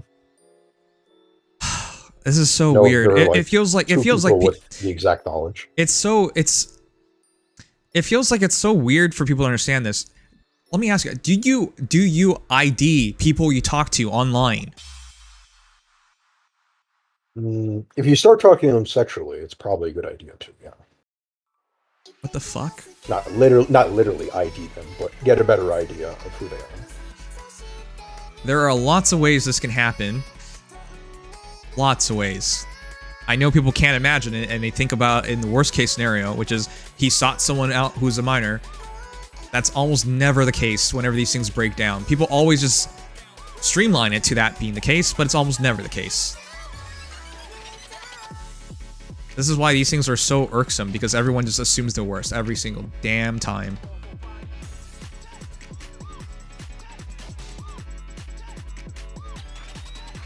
I don't know how old Night is, and I still text. Right. This is what I mean. Alright, whatever, man. The reality is, once he said inappropriate, yeah, people are just taking it at the worst case scenario, which is already what's happening. And he's going to lose a lot of things again over this. Even though we have the biggest hint of all, Twitch couldn't win a civil case against him. Otherwise, no, they didn't give him all this money. Be like, oh, you were a great streamer for us. This is why you should get the rest of your contract, even though you're not going to be working for us for another moment. That makes no sense. But yeah, I think the biggest word actually was minor and not inappropriate. Yeah. If it had just been inappropriate texting, it just would have been the 3-timer. He just would have been cheating on his wife a 3rd time. But no, or a 2nd time. Sorry. Yeah, no, that's what I actually think this is about, because a minor was involved. It doesn't matter about what was actually happening. That makes more sense to me than anything else thus far. Yeah. That's why they had to cut him, because they know how the internet would take this, and they're absolutely right. But they realized that in an actual civil case, they can't win it because that wasn't enough proof of anything. Whatever was said. Not illegal, just weird. My guy, ever since 2020, I no longer take DMs from people. If people have a personal conversation with me and I didn't know them before 2020, I ask them to talk to me publicly. Unless it's a business thing. Then I'll talk, because that money's involved. But, dude, I can't even blame him. Because people think it's such a normal thing to ID people who talk to you. No one does that. And once you know, you're still on the hook for everything you said before that point. And you want to know something? People lie. People lie a lot, in fact. If someone reveals after the fact that you had, like, they initially say there was something, and because that's happened. And before someone says, why didn't he just say that? That doesn't protect you from anything. One of my favorite Smash players, Nairo, right? Not Nairo. Nairo's case is very different because they actually banged. Yeah. He lost everything, even though he was on Tinder. He hooked up with a girl. The girl, to be on Tinder to begin with, you have to be 18. To be clear. So she was already lying about her age. And obviously, you wouldn't just, like, you're a Smash player. You wouldn't just ID someone. Like, oh, hey, I'm dating, we matched on Tinder. You gotta show me your ID before we do anything. Like, no. And besides, this was an event. This is from, like, back in 2015. That's definitely abnormal for somebody in 2015. Maybe not abnormal in 2024, in 2020, or 2021. But we're talking about situations from, like, many, many, many, many years ago. Anyways, he didn't do that. And once he found out she was a minor, he broke things off. And she never came forward about anything. All she did was make an anonymous message about it. Did not matter at all. Well, it seems like his case was a lot more open and shut than this one. Yeah. Wait. In what way? Or at least in how you described it. I mean, it is exactly as I described it, but he still lost everything. Still banned from tournaments. Still dropped. He was part of Shaq's energy. Shaq's. Well, wait. Actually, no. He's part of another organization. That was Nairo. But he was so part of major organizations and whatnot. He still lost everything immediately. I see. That was what happened to some people who eventually were vindicated, though. I don't know if he actually got that same. No, he never got vindicated, because that's how people work. That's why I feel very strongly about these things, because you guys always take the worst case scenario, because that's what everyone took it as. Well, how I try to go about this is a case-by-case basis, because while certainly there are instances of people getting, clapped way too quickly on this stuff, I think that every case with. Why would you be talking to minors anyways? I'm just saying. I just pointed this out. You don't know they're a minor. Not giving the, I don't know. I feel like each case deserves different treatment because each case is very different. Sure, we don't know the exact details, but clearly we know there was enough. Look, Twitch is not a charity. They're not a profitable company. They wouldn't hand out millions of dollars to this dude to avoid a court case if they were going to win it. It would have become a criminal case if he actually did try sexting a minor too. I think at the best it would have been a lengthy, I think that Twitch doesn't get anything from, even if theoretically it's not like a guaranteed lose. It wouldn't be used to pursue that. So. Are you kidding? This has been hanging over Twitch for 4 years now. It has made Twitch look like a shady company. I guess in the eyes of some people, although it kind of got eyes of some people, eyes on everybody. Oh, you think so? Yeah. I mean, I think when Twitch says they're transparent, no one believes them. For other reasons. but okay, great. But I'm saying, I see. You mean on transparency? Yeah, Twitch always says we're very transparent. No one believes them. Since when? Well, that much I can. Yeah, the transparency thing, it doesn't help with that case at all. It's true. Yeah, but I'm gonna be clear cut here. I don't think he knew immediately. This guy's not an idiot. If he knew immediately, why would he? Let's put it another way. If he knew immediately, why are there not like a gazillion other cases? You think someone this big would have found like it? If he was a predator, how easy would it be? That would make no sense. So there's no. Again, if he knew, why is there only one person? Is what I'm saying. That doesn't. So this is the one instance in all the years of he's streaming, the one instance that he wanted to do something illegal or wrong. Like that wouldn't make any sense. You would have to bet against his personality and his characteristics of being a person. I wouldn't do that myself, but I can see why people would. I find it very hard to believe that it was a minor involved and he knew from the get-go.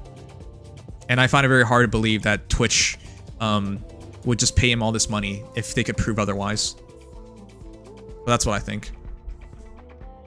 I don't know. I mean, I'll go back to just saying, I think if things get to a sexual nature for streamers or for anyone who's DMing someone online and things are, getting to that level. Okay, you already know I went through this stuff personally. That's why if you're a streamer or a content creator, don't accept DMs from people. And if anything gets any remotely personal, you tell them to take it to a public channel. That's it. The only DMs I take are from fellow content creators because they understand. They wouldn't. Also, they have to put their own name out if they ever come forward. Yes. You can't be like, so-and-so was inappropriate to me in chat and not put your name out there and like this could potentially cost you and whatnot. You can't do that. But what I was going to say is that just for people in general, and that can apply to content creators as well, when someone, whether it be before as someone else does or right before you do, I think it pays to, when conversations online are getting sexual, to kind of it's not even take an inventory of things. It doesn't mean you have to. I'm just saying it pays to be a little careful about that. Like, okay, do I know? Have you even been in one of these situations before? Something resembling. I mean, oh my god. It's no. I mean, specifically online, yes, but it wasn't. You are making it sound so much easier than it actually is. Is it really that? All I'm saying is that taking an inventory of what the situation is and what the consequences of the situation could be, I think is. I mean, it's not always easy in the heat of the moment, but I think just being a person with a little bit more, foresight around these kind of things can end up paying off a lot in the long term. And also just, avoiding you from getting into sticky situations that really don't help anyone. You make it sound so easy. I know, but the thing is, you know why I cut... I pointed this out to people before, and they're like, "Oh, you're doing this because you're a genuinely terrible person who has no self-control." No, you never know where these things are going. You straight up never know. You can't just be like, "Oh, in the moment." You gotta like evaluate yourself. You don't even know where this is going. Well, that's why I said in the moment. In a conversation with someone, in the moment, how do you even know? This is why I'm saying, like, what are you talking about? I'm saying that it's best not to go on impulse and just like go, okay, we're having a sexual conversation. Let me just kind of do what I feel. Dude, like. You don't even identify. You don't even identify as a sexual conversation before it's a sexual conversation. Do you understand that? Well, no, that's why I'm saying. You're making it sound like You're making it sound like, oh, he had a choice partway through. No, that's never how these things work. But if the person is, even if it is to you, the person making the sexual message, the person on the receiving end of that sexual message had his choice. are they going to go one way with that message, or are they going to go the other? And are they going to be cautious about how they respond to a sexual message? My goodness, or are they dude. just going to kind of Do you not realize what you're saying? At that point, what am I saying? It is already too late. Do you not realize that? For the conversation to have gone to the point where you can identify it's gotten sexual, that's already too late. You've already lost everything. Do you not know how that works? What you're talking about is already too late. I see. I don't know how you don't realize that. Well, then how... If it's gone to the point where you can identify it's gotten sexual, that's already proof enough. And I'm willing to bet that's probably what happened here. Where it's not good enough for them to win a court case with, but it was cut off before anything else happened. Well, he said that he was inappropriate. On his end, he said inappropriate. Well, that's what I'm... You are not understanding this. You are saying in the moment of it to reevaluate. I'm telling you, in the moment of it, you are already too late, and that's already evidence enough. So what you're saying is that if the person, if you're gone far enough where you can identify it's turned sexual, congrats. Or I am so attracted to you, and you say, hey, I appreciate that, but let's, No. You. This is why I'm saying, do you have any experience with this? That's never how it happens. Well, that's why I'm saying that. If it is that blatant and clear cut, because I have not been literally a canceled content creator or something. If it's that blatant and clear cut, I've had sexual conversations online. Yes. Oh my god. If you did, then you would know it's not that clear cut until it's too late. In the cases where we're talking about, it's already too late. I mean, it's never that blatant, dude. I'm with you. I don't know, man. It's just, it doesn't seem like something that would rise to the level of him saying that he sent. There was the whole thing as well about it being. Now I know you're going to say this doesn't have evidence, but the people involved with the matter were saying that he wanted to meet up with her, or at E3 or whatever the con was in question. And that's a situation where it's escalated to something. If whoever it is asked the same thing, they would still be on the hook for what they said. You mean the person? If Dr. Disrespect was receiving the message of that person saying, "I want to meet up"? Yes. Would it really be treated the same way? Because I don't know about that. Yes, it would. If he outright said. If he outright did not respond or said no or something of that nature, I think it would be treated at the very least differently, even if it's. That's almost guaranteed to be the most likely situation of what happened. I see. But the sources were saying that he was the one who wanted to meet up with her. So. First of all, I don't even buy these sources. Because they That's didn't come forward in 2020. I already addressed that. Yes, you might not.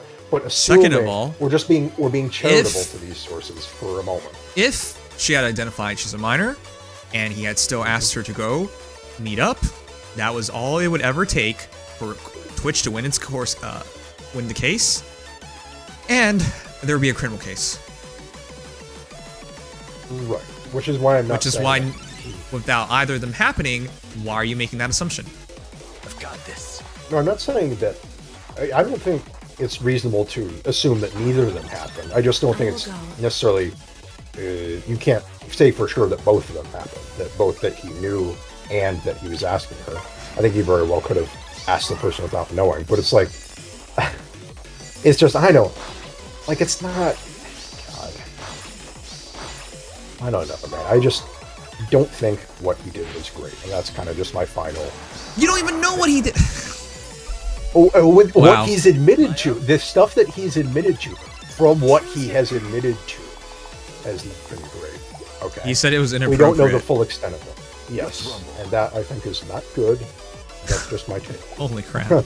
Okay, from what he said, I'm just saying, from the doc's mouth to my ears, I believe that what he did was not good. I have said now, very early on, you could have a lot of interactions, and it would have been appropriate with an adult and inappropriate with a minor, but if you didn't know, it would still be inappropriate after the fact of finding out.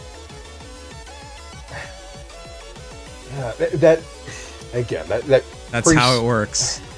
That presupposes that people have no idea that there are minors on Twitch. Like, I don't think he can take these stances, nor do I think Twitch can lose a Twitch would settle. Do you understand? Like, it would make zero sense for anything you are saying to be true for Twitch to just hand over millions of dollars to him. Well, again, that's the thing that nobody's been able to address why that's happened. But until Twitch comes out with a fucking statement on it, who knows? They're never going to come.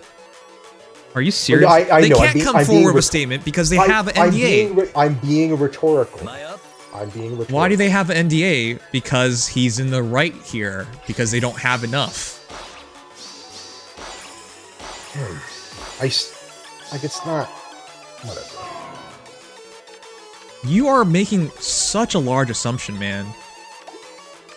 I mean, I'm going off. The only things I'm going off of are what he said and what the 3 other people involved with Twitch and the matter have said. Now, I'm being charitable and taking. You are being way too charitable. Anyone. Again. But you are being extremely charitable to the doc in turn. So if I'm going to be charitable I'm to someone, being charitable to Doc in turn because he proved he got that settlement. Twitch is clearly in an NDA because they can't speak about this matter. Right. I'm being charitable to him because these things actually happened. Guaranteed. Whoever these people are, they made claims, but they didn't make claims in the past 4 years. Does that make any sense? I will go. Well, I mean, I don't. That doesn't make any sense. This always circles back to who knows what their logic was for that, or who knows why that happened.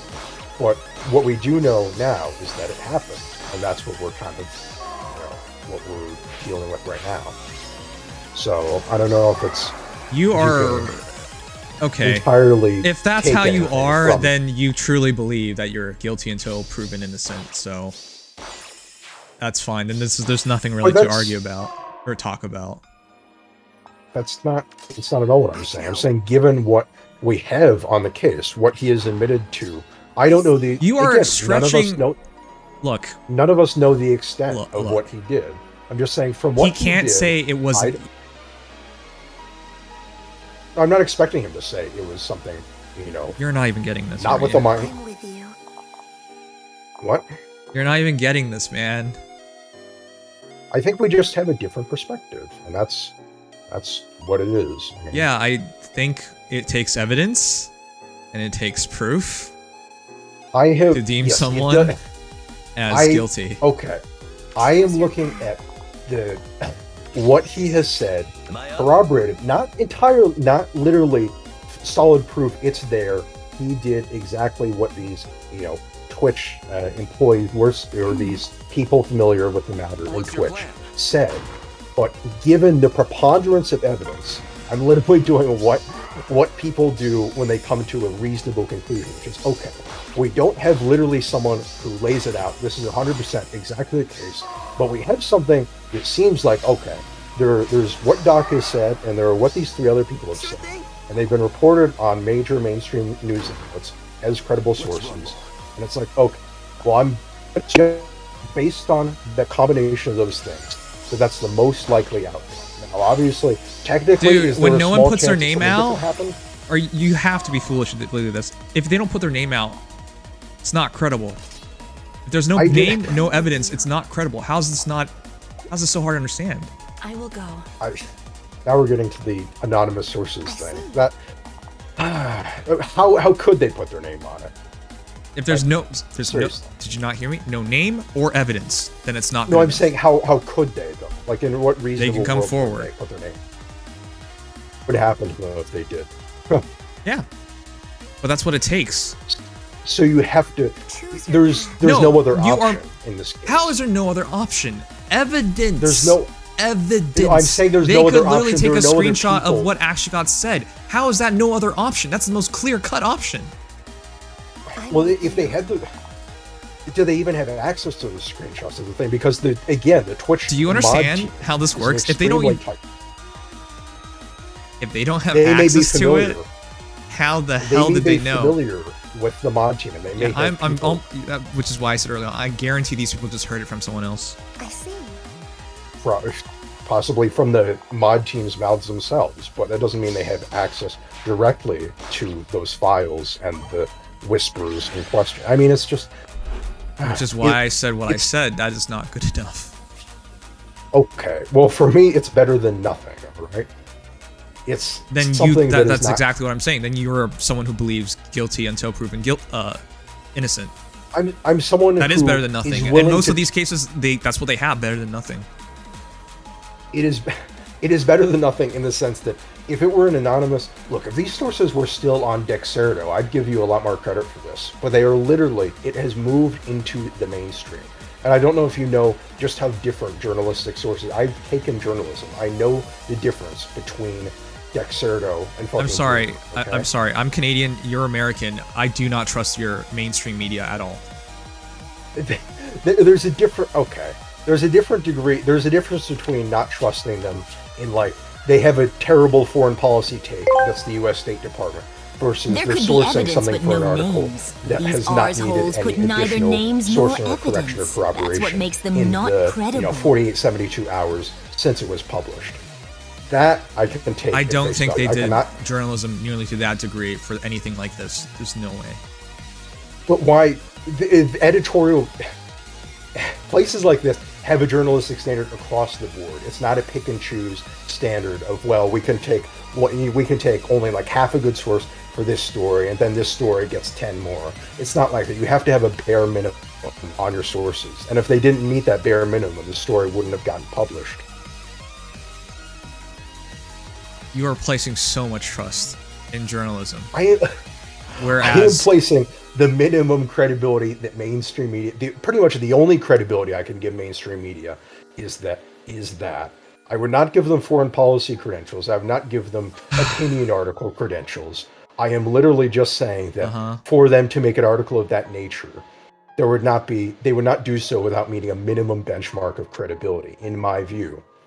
And it's not. And I gave it to you. If it's multiple ones. Instead of credibility, I'm talking about cash, money. Twitch wouldn't hand over money. YouTube wouldn't sign him. These corporations wouldn't affiliate with him. Well, again, after YouTube the case. said they didn't know the reason. So of course, if they didn't. Holy fuck! Are you serious, dude? Yes, of course they didn't know the reason. Yes. Do you know why they didn't know the reason? Because Twitch had it, and Doc and the people involved had it. Sealed up. You are seriously. Holy crap!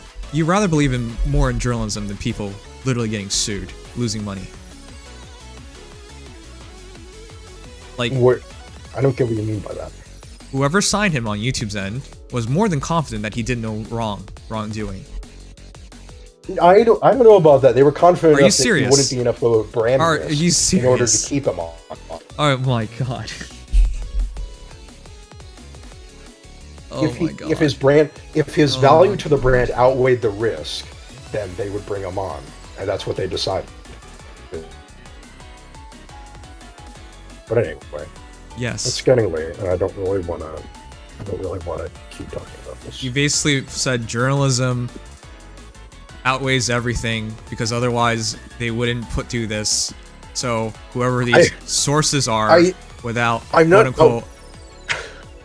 Okay, I'm not outweighing anything. I'm literally just saying the journalism here is like, what else are we? I literally told you, dude. Because I gave you every other reason. You're saying follow the money and follow the settlement, but without the details of what actually, was transpiring there beyond we know that they delayed it for 4 years. It doesn't. Delayed it? Sorry, this information delayed coming out for because these guys didn't know during these 4 years. They straight up didn't even know. You mean the other companies, exactly? But no. I'm saying whoever these sources are didn't even know. I'm almost positive of that. We can never say for sure until we know who they are, but there's almost no way they knew, because otherwise, why didn't they say anything for 4 years? Well, that's the thing. I mean, there are. That's because they didn't know at the time, and they didn't know after the time, and they didn't know until much later after the time. Which just means they're not a credible source because they weren't there during any of the major things. Because otherwise, why would they pick now to say it? Well, again, I don't. Which is why which is why it makes no sense for me. Why they did that? So I'm going with your argument, which is this is journalistic standards, which is why they verify these things with quote unquote sources. But I'm saying those sources don't even make any sense to begin with.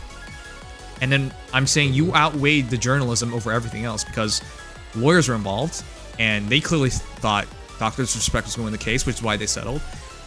Well, that's again a little bit of an assumption on your part. How's it assumption? It's not. That is not the only reason that settlements happen because the team is convinced that they're going to lose. Okay. Then what would it be? Well, that's again, we don't. You can't just say sure, what if and then leave it as that without even providing any alternative scenario.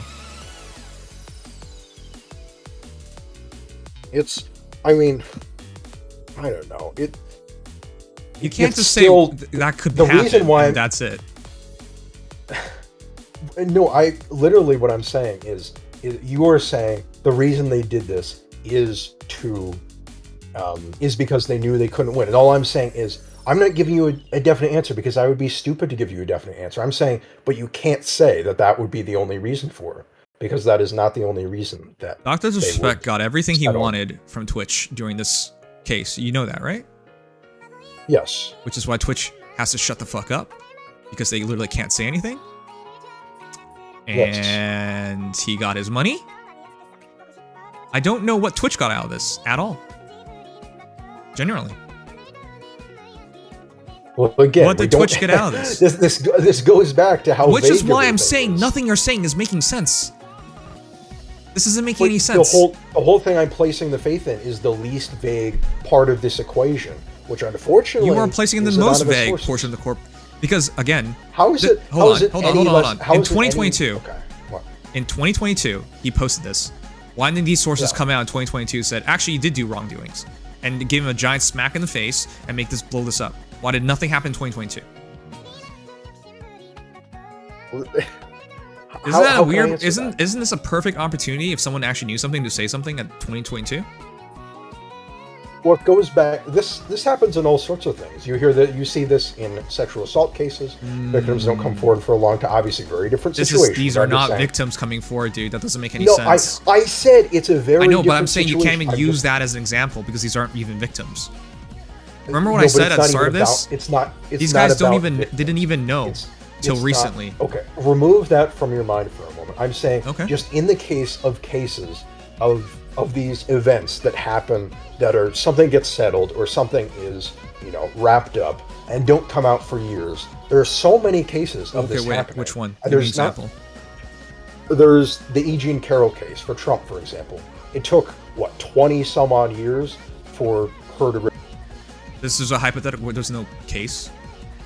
But that's not the point I'm trying to focus on. I'm trying to focus on the point of why people bring up things well after the fact, even though there was but this isn't the victim and there's no court case here. Yeah, I mean it's not a one-to-one scenario. That is an incredible stretch. Well, okay, yeah, I know it's not a perfect analogy. That is no. If you just be fair for a moment, you'll see that's a very large stretch. You would rather believe in this super scenario where these guys knew for 4 years, but decided for some reason to say something now instead of in 2022, rather over the most obvious reason they didn't know in 2022. Really? I mean, but I'm not saying that. I'm trying to leave open that possibility because I have no fucking idea. Yeah, you're leaving open the possibility over journalism over everything, which is what blows my mind. What? The reason I am putting that faith in there is because of multiple sources, because of the nature I can even erode erode that through literal common sense because they have had many opportunities to say these things. And then they would have said it had they known. What changed for these people to say something now instead of in 2022 or in 2020? Well, but theoretically, what difference does it make if they would the? What difference does it make if they think this is? No, let me please let me finish what I was going to say. What difference does it make if they learned about this information in 2024 versus 2020? Sure, it may have. They were not a part of it. That's the big difference. But they're not a first people. No. They're not a first party. People. You're talking to me about journalism. You don't understand the idea of a first party source? No, no. I know what you mean by a first party source, but it's. If you're talking, these guys aren't even first party sources. That's very clear cut to me. We don't know for sure, but they're almost definitely not. I mean, I'm leaving. Obviously, that's a very real possibility, but I don't think you can. I mean, again, it goes back to I don't know why they would or would not. Well, then I just answered it to you because they're not a first party source, so they don't have the full idea of what's going on. That's a possibility. That is more than a possibility. You think that's a likelihood? Okay. They said 3 people involved, and there's a 4th guy being the Connor guy. So there's one person named, 3 people, another 3 we don't know, who have all been involved in this at this point. Correct? Mm-hmm. Literally, that's what the article says. Yes. If they had all known, and they had evidence, and they had all these things, why would 4 people stay quiet? At least 4 people stay quiet for all these years, if not for the most obvious reason.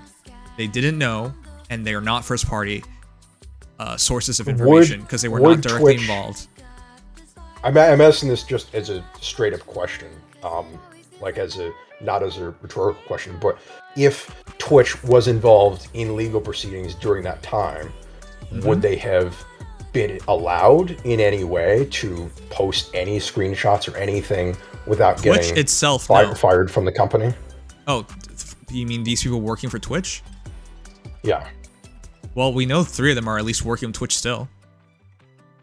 Right, but wouldn't that have basically killed their jobs if they had come forth with this stuff? Yeah, but they could have just leaked it the same way. What's the difference? They're leaking it right now. They're still working with the company. That's why. Yeah, but none of this passes the common sense check at all. But the timing of this is there's no exact reasoning for this timing. People have come up with all sorts of reasons of why it is. I just gave you the most obvious reason. They're not first-party sources, and they did not know in 2022 or any other year prior to something at least much more recent. But then, so you're saying that they would have heard the stuff Otherwise, from Cody, you just and then said they would have talked to Twitch employees who were involved in the matter, and then they corroborated it. Yes, absolutely. That's what I believe in. So they would be, a second-party source or a third-party source. I suppose they're guaranteed to be second-party sources. Otherwise, Bloomberg would have heard something much more specific. Wouldn't they have a report on something much more specific if they had it? It just said yes. We checked with these guys. That's it. That's essentially all they said. This was corroborated. That's all they said. Right. Okay. Which is why it goes at the start of all this. You're taking journalism over everything. Because literally lawyers were involved, businessmen were involved, like heads of entire organizations were involved. Remember, they signed this dude to be in a partnership with them, right? Where's Cloud is saying they get paid off? What the fuck kind of question is that? They get paid off. Wait, what? Dr. Disrespect paid these people to... Oh, no, I think that person's saying that Twitch paid them off. But Twitch would only pay them off. Like they did with Dr. Disrespect, if it was worth the money. Maybe they just fucking love people paying people off. This is why I'm confused about so many things. I'm half kidding, but... Hold on. What? What are you talking about, Where's Cloud? I'm confused now. For me, the most obvious thing is, everyone did their research. They found nothing because there was nothing. And those... Like, throughout the years, we heard, like, many people saying sources closer to Dr. Disrespect theorize it's this and that and that. Obviously, I don't put any stock in that because there's no names attached and no screenshots or evidence attached, right? So if I don't put much stock in that, I'm not gonna put much stock in this. But at least those people, if you had to, you could figure out, yeah, they probably did talk to him. They probably did have these ideas. Dr. Disrespect paid the victims off. Oh my god. So that was there. No. Okay. Sorry, I misinterpreted what you said then. No way. No way. Why would you believe that? My god. You wanna know why you can't accept that? One, you would believe that because all of his quote-unquote victims, which may or may not even exist, care more about money than justice for themselves. Which, to be fair, in America, you can go through the system and get both money and justice. People realize that, right? And if he actually is a predator, and he does do these things to lots of people, he wouldn't be able to pay them all off, and we would have at least leaks. This is why I'm saying you can't just give that benefit of the doubt to some complete unknown, which is what you're doing. You can't just say there's a bunch of victims that all paid off. Come on. That would make no sense. Another interesting thing is that I wonder what the... I haven't looked into this extensively because I'm not a lawyer, obviously, but I wonder what if American law regarding, or I guess this would be a national... Yeah, you would just say you've been the wrongdoing, the trauma, you've been changed forever, go with some other bullshit. Because you guys have like unlimited emotional damage bullshit in America. Well, no, I was gonna actually make the case that I wonder if Twitch's case would be specifically against Dr. Disrespect would be tougher in American courts, because American courts have some weird fucking laws. No. I mean, I don't... No. I'd have to look more into that. No, you think not? That's almost impossible because... Well, that's something I'm... First of all, this wasn't a case about emotional damage or whatever. It was a case about the contract. Yes. It was a contract case. Yeah, no, but I'm not saying it's about emotional damage. I thought you were talking to Where's Cloud about that, but no. That's not what I meant. A lot of people don't think about justice when someone's offering thousands of dollars, if not more to you. If you want to believe that, then you can believe that in every case. And that means everyone's guilty before they're proven innocent. Because everyone can just say, hey, this victim here is not even the first victim. Because there are other victims, and they were all paid off. You understand how bad a level of thinking that is? I'm not trying to be disrespectful, but if you genuinely believe he just paid off everybody, then you can't even believe in anybody. Because you should rather believe in the great unknown that everyone's been paid off than the reality of it. I get why people think that though. I know, because... I can't know. Because money runs the world and everyone... Yeah, because in America that does... runs by that logic. That does happen. Yeah. But if you run by that logic, then literally everyone is guilty. Any allegation, you can't apply that rumor, logic across the board because it you very can quickly is well but you can, shouldn't. but you're not going to be accurate in doing so. Yeah, but you shouldn't. Ideally, that would be. It would literally like if that's what you believe in, then you don't even have to listen to me. There's nothing to listen to. You don't have to listen to anybody because you rather believe in somebody that may or may not even exist, getting paid and therefore staying quiet rather than the obvious thing. You know, that doesn't actually make any sense.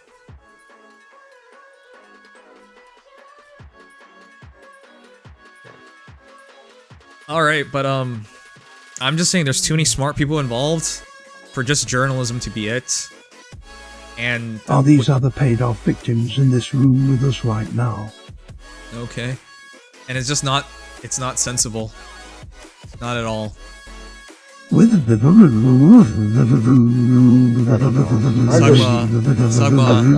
What is? Are you trying to get banned? Oh my god. Alright, Sugma.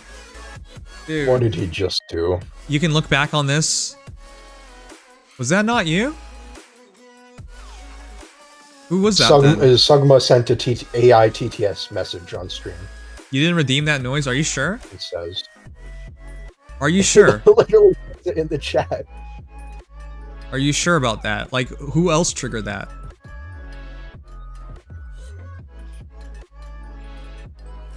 Oh wait, is it? Let me look back to see. It says... Alright, if it happens again, I'm going to ban you. That's your one and only warning on it. That was Sugma. That was the only person who sent the TTS was Sugma. Oh, he said the noise was not intentional, just the voice. Oh, come on. I don't believe you. You've done this many, many times. But I'll give you the benefit of the doubt tonight. But if it happens again, I'm banning you. He said many benefits of many doubts.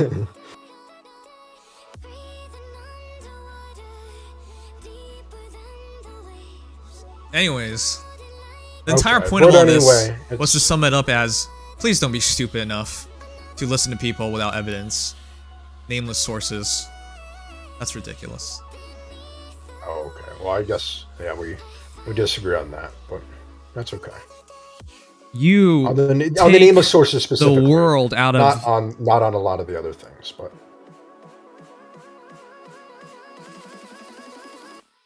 I take the world out of what? This case has not changed at all for me. Despite everything else that happened, that came forward about it, it is still the exact same case from 2020, and I feel the exact same way as I did in 2020. Alright, yeah, that's your prerogative, that's fine. And it's simple why. Because there's no evidence presented, and there's no people coming forward to talk about it. Only people who have quote-unquote heard things. That will never be good enough. Not for me. But I know how people work on the internet. It's guilty until proven innocent, even though it's impossible to prove yourself innocent. So, good luck with that. There were already lots and lots and lots of memes about it, that's for sure. Yeah. That's why I feel really bad for him. Because nothing has changed for him since 2020, and now he gets to do it all over again. That's right. This time it's not the wife memes, it's the pedo memes, yeah.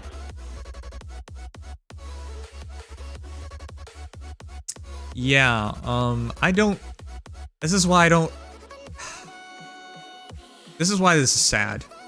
People just jump on these things. If you ever hear the keyword minor involved, that word gets thrown away. Thrown everywhere. He lost even more now. Yep. It's been 4 years. If the actual victim doesn't come forward, what is this? That's why it's all fucked up. And the worst part is, the person who came forward with the allegation tried to profit off of it. So you should already know what this is. But now everyone's questioning it, and now we gotta hear ridiculous shit like, oh, hey, this is what it was.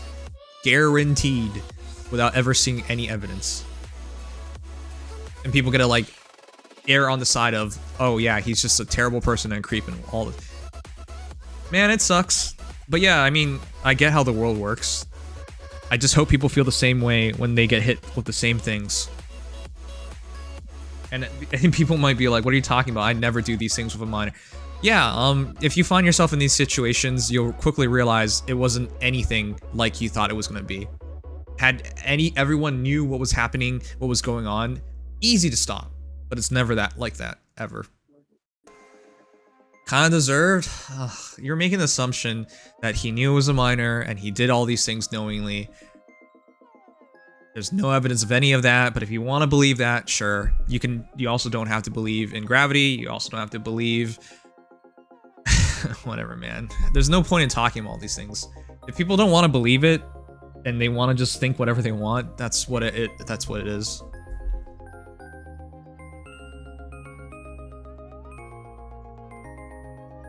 It's just another sad reminder that on the internet, no one ever changes, even when they actually change. Oh, that's funny. A couple of noodles was saying who's coming forward for that specific man who committed suicide, and his name is censored. I don't know if that's Twitch doing it or him. No, I think that might be Twitch. No, he's doing it. You're the one who doesn't. You're the one who doesn't censor anything. Well, I try to more these days. Yeah. Okay.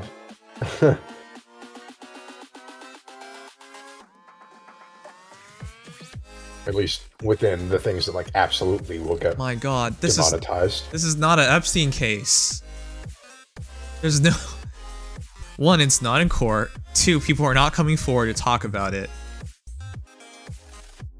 Like, don't you know in Epstein's case, didn't his estate get dissolved and it's going to the victims? Yeah, I think so. It got sold to some group of people. I don't know if it was the victims, but yeah. He was convicted. This is not the same thing at all. Well, I think it's the easy. I mean, he's the easy one, the easy comparison to make when it comes to anything relating to minors, because he's the most famous example. So. Oh God. Okay. I wouldn't be even doing or saying anything on Doctor Respect if that's actually what happened, guys. My God. If there was a court case, oh yeah, a whole island. I'm the one telling you shouldn't believe in this in non-evidence, but I wouldn't go after a court case where evidence is presented and being like, he's still innocent. I would never do that. Well, that's good.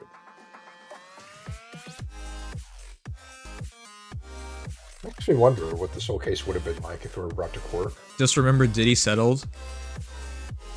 You want to really do this? I can give you a bunch of cases where people are wrongfully convicted, wrongfully judged. Oh, do you feel that way about Diddy as well, or? No, I don't. Oh, okay.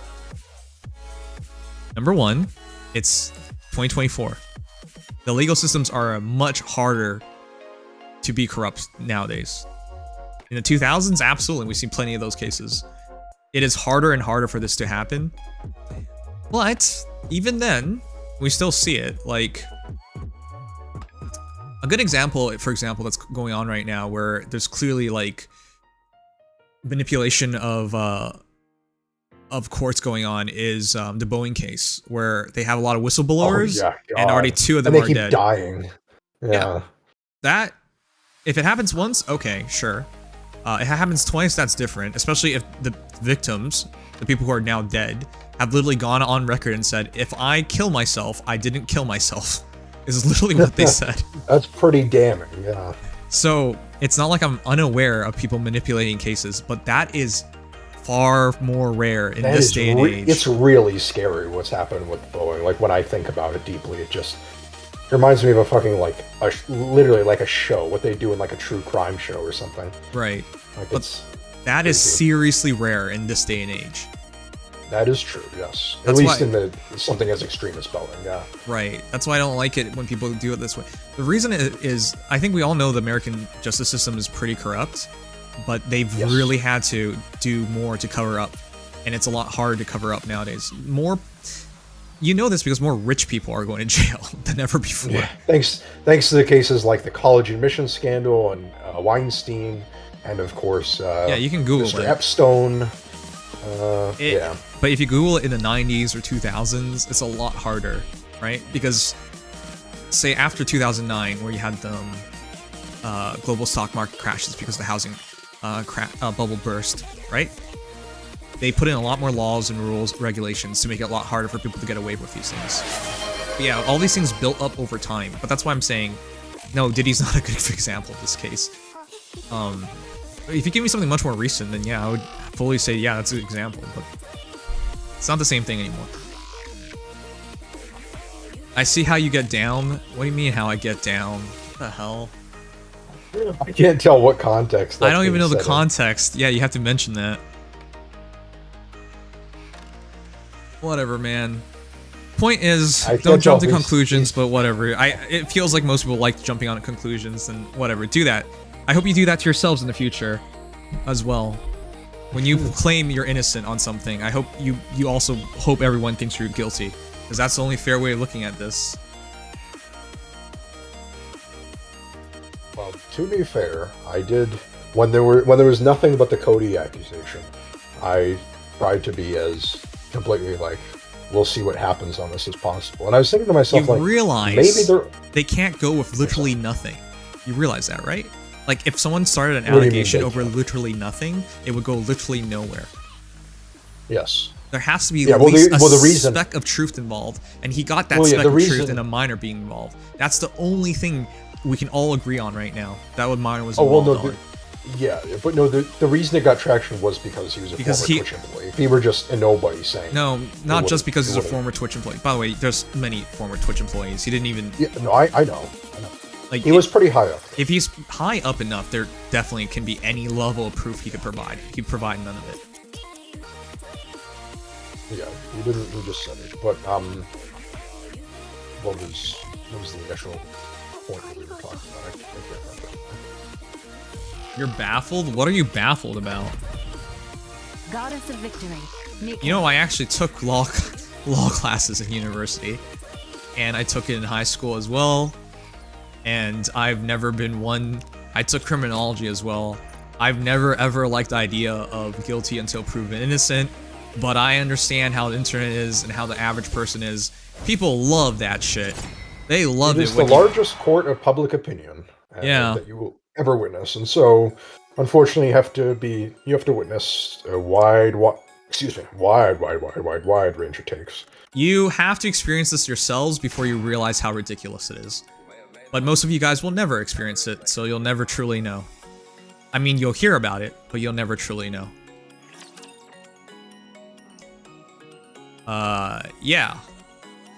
I've seen truth stretched out into oblivion, but the reason why I said all that earlier was because there has to be a speck of truth. You grab people's attention, but there has to be at least a speck of truth. That's why I don't believe the rest of it. And obviously it was something that neither party could be comfortable talking about Twitch and Dr. Disrespect.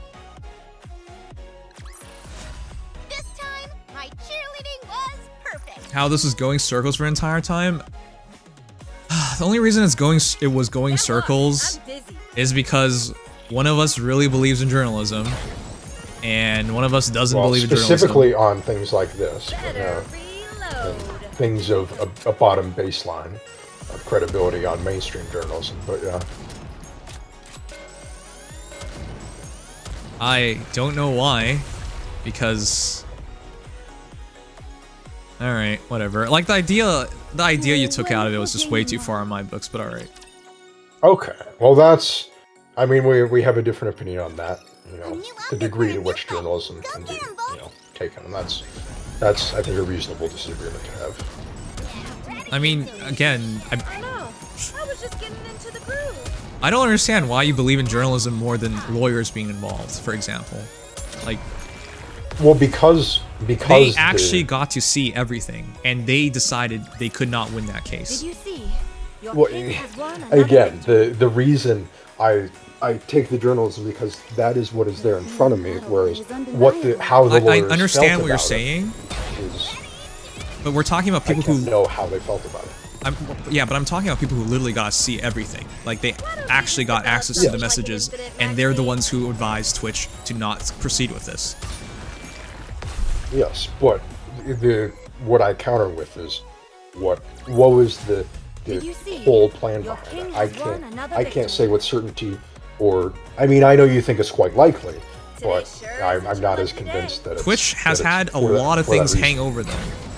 The Dr. Disrespect thing is constantly brought up, even before today or yesterday or whenever this came out. It was constantly brought up. They took a lot of public damage out of this, and people labeled them as not transparent. They took a lot of shit for this. Why would they put themselves through all this if the actual messages were so clear-cut? Unless they weren't clear-cut, which is what I believe it was. But again, this is why I'm so weirded out, because you rather take the journalist side where they heard from some sources that didn't come out for 4 years, even though they had many opportunities to. That's why it makes no sense to me. And then again, even past those guys... Yeah, but it all circles back to just me having... It is easier for me to believe a baseline of credibility that I can see. Lawyers don't have credibility now? What?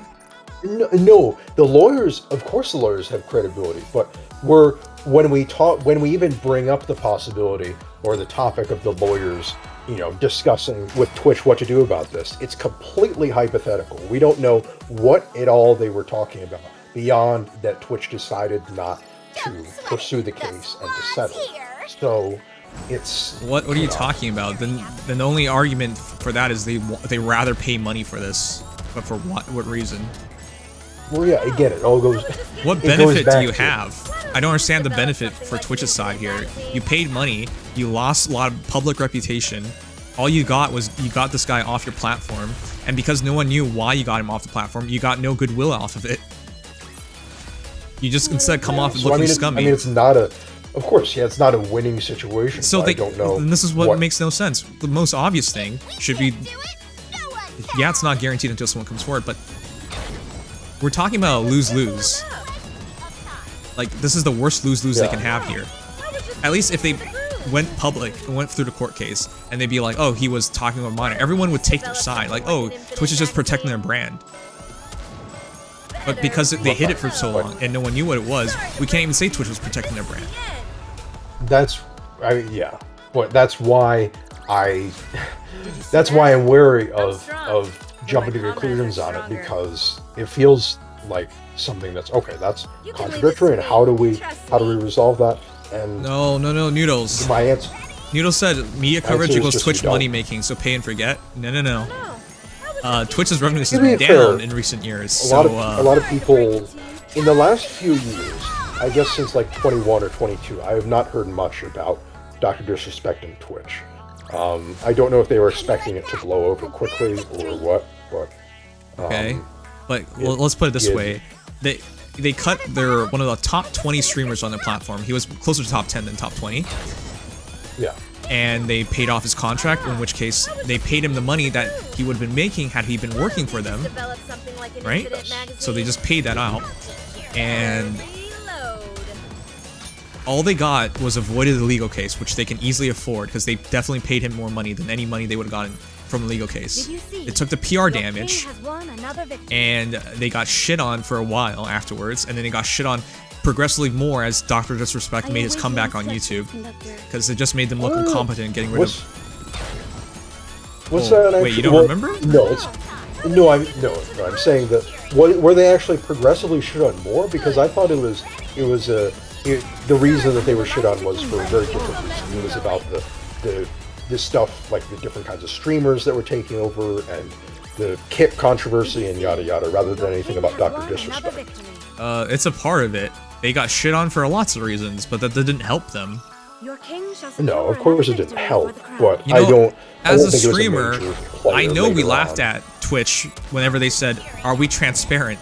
Like, they would, for those who don't know, they survey their partners every once in a while, and they're like getting their opinions from partners and streamers of how people feel about Twitch.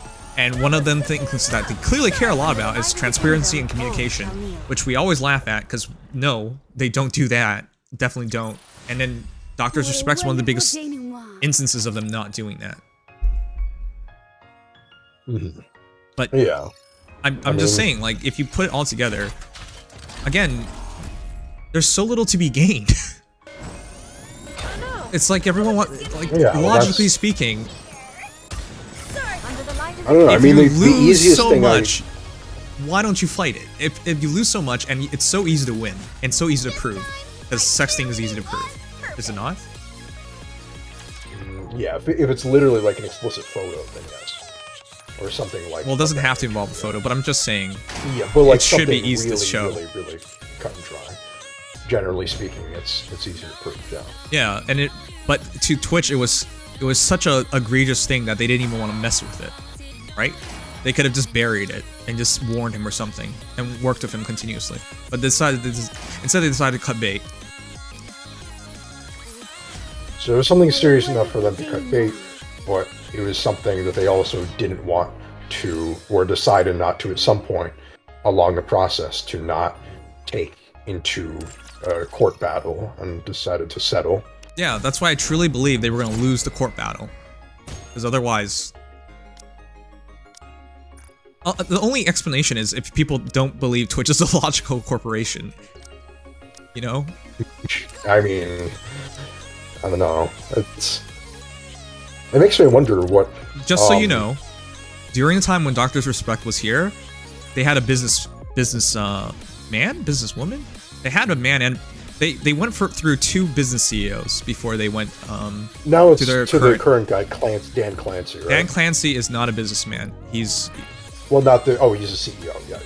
No, he's a CEO. I'm talking about the past CEOs. The past CEOs cared about money, so they would have fought this 100%. I don't see why they would not.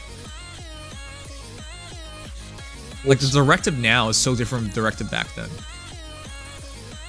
It makes me wonder if Amazon had any part to play in all this. Yeah, Amazon is. That's why they're cutting streaming regions like Korea out. Because that's money involved. But they were even more money driven back then, is what I meant. Yeah, but I mean to say, if Amazon was involved in the dock decision at all, I imagine they at least had some. They at least weighed in on it to some extent. Why would they weigh in on it? Well, Amazon is as the company owning Twitch, if Twitch's image would be technically affiliated with. Okay, well, this is the not having business knowledge part. Could they do it? Yes, because they own the company, they have a controlling share, and they have a major interest. Should they do it? No. Because if you're going to overrule your CEOs over something as simple as, this is not an organization changing decision whether to go to court with a streamer or not. That's not. Even if it's Dr. Disrespect. We're talking about somebody who was maybe top 10. He's close to top 10, but he wasn't really top 10. But even then, yeah, he's an asset, but it's not that big of an asset where you would bring in your parent corporation for this. Like, that makes no sense.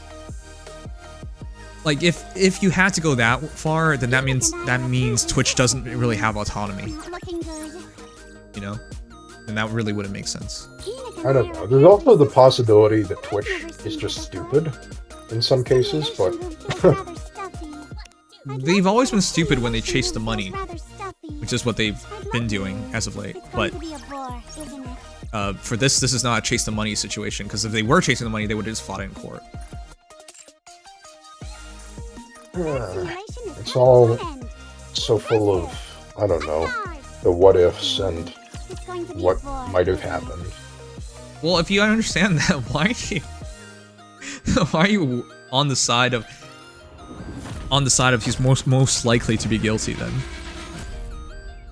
Well, the side of the only thing I'm suggesting he's guilty of is just the stuff that he said and the people, not even specifically what Cody said, but just the sources that were cited in those publications said. We don't know the sources. Which was that they were right, but they don't really say anything different from what Dr. Disrespect did, which is that he was inappropriately texting minors. I just don't understand why you like anonymous or buy into anonymous sources. I don't love anonymous sources, but I think if it matches up with what he said, doesn't it? I mean, right? He just says inappropriate. Inappropriate is a word that fulfills a lot of things. Yeah, but didn't they essentially? I guess I could check the exact wording, but they basically said the exact same thing, that it was inappropriate texting of a minor, or whispering of a minor that got him kicked off. And I'm saying that if the anonymous sources, they have been, not only are they on an official journalistic publication, but he had the same take. Maybe they had a slightly different word for it, or like the word was like a synonym of inappropriate, but the take was the same, and that's basically what I'm saying I believe this whole time. And my takeaway from that, my takeaway might be what we disagree on, because I think, it's not good, and I understand why his sponsorships were terminated. But the basic facts of what I believe, I think, aren't so different from what anybody else can see, which was just that he inappropriately messaged a minor, and that's why Twitch did what they did. So I think what we disagree on is the actual, the morality judgment of what, comes after that, rather than what happened. The morality judgment?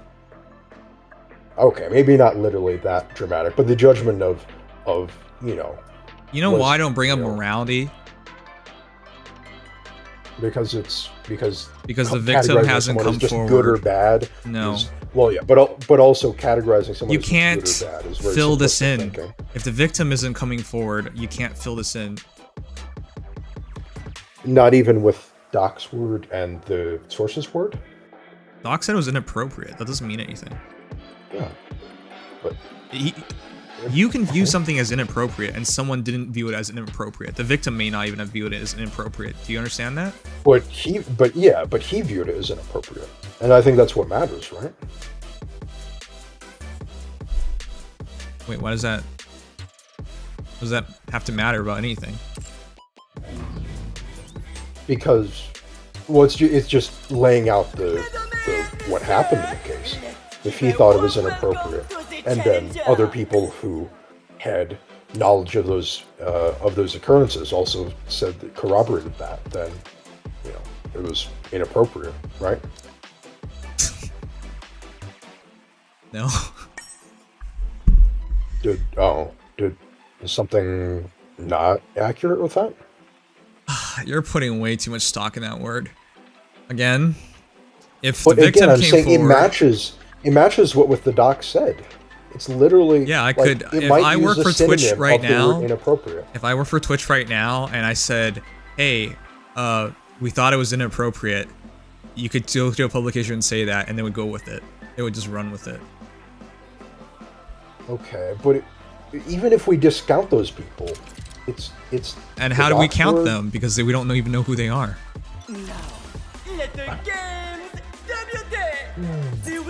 See the problem with anonymous sources, because we don't know where they stand, what they actually knew, but you can logically look at it and figure out, hey, they probably didn't know anything at the time, and we're not first-party sources.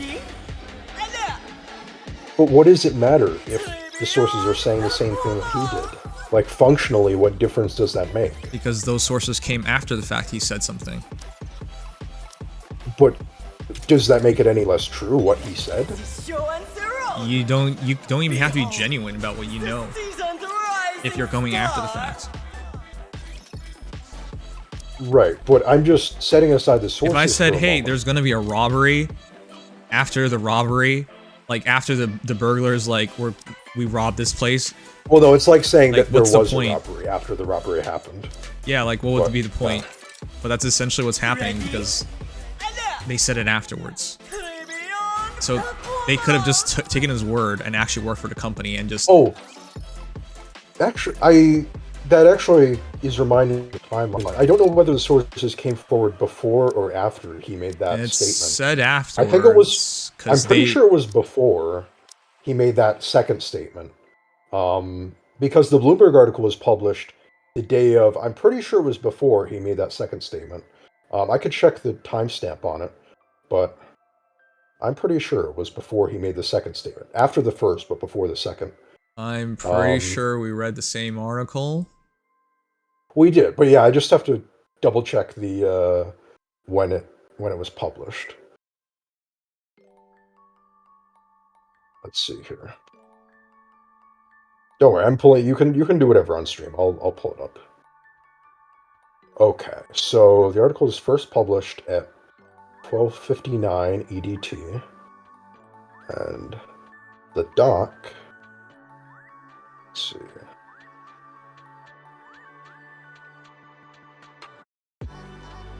Where did he? Let's see. When was the first one made? Okay, he made it at 2 p.m. So he made the initial post was made about an hour after the Bloomberg article came out. The Bloomberg article was released at about 1 p.m. and he put out his second statement at about 2 p.m. I'm looking at the Bloomberg article. Where does it say Bloomberg? It says you might have to go to the actual source, but it says June 25th, 2024 at 12:59 p.m. EDT, Eastern Daylight Time. That was the first publication of it. And then I went to the doc's first post of it, his first edit, or not his unedited one. No, the sources part. Eastern. Where does it say the sources part? It says on I think it's the second or third paragraph, if I remember correctly. The Discord one? No, I told you that was never sorry. fine. No, I'm not sorry. I'm just trying to find, because I can't find... The reasons for his ban from Twitch were never given, but 3 people with knowledge of the matter. Yes, that's the one I'm referencing. Hold on, this doesn't even say they're from Twitch. But those people are, I believe another source verified that there were, among those sources, were people from Twitch. I think it was The Verge that first reported on Twitch itself, employees from Twitch being involved. This is where it's super confusing to me, because, again, if there are sexually explicit messages, there's very little debate here that he breached his contract and therefore he can be terminated. That's what makes no sense to me.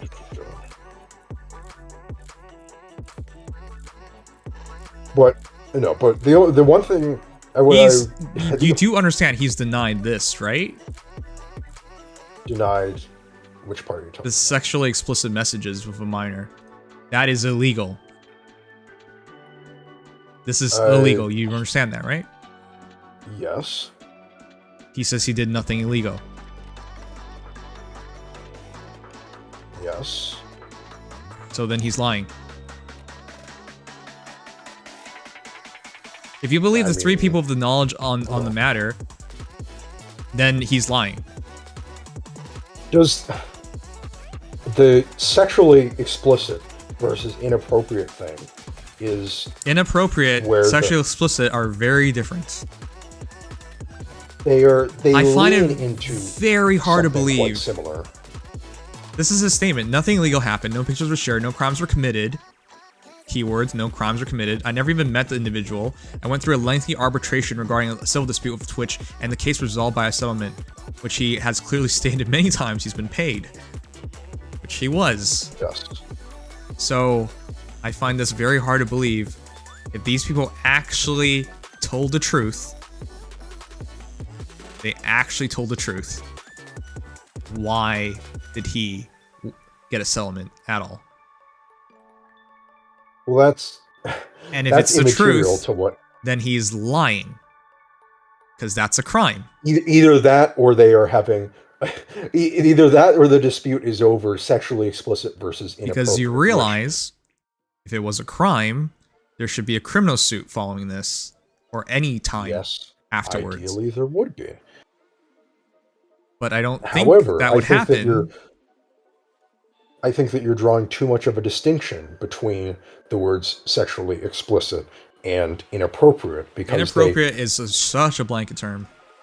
But inappropriate specifically with minors, why would the term inappropriate be used in that context, if not to imply and to essentially outright state that there was sexual intent or some, you know, I mentioned this way earlier when we were talking it's all about something evidence. that was sexually, even if it wasn't literally, that Dr. Disrespect you know, did nothing illegal was that Twitch decided to settle rather than attempt to curb stomp him. You want to know why that's so easy? What evidence do the nameless sources have to back what they are saying? The winner is you. Well, that brings us full circle back to what we started on, which is because I believed in evidence, and you're clearly not believing.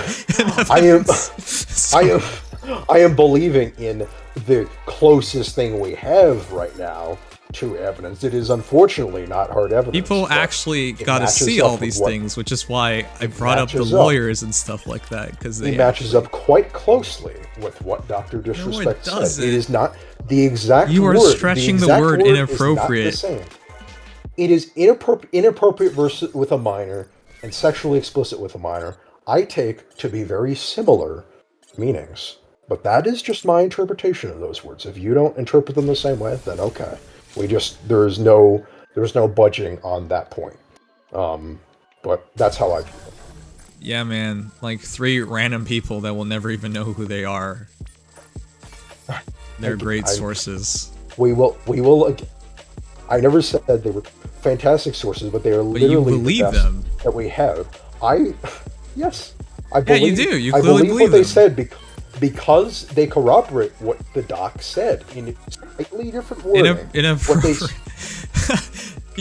Something clearly. I'm not going to debate something clearly happened. Inappropriate with a minor. Something clearly happened. Something that was best described as inappropriate because we can't describe it as anything else. You can't just be like nothing happened, which is why they booted me out. They wanted me gone. Of course. There's no way to word it like that.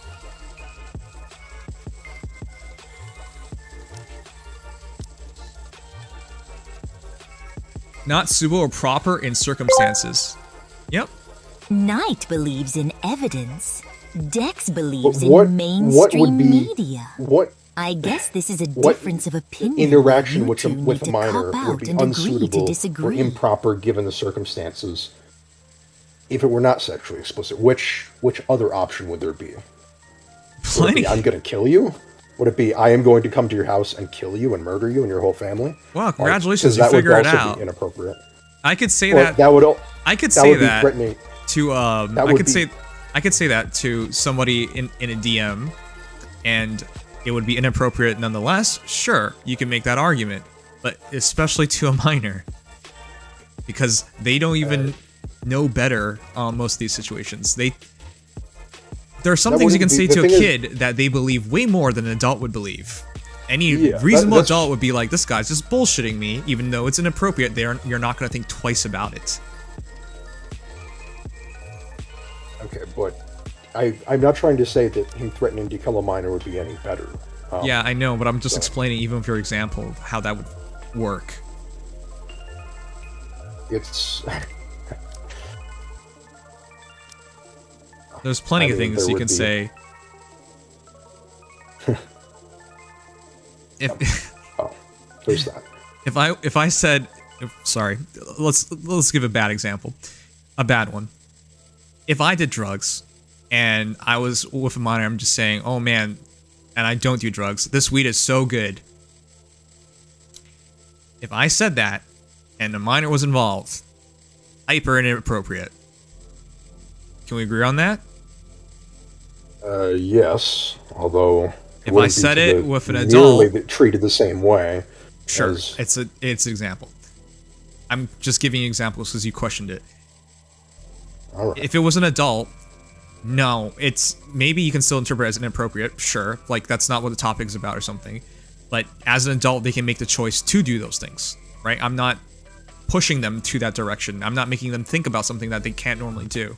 But if you're a minor, now that's seen as an entirely different thing.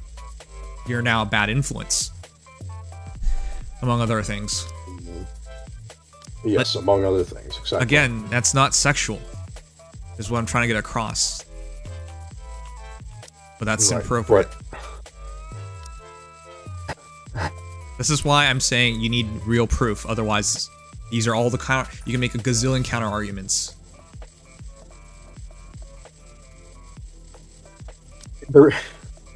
There are multiple. Let me just compose what I'm going to say before I say it.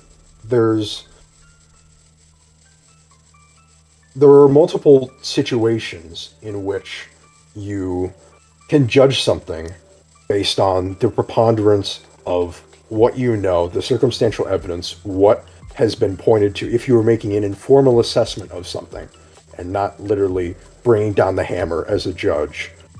And in this case, in my informal assessment, I am not a judge, I am not a court-martial, I am not Dr. Disrespect's lawyer. No, I know you made. I know what you think most likely happened. I get that.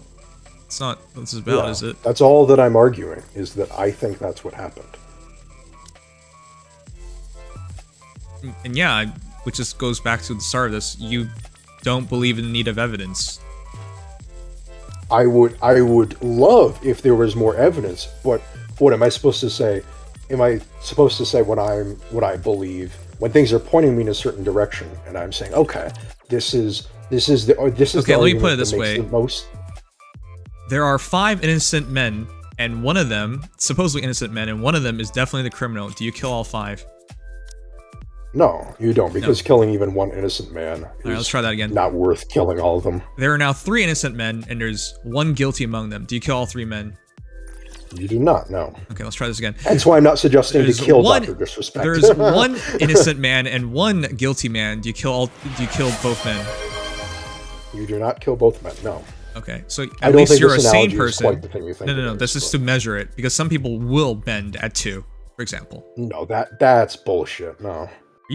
It is literally... There are tons of people out there who think it's worth it to kill an innocent to catch a guilty. No, I'm not saying that. I'm saying that's bullshit that they say that, not that you're bullshit. Okay, yes, by the way, this is a real...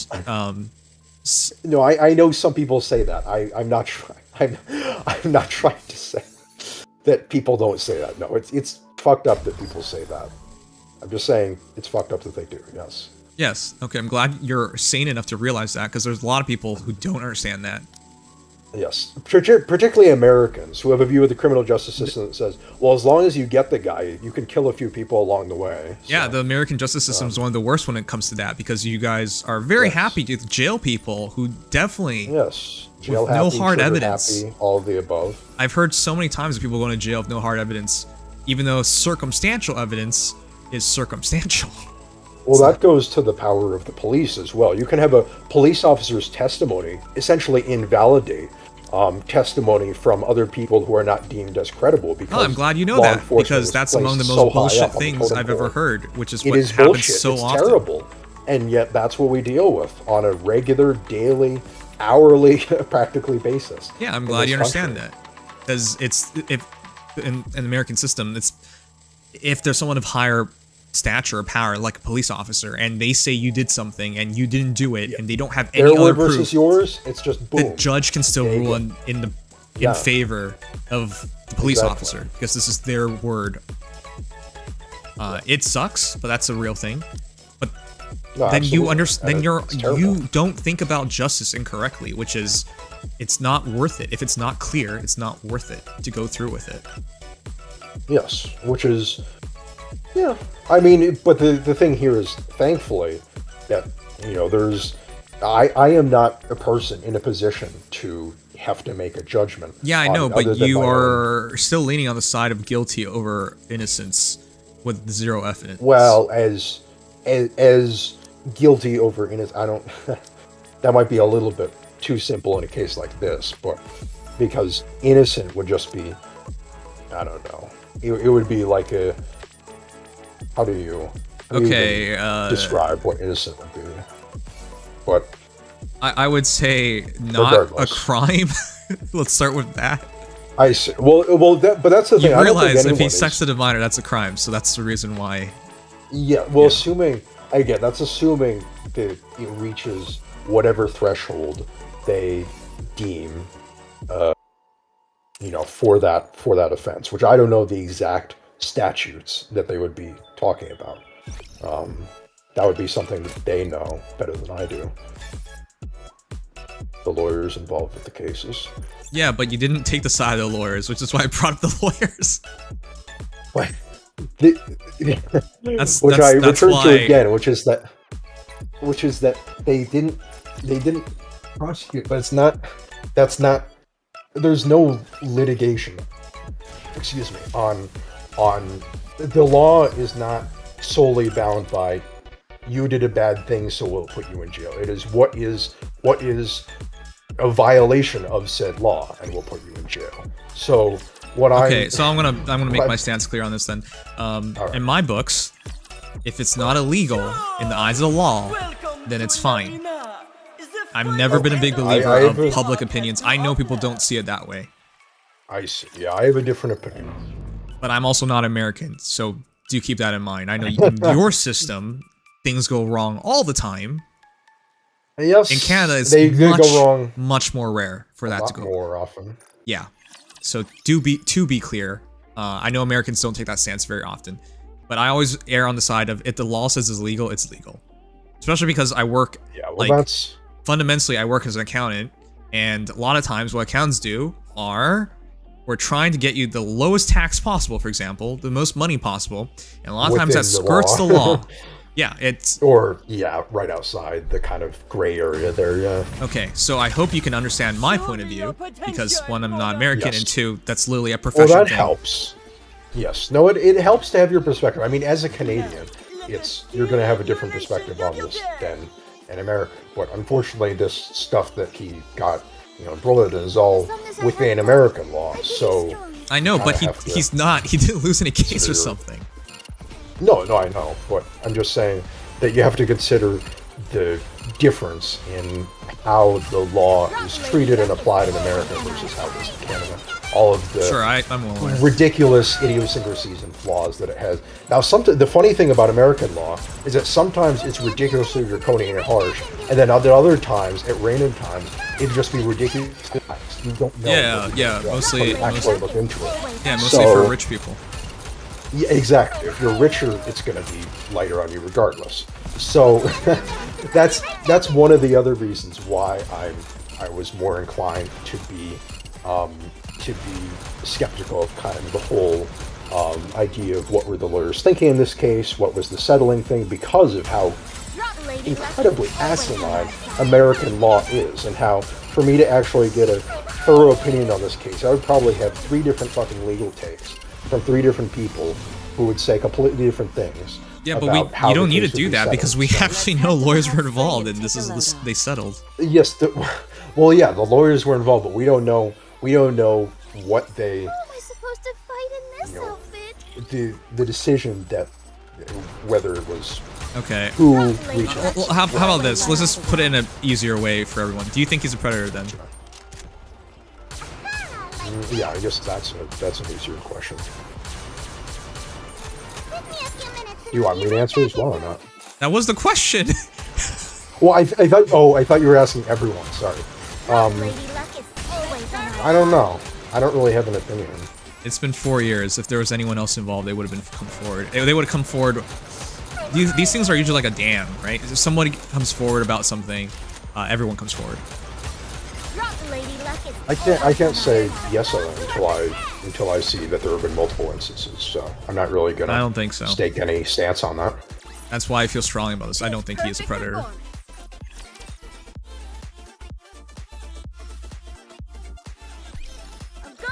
This is also because of all these things that you have to keep in mind is why I don't talk to people through DMs, because I know how ridiculous this works. Well, yes, that is the easiest way to go about it without having to worry about, getting into these kind of situations. So again, it's really easy for people to look at these things when you've never been in a similar situation. I get that. At the same time, it's not the same. I know a lot of people look at like, oh, I would never intentionally talk to a minor. Yeah, well, neither would I.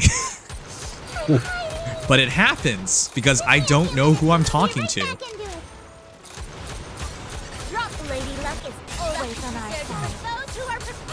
And then when it comes to like sexually explicit and whatnot, again, you don't know. You don't know what's going to happen. If you never speak to anyone, for example, can you ever get in trouble for sexually explicit chat? No, because you don't speak to anyone. You're not even in the same situation for to have a chance with. It's like people saying, you hear that talk about like if you win a lottery, half the people go bankrupt, right? And you're like, I never go bankrupt. Well, yeah, you're not even in the same situation. We would never even know. So it's always easier to talk about things from outside the fact, in the scenarios, in theory. But wasn't also part of your perspective that that if the conversation, how is it that I don't want to mischaracterize? What was the wording of it? That if you're you can't control getting into a sexually explicit conversation, was that one of the things that you said? No, I said by the time, because you were talking about like to reevaluate things once things were headed that direction. I said once things were headed that direction, those messages were already too late. Like the public opinions would be like, oh, this is where he wanted things to head, for example. But that but in that case, even if you had no intention whatsoever, yeah, you would. If there was no, you would. As soon as anyone said minor, everyone would have jumped the gun. No, but I mean, regardless of the public opinion, I mean the actual the ban that was done, hush hush, with the reason not to provide it to the public for 4 years like that. What? If if it had gotten only to that point. Yeah. I'm saying with the situation, do you think the situation still would have been the same with everything being sort of okay? I see. Brands are so finicky on these things. They do not that much is undeniable. Want anything resembling trouble. You have to be squeaky clean.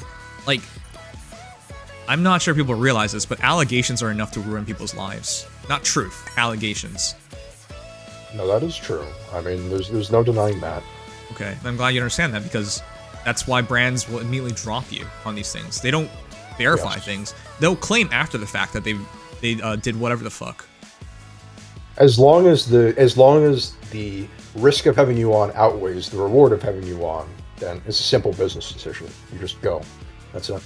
Yeah, in every situation, if you just think of unless it's undeniably in your favor, they would. That's the only time they would ever do it. Yes, basically. But that goes back to why this is an issue, because you have to prove you're innocent. That's how all these things work, which is fucked up, because you should never be guilty until proven innocent, but that's how everything treats these things.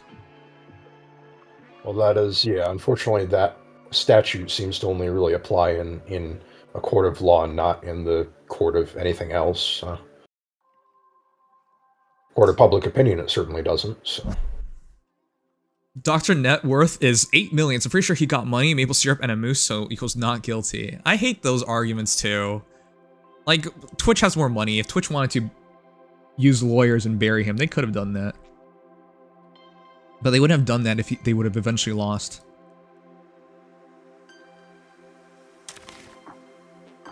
I feel like it would... Simply, I think the easier thing is just the possibility of losing is just enough to be a deterrence. Not even the thought that it would happen, just avoiding the possibility altogether.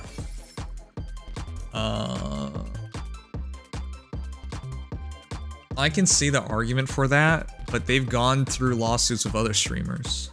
So I don't know why Dr. Disrespect would be the one where they do it. The only thing that would be different is if they believe they didn't have a chance of winning. I don't mind being alone. Well, given the nature of the case, and given the...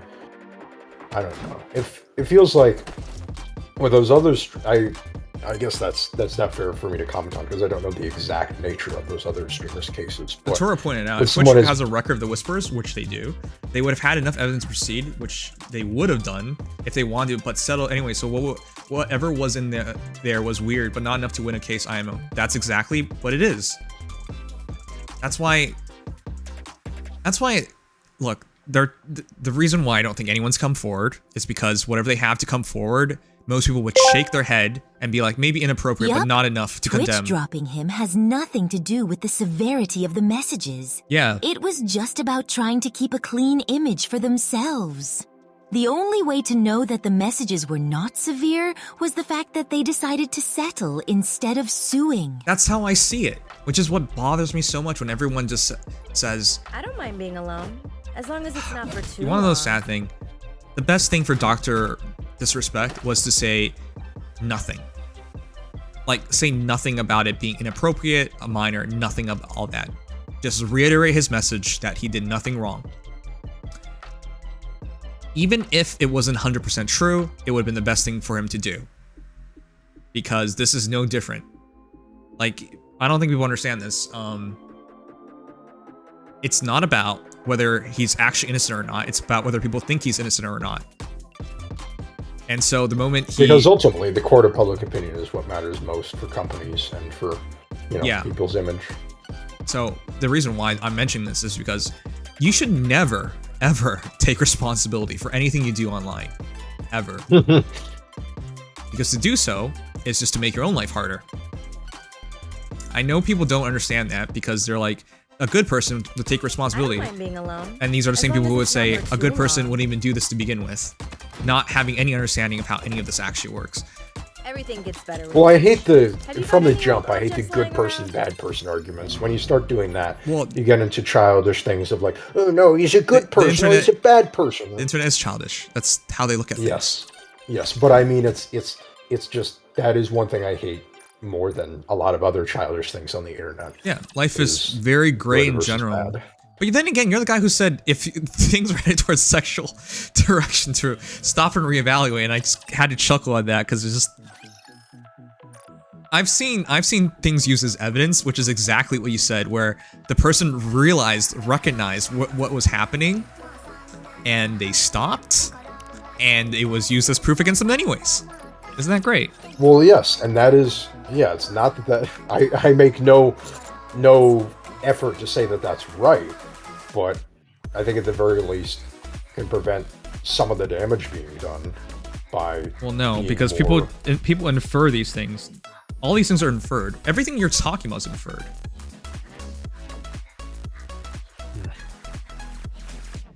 Is it not? You're literally inferring all this from his admission of inappropriate behavior.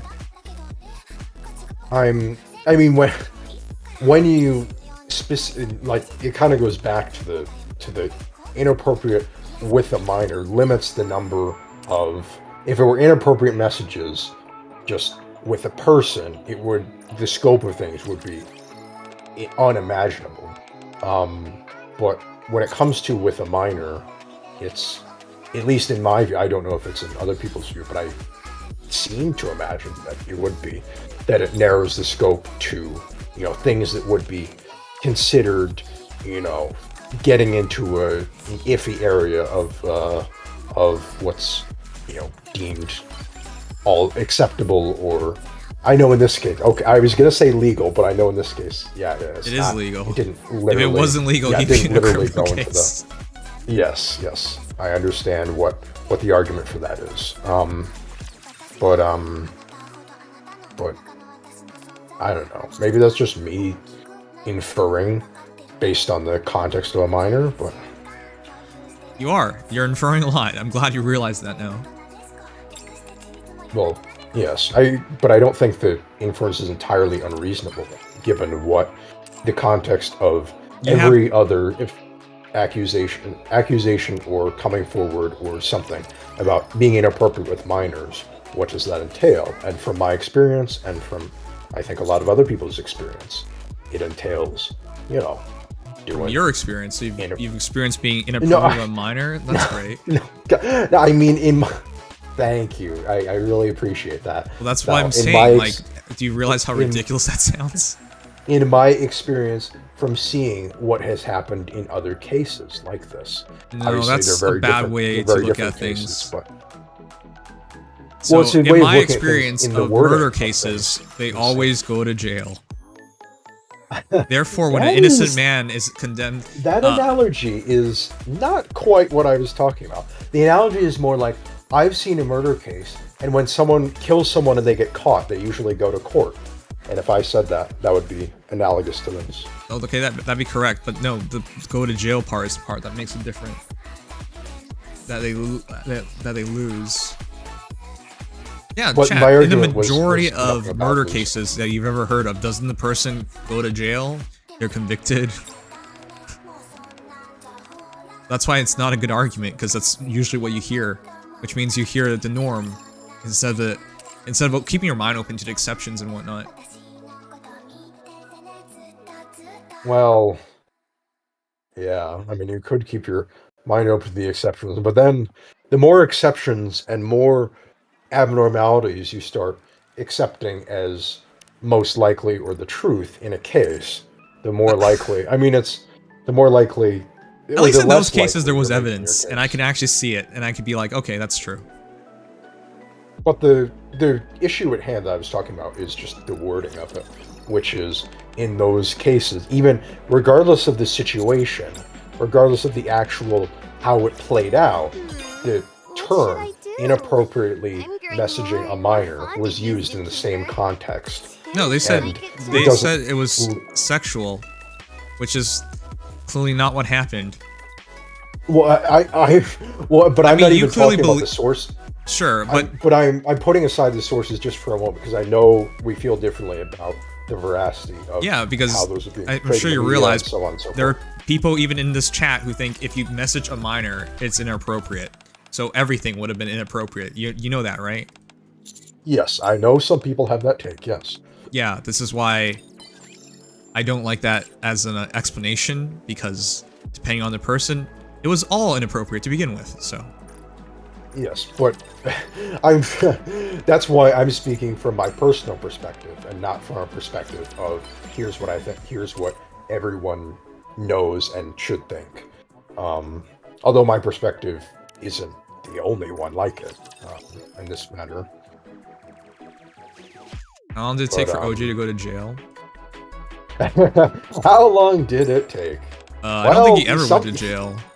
Yeah, he was acquitted, and he always said in LA, he said, "Man, I always get nervous because I feel like I might be sitting right next to the guy who did it," and then he died. Yeah, recently. That was one of the funniest things OJ ever said. OJ's a good example of most definitely he probably did it. Most definitely. Most definitely, probably, yeah. Yeah, but I don't think he did he do anything bad ever since? The point I'm getting across is he a threat to society? Nothing nearly that bad. That's for sure. Because I remember looking at this out of curiosity when he died, and I don't remember him doing anything bad ever since. No, I think he lost. It was nothing to that extent.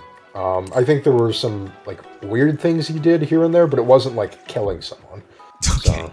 I don't remember hearing about those things, but yeah, which also is the second part of all this. I don't even think he's a predator, so that's, again, for me, there's several points, which is why I'm all against it, because it's been 4 years. If he was a predator, there have been other cases, you would have heard about it. I don't think he paid off everyone, because that doesn't work. You can't pay off, if this is actually who he is, there's no way he can silence everyone. That's not how it works.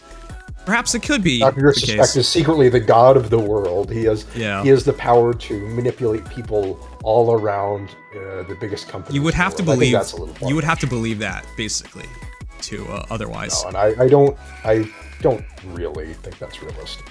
Right. Which is why I'm all for giving him the benefit of the doubt, because again, it's been 4 years, so if there were more victims, they would come forward. He won his court case clearly, legislation clearly. This thing popping up, no evidence still. People can claim whatever the heck they want, that's great. But unless I see it, again, this is with everything else in mind, I wouldn't feel differently about it. And finally, like, it's the same exact thing. So it doesn't even feel right to, like, shit on him even more. Or, like, get on his case anymore about it. This is this exact same court case. Imagine somebody knew 90% of the details of a crime, and they got judged and sentenced for it, and then every couple of years, another 1 or 2% of the crime comes out, and they got resentenced and it got extended. You know, would that make sense in any system? No. No. So in my eyes, it's already been settled, because it has been settled. There's nothing really more to talk about it. But he's getting put through the ringer again. So yeah, I mean, we can disagree, like, if you want to infer all those things, but in my honest opinion, through looking through everything, none of this is fair. None of this is right. If someone came up with hard evidence, then yeah, I'd see it entirely differently. But again... Yeah, well, I mean, we'll see if anything else comes out, because I highly doubt it, because there's been 4 years, dude.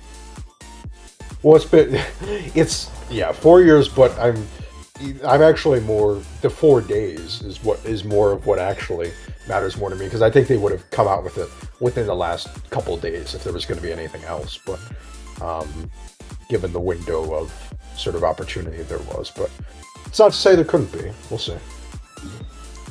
The thing with these things is always a third party feels differently about it than the actual party, the first party.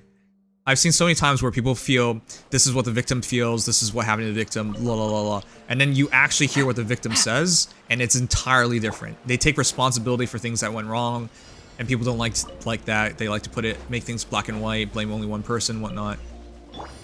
Like, it's very different.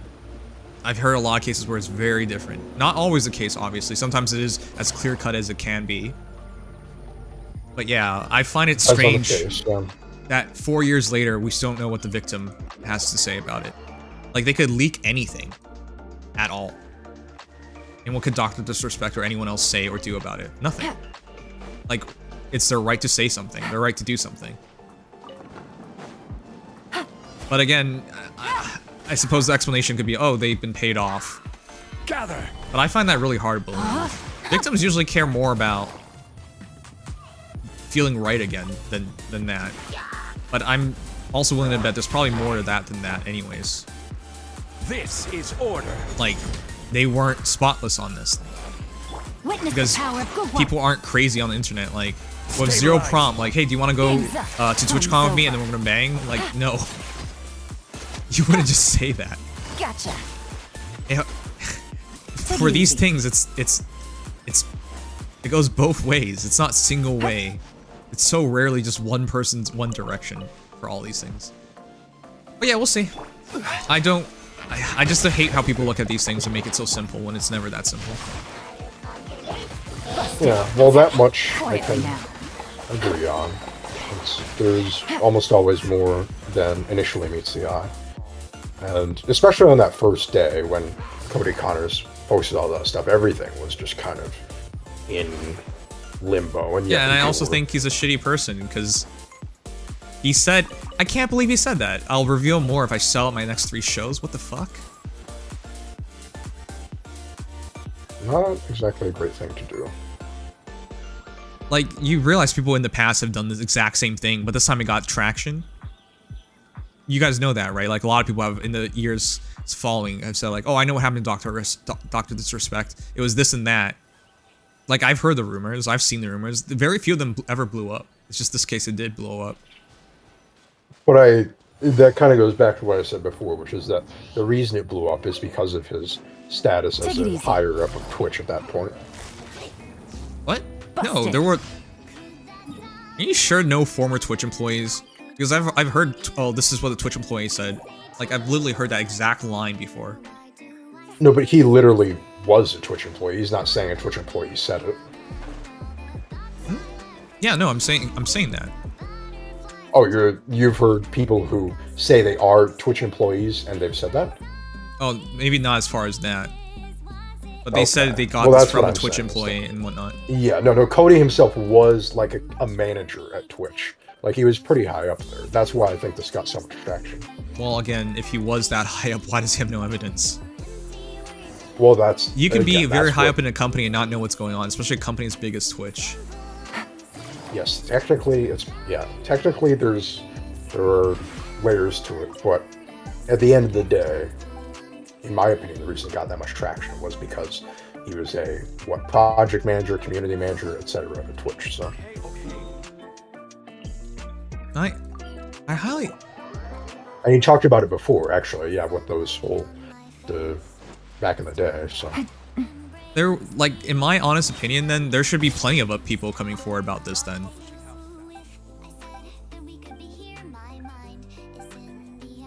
I guess, although if it was limited to the Twitch mod team at that time and the higher-ups, then it would make sense why. It's That's more than enough people, jeez. Well, they may not want to lose... The reason those anonymous sources aren't, are being anonymous is because they don't want to lose their jobs. Or their livelihood, or their... No, they could leak it easily and not get found out. A lot of these leaks, you never find out who leaked anything.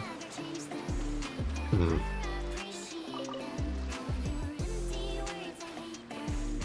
Let's see, it's innocent until proven guilty till it's sexual allegation, and it's guilty until prove your innocence. I actually think it's just guilty all the time nowadays. No, yes, it's pretty much, just guilty all the time. I mean, it's just that a sexual thing will make people a lot more, what's the word for it, heated about talking about it. Things are about to get dicey. I feel like all Twitch employees have a hit list of streamers, because as soon as someone no longer works at Twitch, they are often involved in drama like this. And that's also true, yes. People forget that people have personal vendettas. The Doc. With someone like the Doc, it I don't know why he said it with a weird accent, but with someone like the Doc, it makes sense that he would have some enemies, regardless of whether or not that pertains to this. Thank you for Add Astro. Anyway, I am actually going to call it a night. Okay. It is getting late. Okay. Yeah, I know we have a difference of opinion, but at the very least, I just find it I'm a funny little better. because you got so upset at me one time for implying you could become a murderer, and then here this is your stance on things. Man. I mean, am I not allowed to have that sort of personal yeah, but it's not reaction when it was? It's not the same. Like, is it not the same idea? It's a possibility. It didn't happen though, but it's a possibility. There's no proof or evidence of it, but it's a possibility. You'd rather take... Okay, go ahead. I didn't know... Back then, I didn't know you were arguing in the context of thinking like this. I know this is how you feel about this. I'm pretty I pretty much hold the same stance on all these things. Yeah, but I didn't know you were applying that stance to me back then. It felt like I was being fucked with. Like, I don't know. It was just yeah. It didn't feel good. So that was why I was reacting so viscerally. So. Yeah, but look, when you're personally involved, it doesn't feel so good, huh? Well, yes. Thankfully, it was literally just a fucking nobody who was on stream and was like, you know. Yeah, and it didn't feel good. Now imagine a gazillion people doing this to you, because that's what he's going through now. Yes, I know the theoretical of that, but then I don't know. I would be more empathetic then. Jeez, you know how this works. Well, I'm not. I've actually been quite. There have been people in chat who've been a lot less charitable than I know that me so far. I'm not gonna argue with everyone in chat because it'd be pointless to begin with. But well, yes, but it's just is that this former manager used the word you gotta understand that I'm doing my best to come to kind of a Twitch would have sued instead of settling. The conclusion here that he gave no evidence for his claims. Well, it may be different.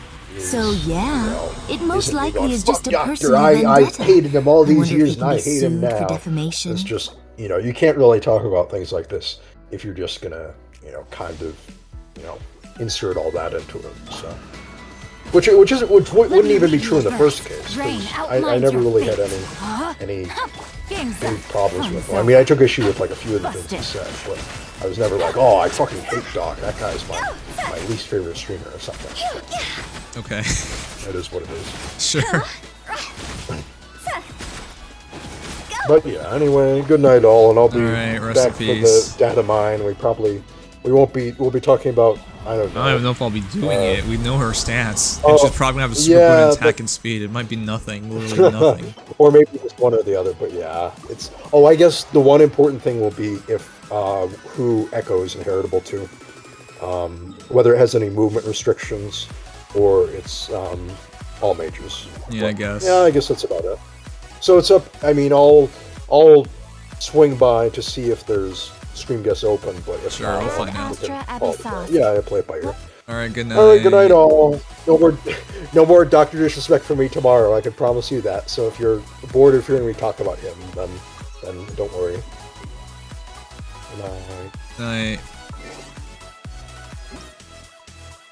All right, nothing against Dex, but man, how come again, this is nothing against Dex, but how come people have viewpoints which like conflict with each other? That always gets to me. If you feel one way about one thing and something else is extremely similar, how do you feel differently about it? But then again, human beings, I guess human beings in general aren't logical. But yeah. Anyways, we went way too long with all that. I feel strongly about it because I dealt with personal things similar to that. And I know exactly what he could be referring to when it comes to inappropriate.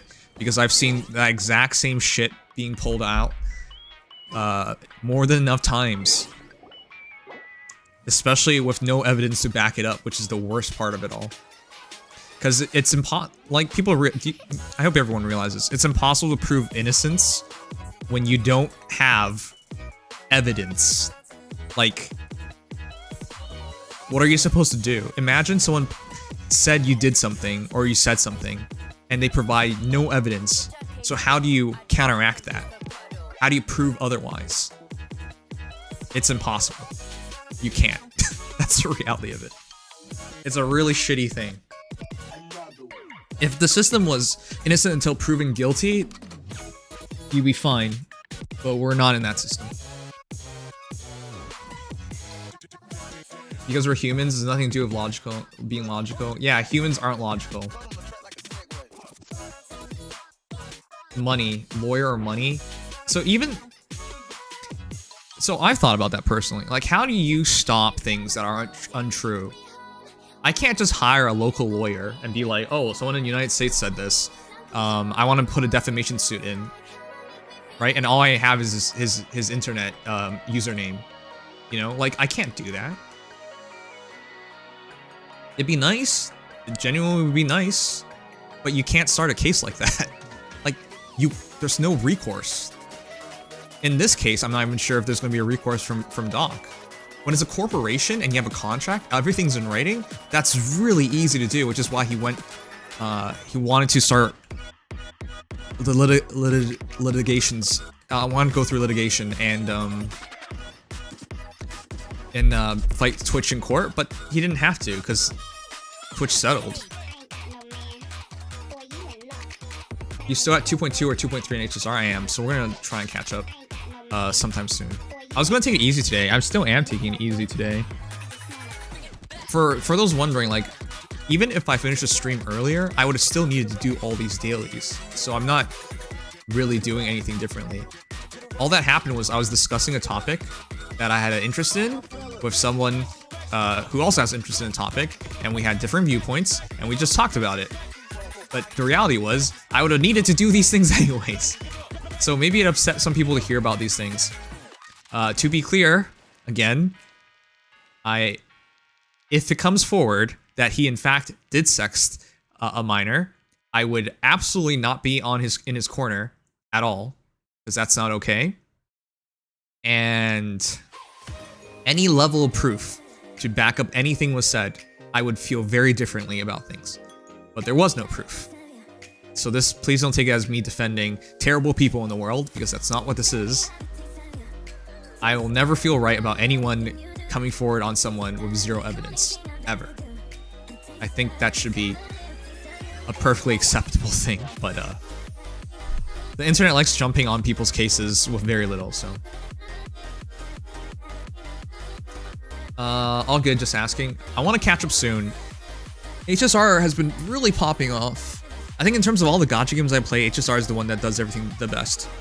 So I want to check it out sometime soon.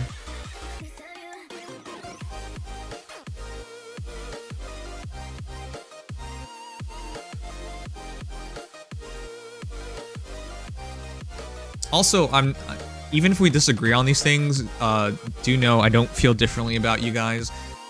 The reality is, the more you get to know someone, the more likely you're to disagree about something. But that's okay, because they're not you. The only time it becomes a problem is when people try to tell you that to think differently about something, but not in a logical way. Like, if you prove to me that something is wrong or different or incorrect, that's different. But if you disagree and you don't even explain why you disagree, and you're not happy about the disagreement without putting the effort to clear up the disagreement, that is hard to really, that's hard to respect. That's rough. Nice to know you're aware of the consequences. What consequences?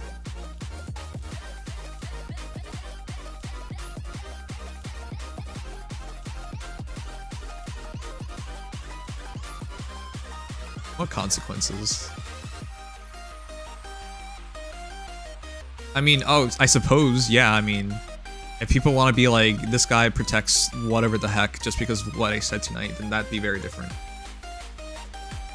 But you should never, like, behold yourself to crazy people, because then you'll never do anything sensible.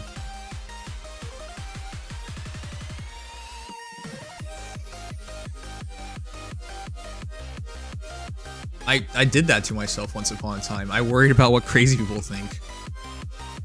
And it became impossible to do anything.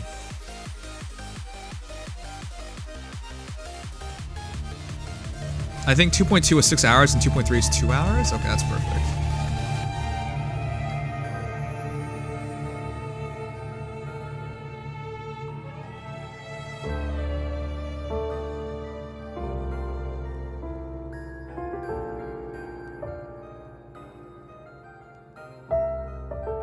Alright, let's do dailies of the worst gacha game I play.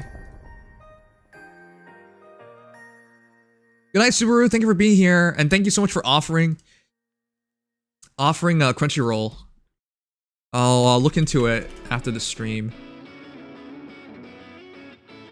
It'll be really nice to watch new anime without having to procure it first, that's for sure. Okay, I will. Thank you, dude. Hey, Faye, not the worst. You're the worst. You almost got banned today. You know, next time if that happens, I will just ban you.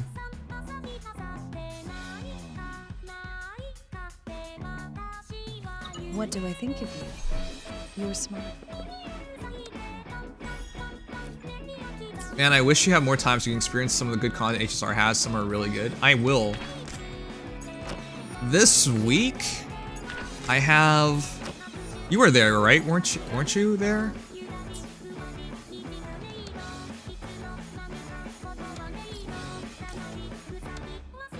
This week, I will be checking out a new gacha game, and I'll be playing that a bit. But there's nothing more to really do in Nikkei outside read the story, and nothing else to do in Faye after tomorrow. And I gotta do my Brown Dust 2 polls. And luckily in Soul Loving Arise, we're good to go now. We're just autoing everything, so that takes a lot less time. So I have more time this week.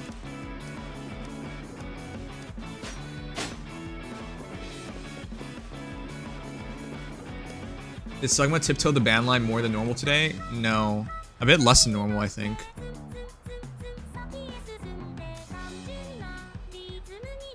Oh yeah, that SRPG gacha, I already heard of it. You're gonna try it out, Len?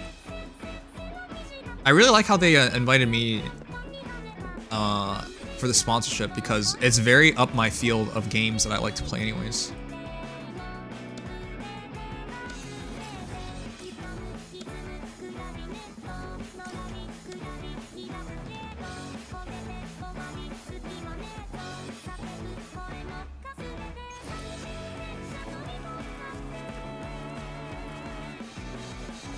My co-host one guide me? Oh, Dex? I guess. Like, I was just trying to cover the article, but people were like saying all this other stuff before we even got to the article. Which was really weird, because obviously we're gonna get to it. Why can't we just wait a moment? Let frigid death. Banish all vice. Pleasure in business. Then again, people don't really have a lot of patience nowadays, huh? Even if something can be said a minute later, you gotta say it now for some reason. Evils be gone.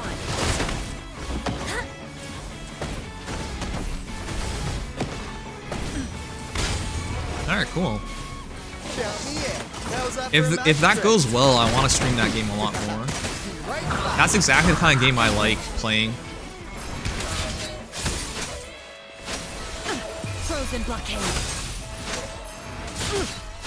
A change of perception. Not worth mentioning. Banish all vice. Chi lasts evermore.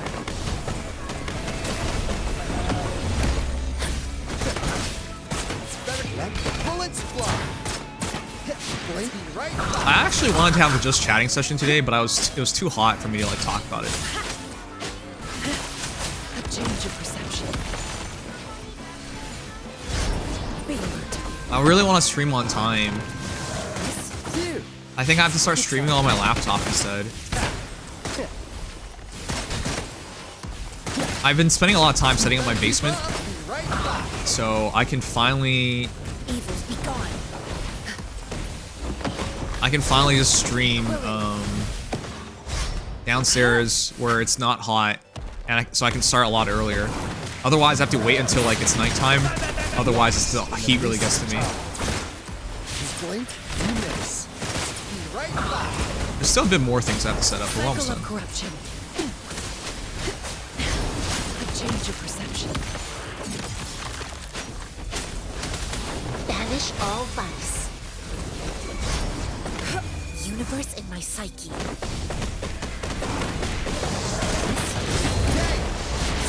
This game gets so laggy so quickly. Running out of mix. Evils be gone. Okay, that ate my input.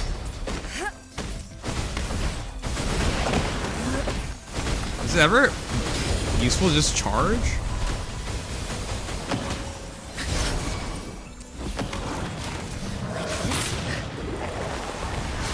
Lotus pervade. A change of perception. I already know the story and the opening of that gacha. It's good. Well, I'm really interested. Does that mean Azure Lane is no longer wife 10? I gotta find some time this week to just at least try it out again.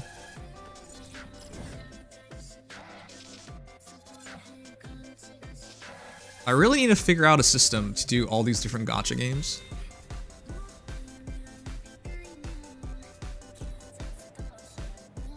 I've been cutting down on time I spend on gacha games.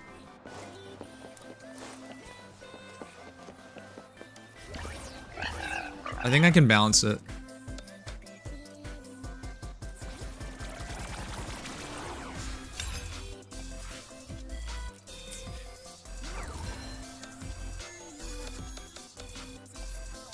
Alright, we finished our daily in time.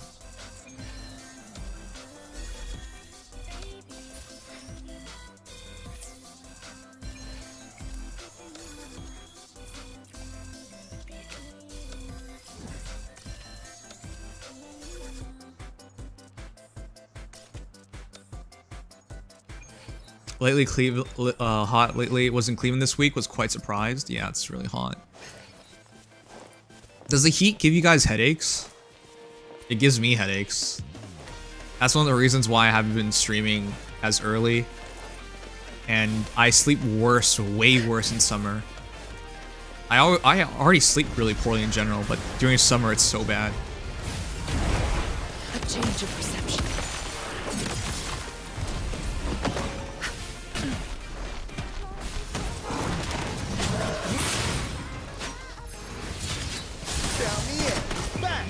Legendary business. Blink to bring out my A game. Be right back. A change of perception.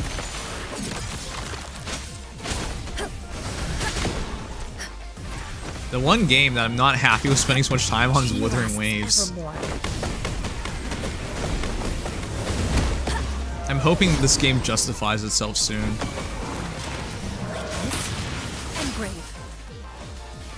Shackles be gone. A change of perception. I did get a watch yesterday night. I did get a watch House of Dragons. That was fun.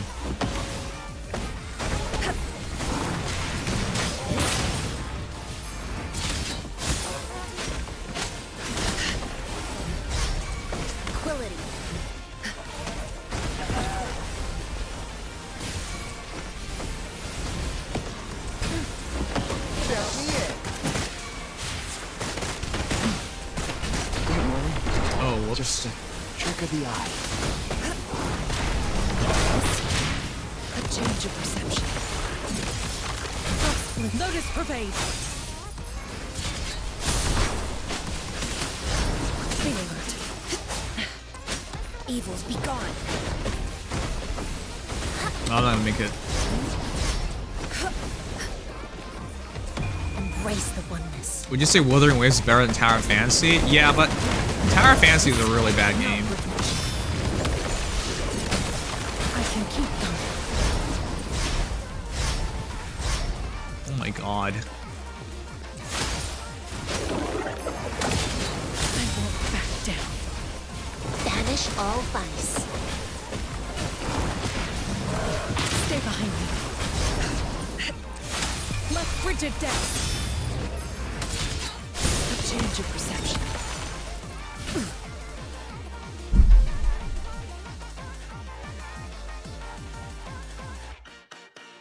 What's your current speed run for SL dailies? As you pointed out, gate rerolls are stupid.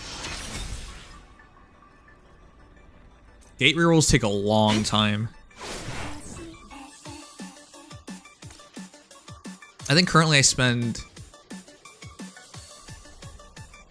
Because I can now auto Igris, Cerberus, and Spider.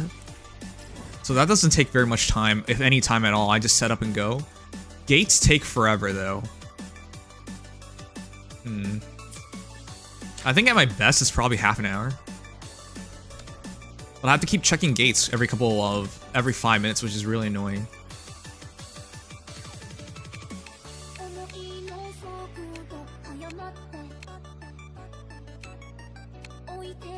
This game still takes longer though. Withering Waves takes a lot longer than other gacha games. I know eventually that time will drop down, but it's sure taking a long time to reach that point. I think I'm closer here.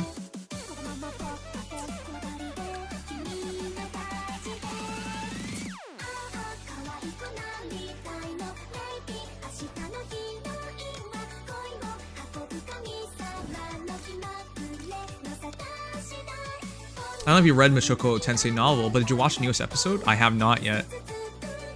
I have to watch through that stupid Academy arc. When I first experienced the Academy arc, I was okay with it because I didn't know what I was getting into. But after finishing it, I'm like really not looking forward to actually doing it all over again. My oversight. Oh, whoops. Not worth mentioning. A change of perception. Banish all vice.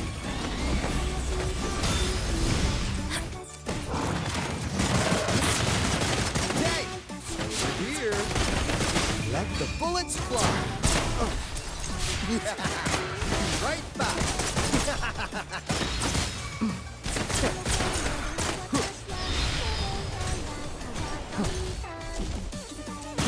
How's that for a magic trick? Evils be gone. Universe in my psyche.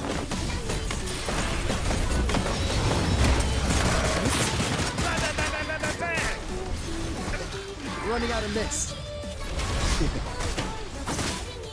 Better keep up. Just right back.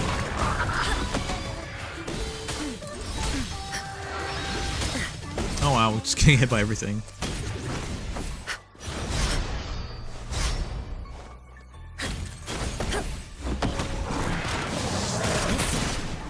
Blink, you miss. Lost in the mist of time. Better keep up. Banish all vice. Why did it freeze me?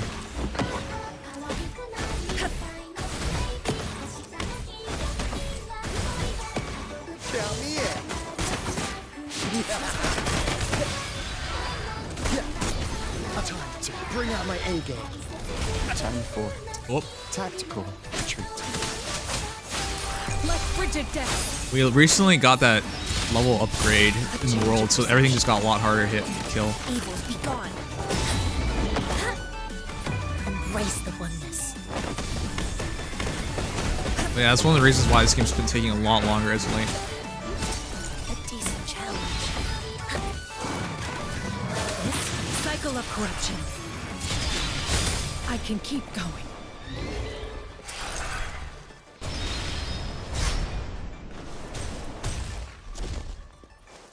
A change of perception.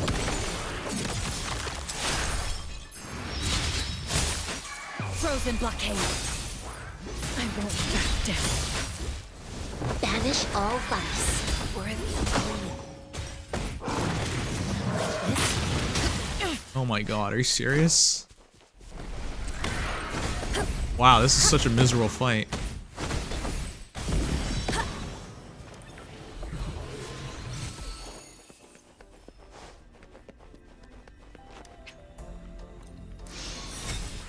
Oh, how long did that take? I don't know if you read. Oh, wait, that was it? You didn't respond? Okay. Yeah, I'll watch the newest episode sometime soon. I have to remind myself that gates now cost 500 gold to re-roll. Is it worth it? I feel like maybe I should just sit down and re-roll a bunch of gates. You know? Instead of like trying really hard to do it without spending the gold. Because I feel like gold's not that big of a deal now.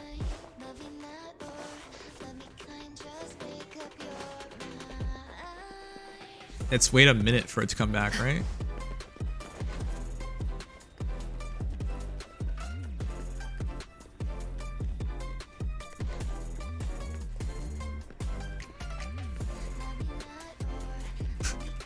What the heck?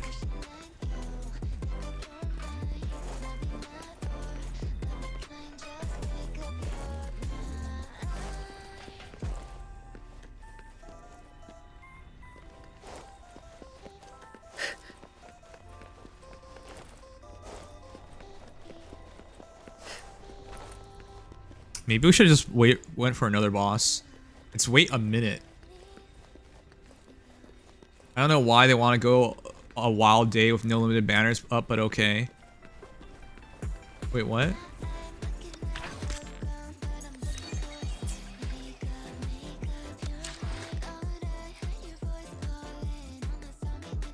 Oh, Yinglin's gone.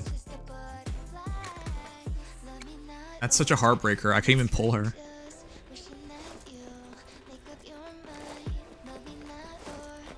I still don't like a single character in this game. I mean, I don't have a single character I like. A change of perception.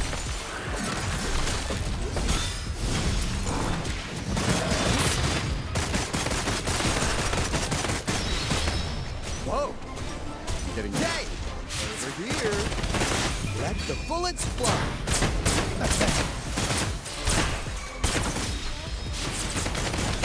Right back. She lasts evermore.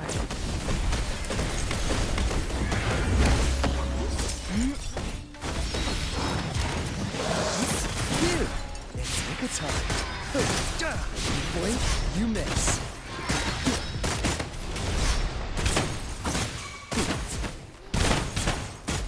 Right back.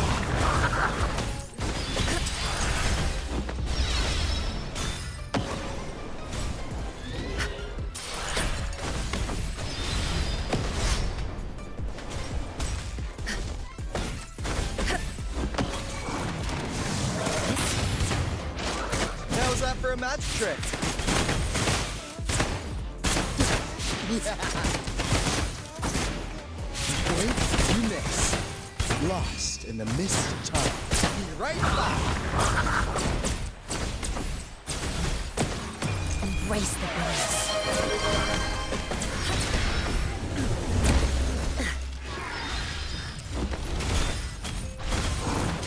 Wait, that wasn't counter. Frozen blockade. A change of perception. Evils be gone. Face the challenge.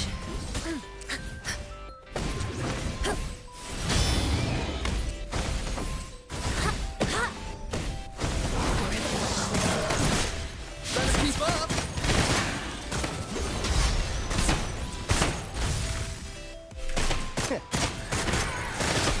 Just a scratch. You blink, you miss. Time to bring out Oh my my A-game. gosh. Be right back. Cycle of corruption. A change of perception.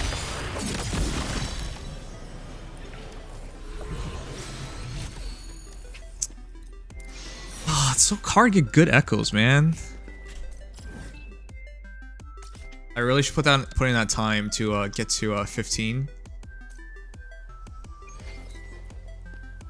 All right, I'm done. We're done. I don't even know. I don't even know when this game will be fun. All right. They also gave us gold daily, so using it to reroll gates isn't bad. Yeah. I'm at level 80, and all the hunters I use are R2, so most of my gold is just sitting there. Yeah. Once you hit 80, it's a lot easier. BTK Killa, thank you for the follow. Welcome.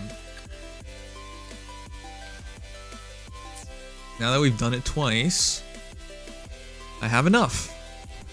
I just need to get more whispering cores.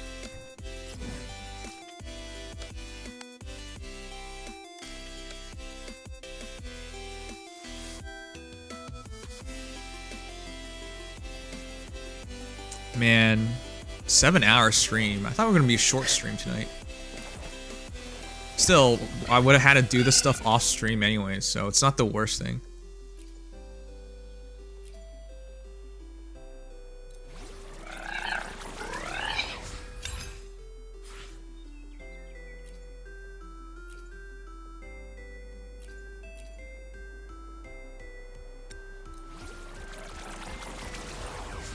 What?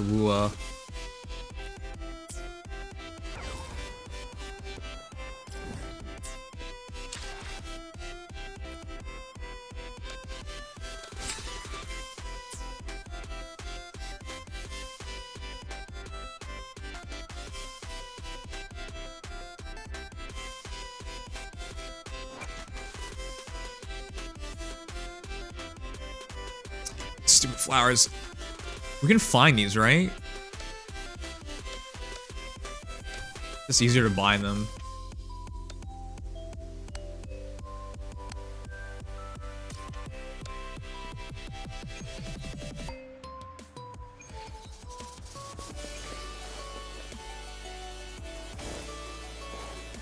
The fall damage in this game is really weird. It's like not a big deal. In Genshin, you can kill yourself really easily.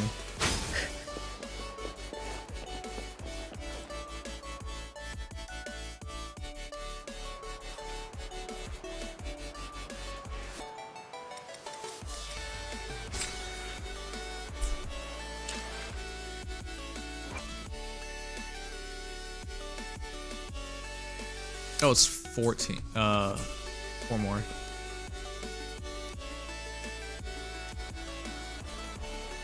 How many of you guys play Withering Waves?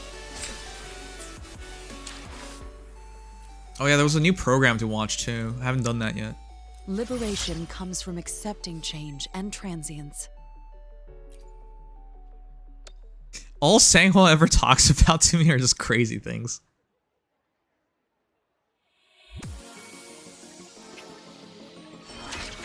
You still do a bit?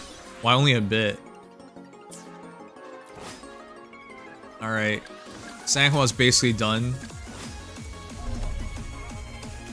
Ooh, never mind. Now level up stuff again. Wow. They sure take their time to level up things. Maybe it was this way as well in Genshin to start. I don't remember anymore. Let's check out.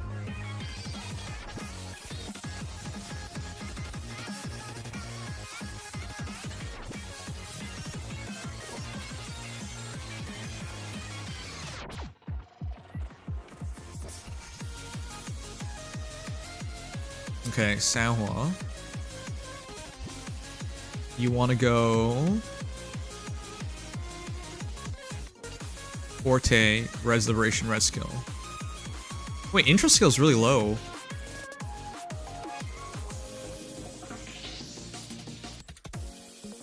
I thought that'd be higher. Okay.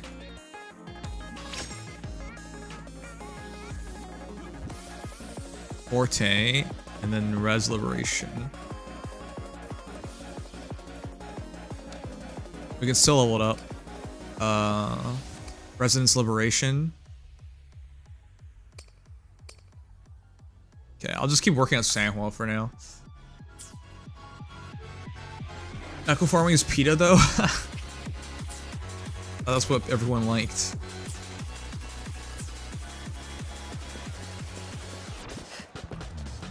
Alright, I'm hungry. Go raid someone, call a night.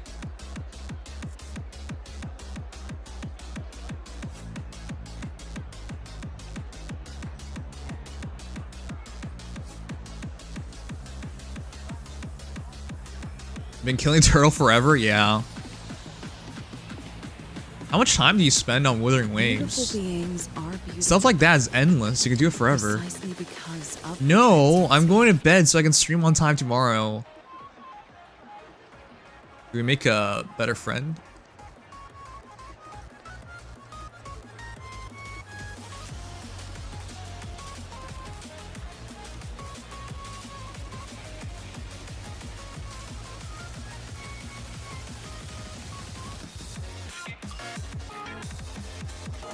There's a lot less people.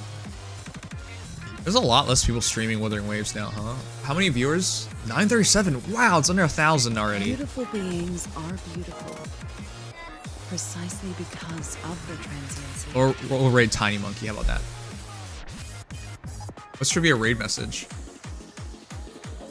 Wow, they have all the nice characters. I too want to have nice characters one day.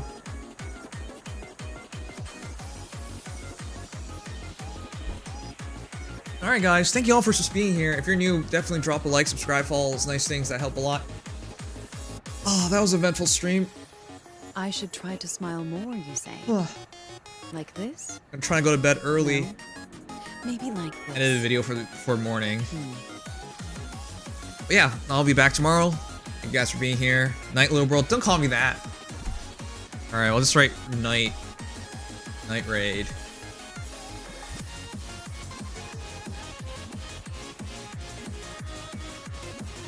That. Man, this little bro thing's gonna drive me nuts.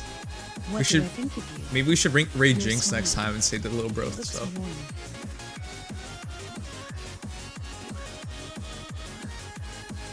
Alright, but yeah, I love you guys. On time means 8 p.m. Yeah, I want to start by 8 p.m. Eastern time. Ain't no way, little bro. Alright. Anyways, good night, Killer Mario. Good night, Noodles. Good night, Andre. Good night, Datura. Good night, Chalky Cheeks. Good night, Len. Good night, Peepos. It's been a blast. Until next time, take care of yourselves. And good night. Man, this little bro stuff has to stop. I'll find y'all. Forever the little bro. What do I think of you? Bro. Your Alright, smile. take care, peeps. Here we go. It looks warm.